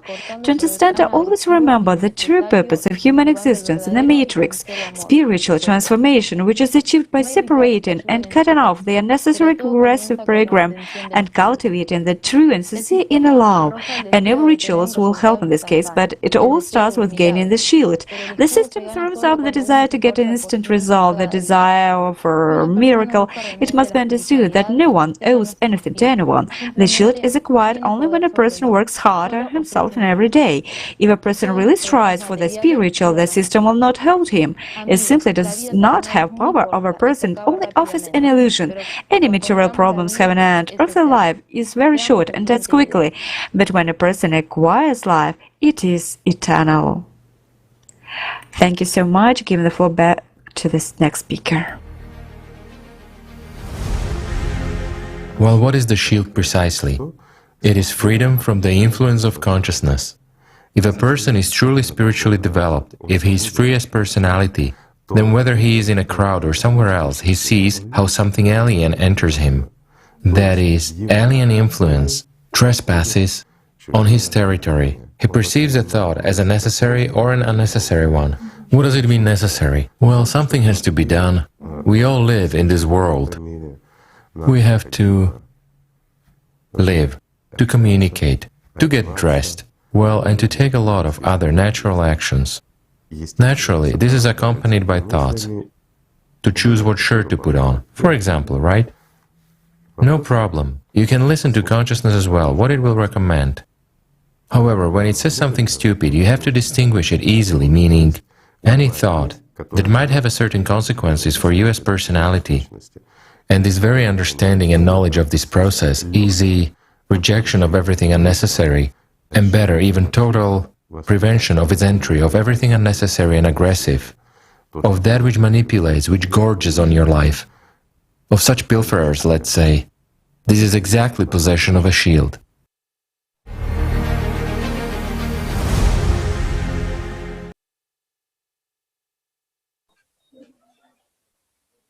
Hola amigos. Hello everyone. Every person dreams of finding happiness.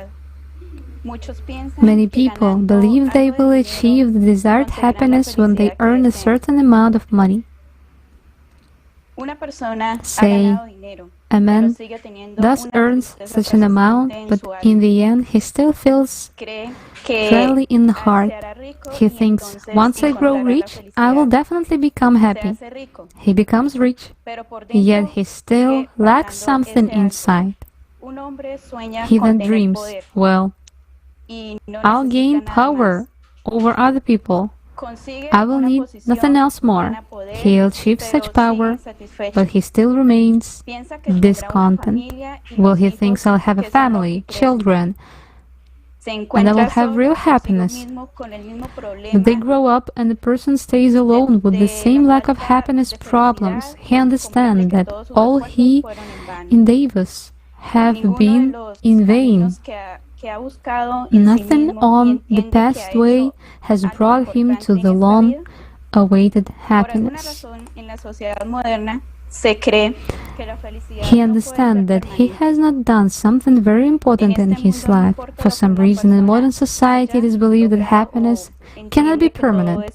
In this world, no matter what a person has achieved, he understands that all this is mortal and temporary. Acquiring material achievements, he is afraid to lose them. And this is fear. Where there is a fear, there is no happiness.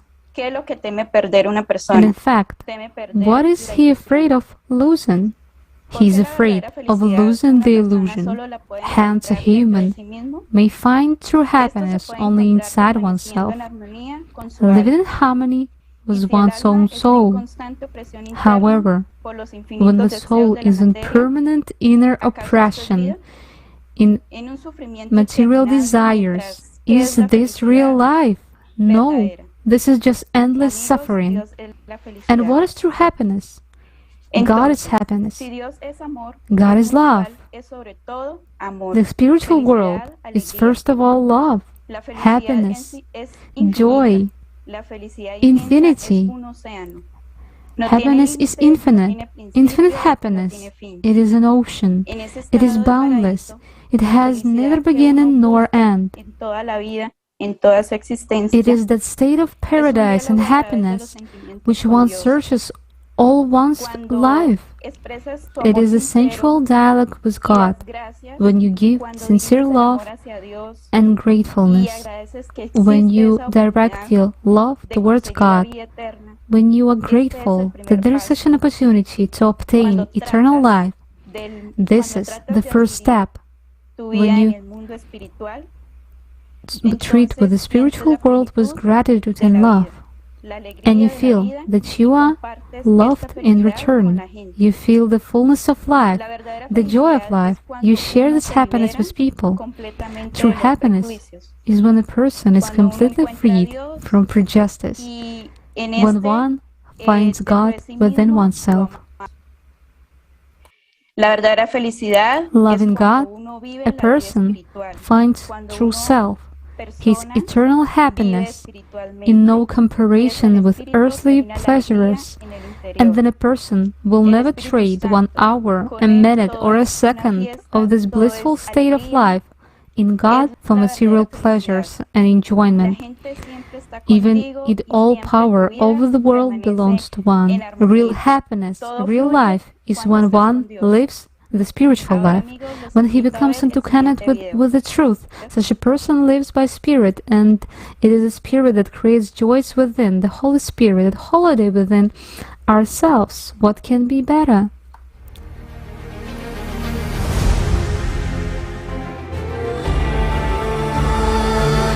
And those powers which are the spiritual powers are transmitted from the soul to the personality.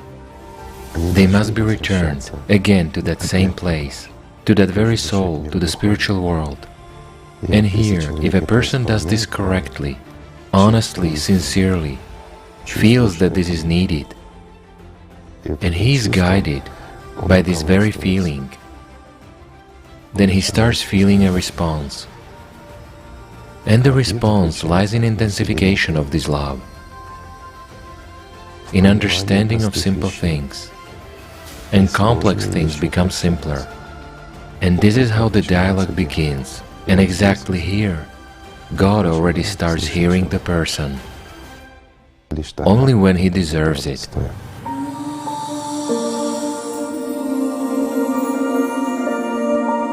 In reality, a person himself is a creator of his future, and this life is given to a person in order for him to make a choice, for him to build life eternal for himself, or to dig a grave for himself. This is truth, and you can't get away from it.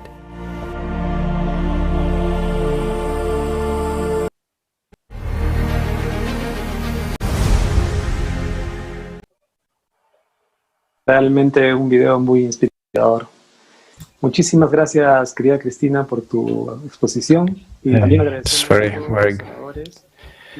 nice video. Thank you very much, dear Christina.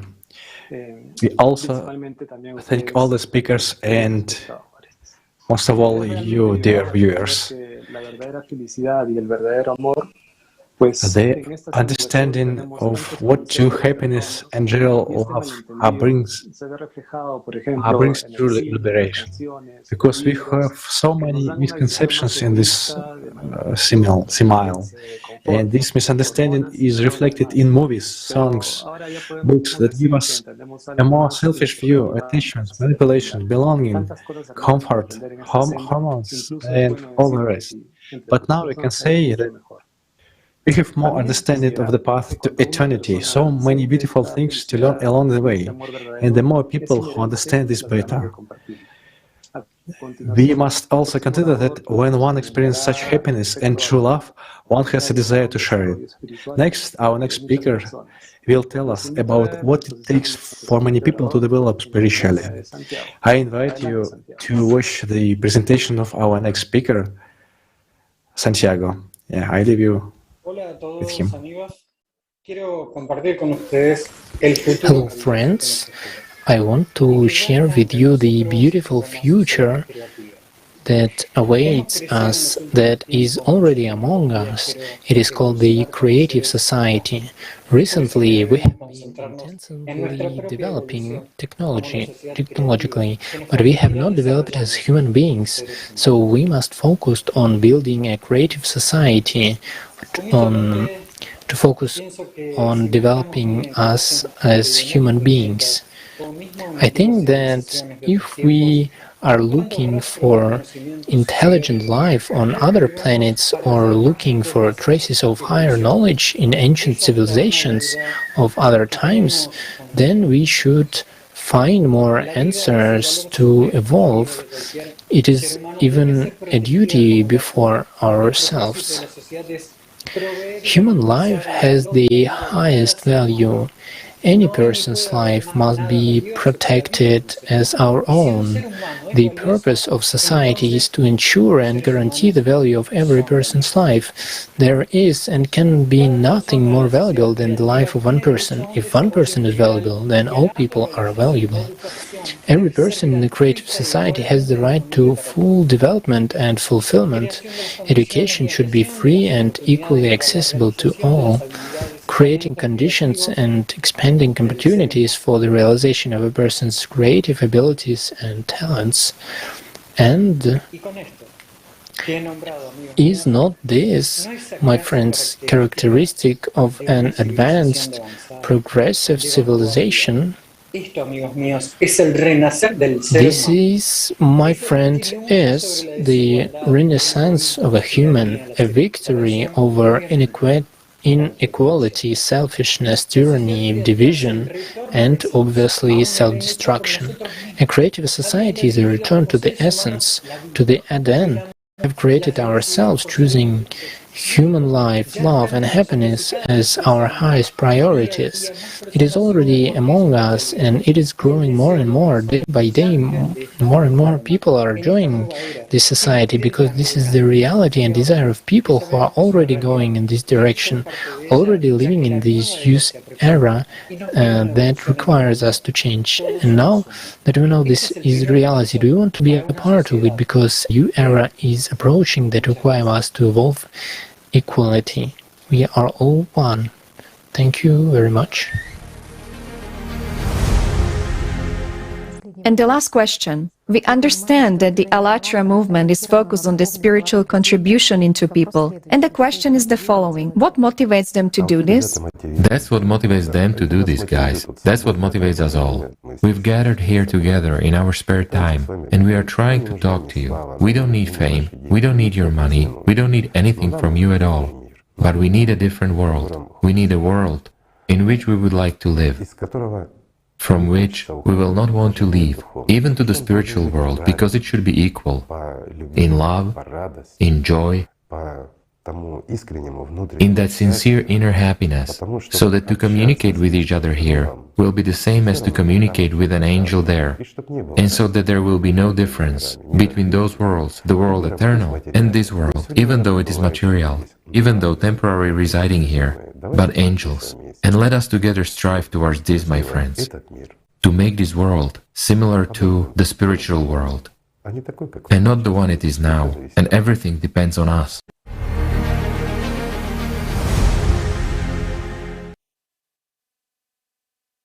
En primer lugar, este proyecto es vitalmente necesario para toda nuestra First of all, this project is vital for our entire civilization. In fact, this is the only possible way out of the egoistic, consumerist dead end of self-destruction in which humanity now finds itself.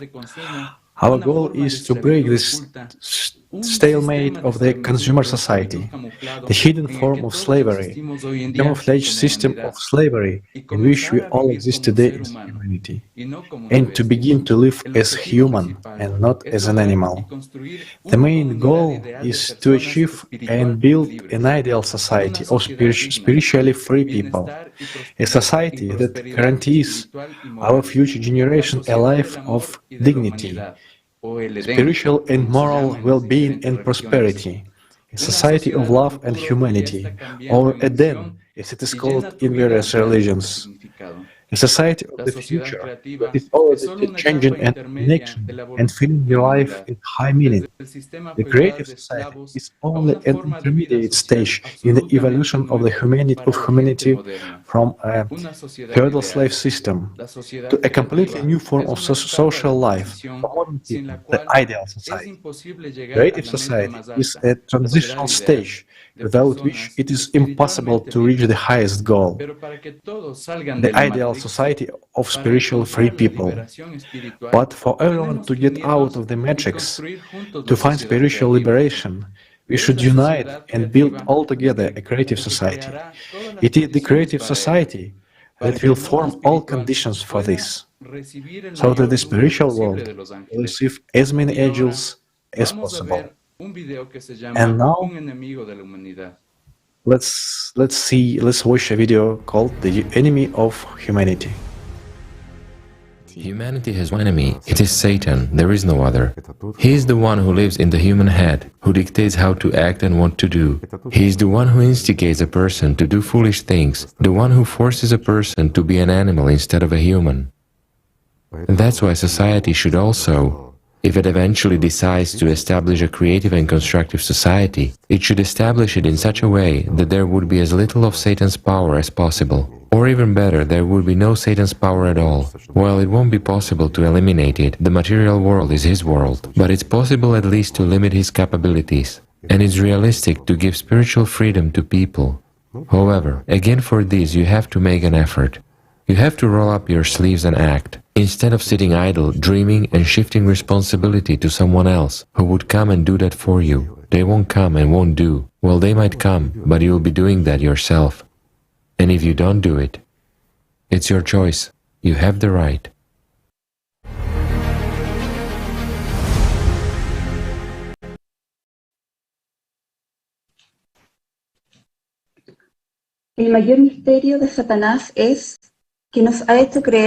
Satan's greatest mystery is that he has led us to believe that he does not exist. But today we have solved his mystery, and the whole world has learned that we live in his illusion, and the true knowledge of human nature has been restored. The Sun of the Truth has risen. And now, I will quote the words from the video of Consciousness and Personality, from the inevitably dead to the eternally alive. For the knowledge that is given today has separated black from white, and there will be no more gray, and many will recognize the essence, and the truth will reveal itself to them, and they will carry this word. For the spirit of freedom in the infinite God's love will be much stronger in them than the civility before the consciousness of Satan's servants. Although the system will resist the truth through its slaves, but this will be pointless, for a person will already know that anyone who blasphemes the truth is a mortal slave of Satan. Every day people will grow in understanding, and many people will glory in the spirit of the truth and will deepen in cognition. And many will reunite with the spiritual world during their lifetime, and this will change the future, and the plans of the system will collapse. After all, whatever plans the system is making, by their choice people will change everything.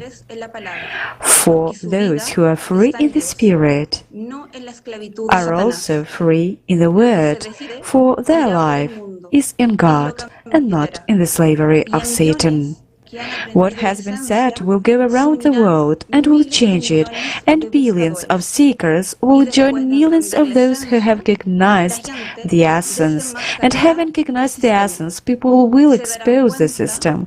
They will understand that the real enemy is not another person. The real enemy is the system. For the devil divides, and the spirit unites. This will change people's understanding all over the world. This will make the world of people open. This will unite nations into one big family, and freedom of the spirit will reign among them. This is the end of the devil's rule over people and the beginning of the spiritual future of the humanity. This is the end of the darkness of consciousness. People will unite in the name of spiritual freedom, love, and the truth. This will really lead to world peace, no matter how much the system resists. And the darkness will dissipate, and the sun will shine at the peak of the world, the sign that has returned the truth to people, the sign that dispels the darkness of consciousness, the sign that represents the union of a human being with God. And then people will know that a human's enemy is defeated, and the spirit of unity of the spiritual world will reign in everyone who acquires it. And people will attain peace in themselves, peace in God, and everyone will become a witness of a new understanding, and this will change everything. Humanity still has to get through a lot, but it no longer matters. When you live in God's love, the illusion of the system has no power over you, for God lives in you. In conclusion, we suggest you the following video with the esteemed Igor Mikhailovich Danilov. Igor Mikhailovich, what kind of conditions should be created in society which would favor the emergence of angels in this world? Everything is actually simple. In order for a mass of angels to emerge in this world, an ideal society, an Eden, is needed. All of us just need to build an Eden, that which was here For thousands of years, it is possible to restore everything because everything was here. We can just recall what all of us have forgotten. We were forced to forget it, but we haven't forgotten it. We remember it. Deep inside, everyone knows and understands it. Simply, I think that people should stop serving Satan and should recall who they are, recall their nature, what we are here for, and really build an Eden. These are the conditions under which people will really become angels. These are the conditions under which the spiritual world will love and protect our entire world. These are the conditions under which preservation of humanity will be guaranteed. And this world will exist for as long as angels emerge. This is what is said in the Holy Scriptures, yes, in an allegorical and altered form, but this is true. And in order for us to build this Eden, this ideal society, we should first build a creative society, abandon the consumerist format, stop being beasts to each other, stop being enemies to one another, and become humans, and start loving each other. This is very simple. There's nothing difficult about it, right? So, my friends, let's begin with something simple. Let's start loving each other. Thank you for being with us. Thank you. Thank you. Thank you.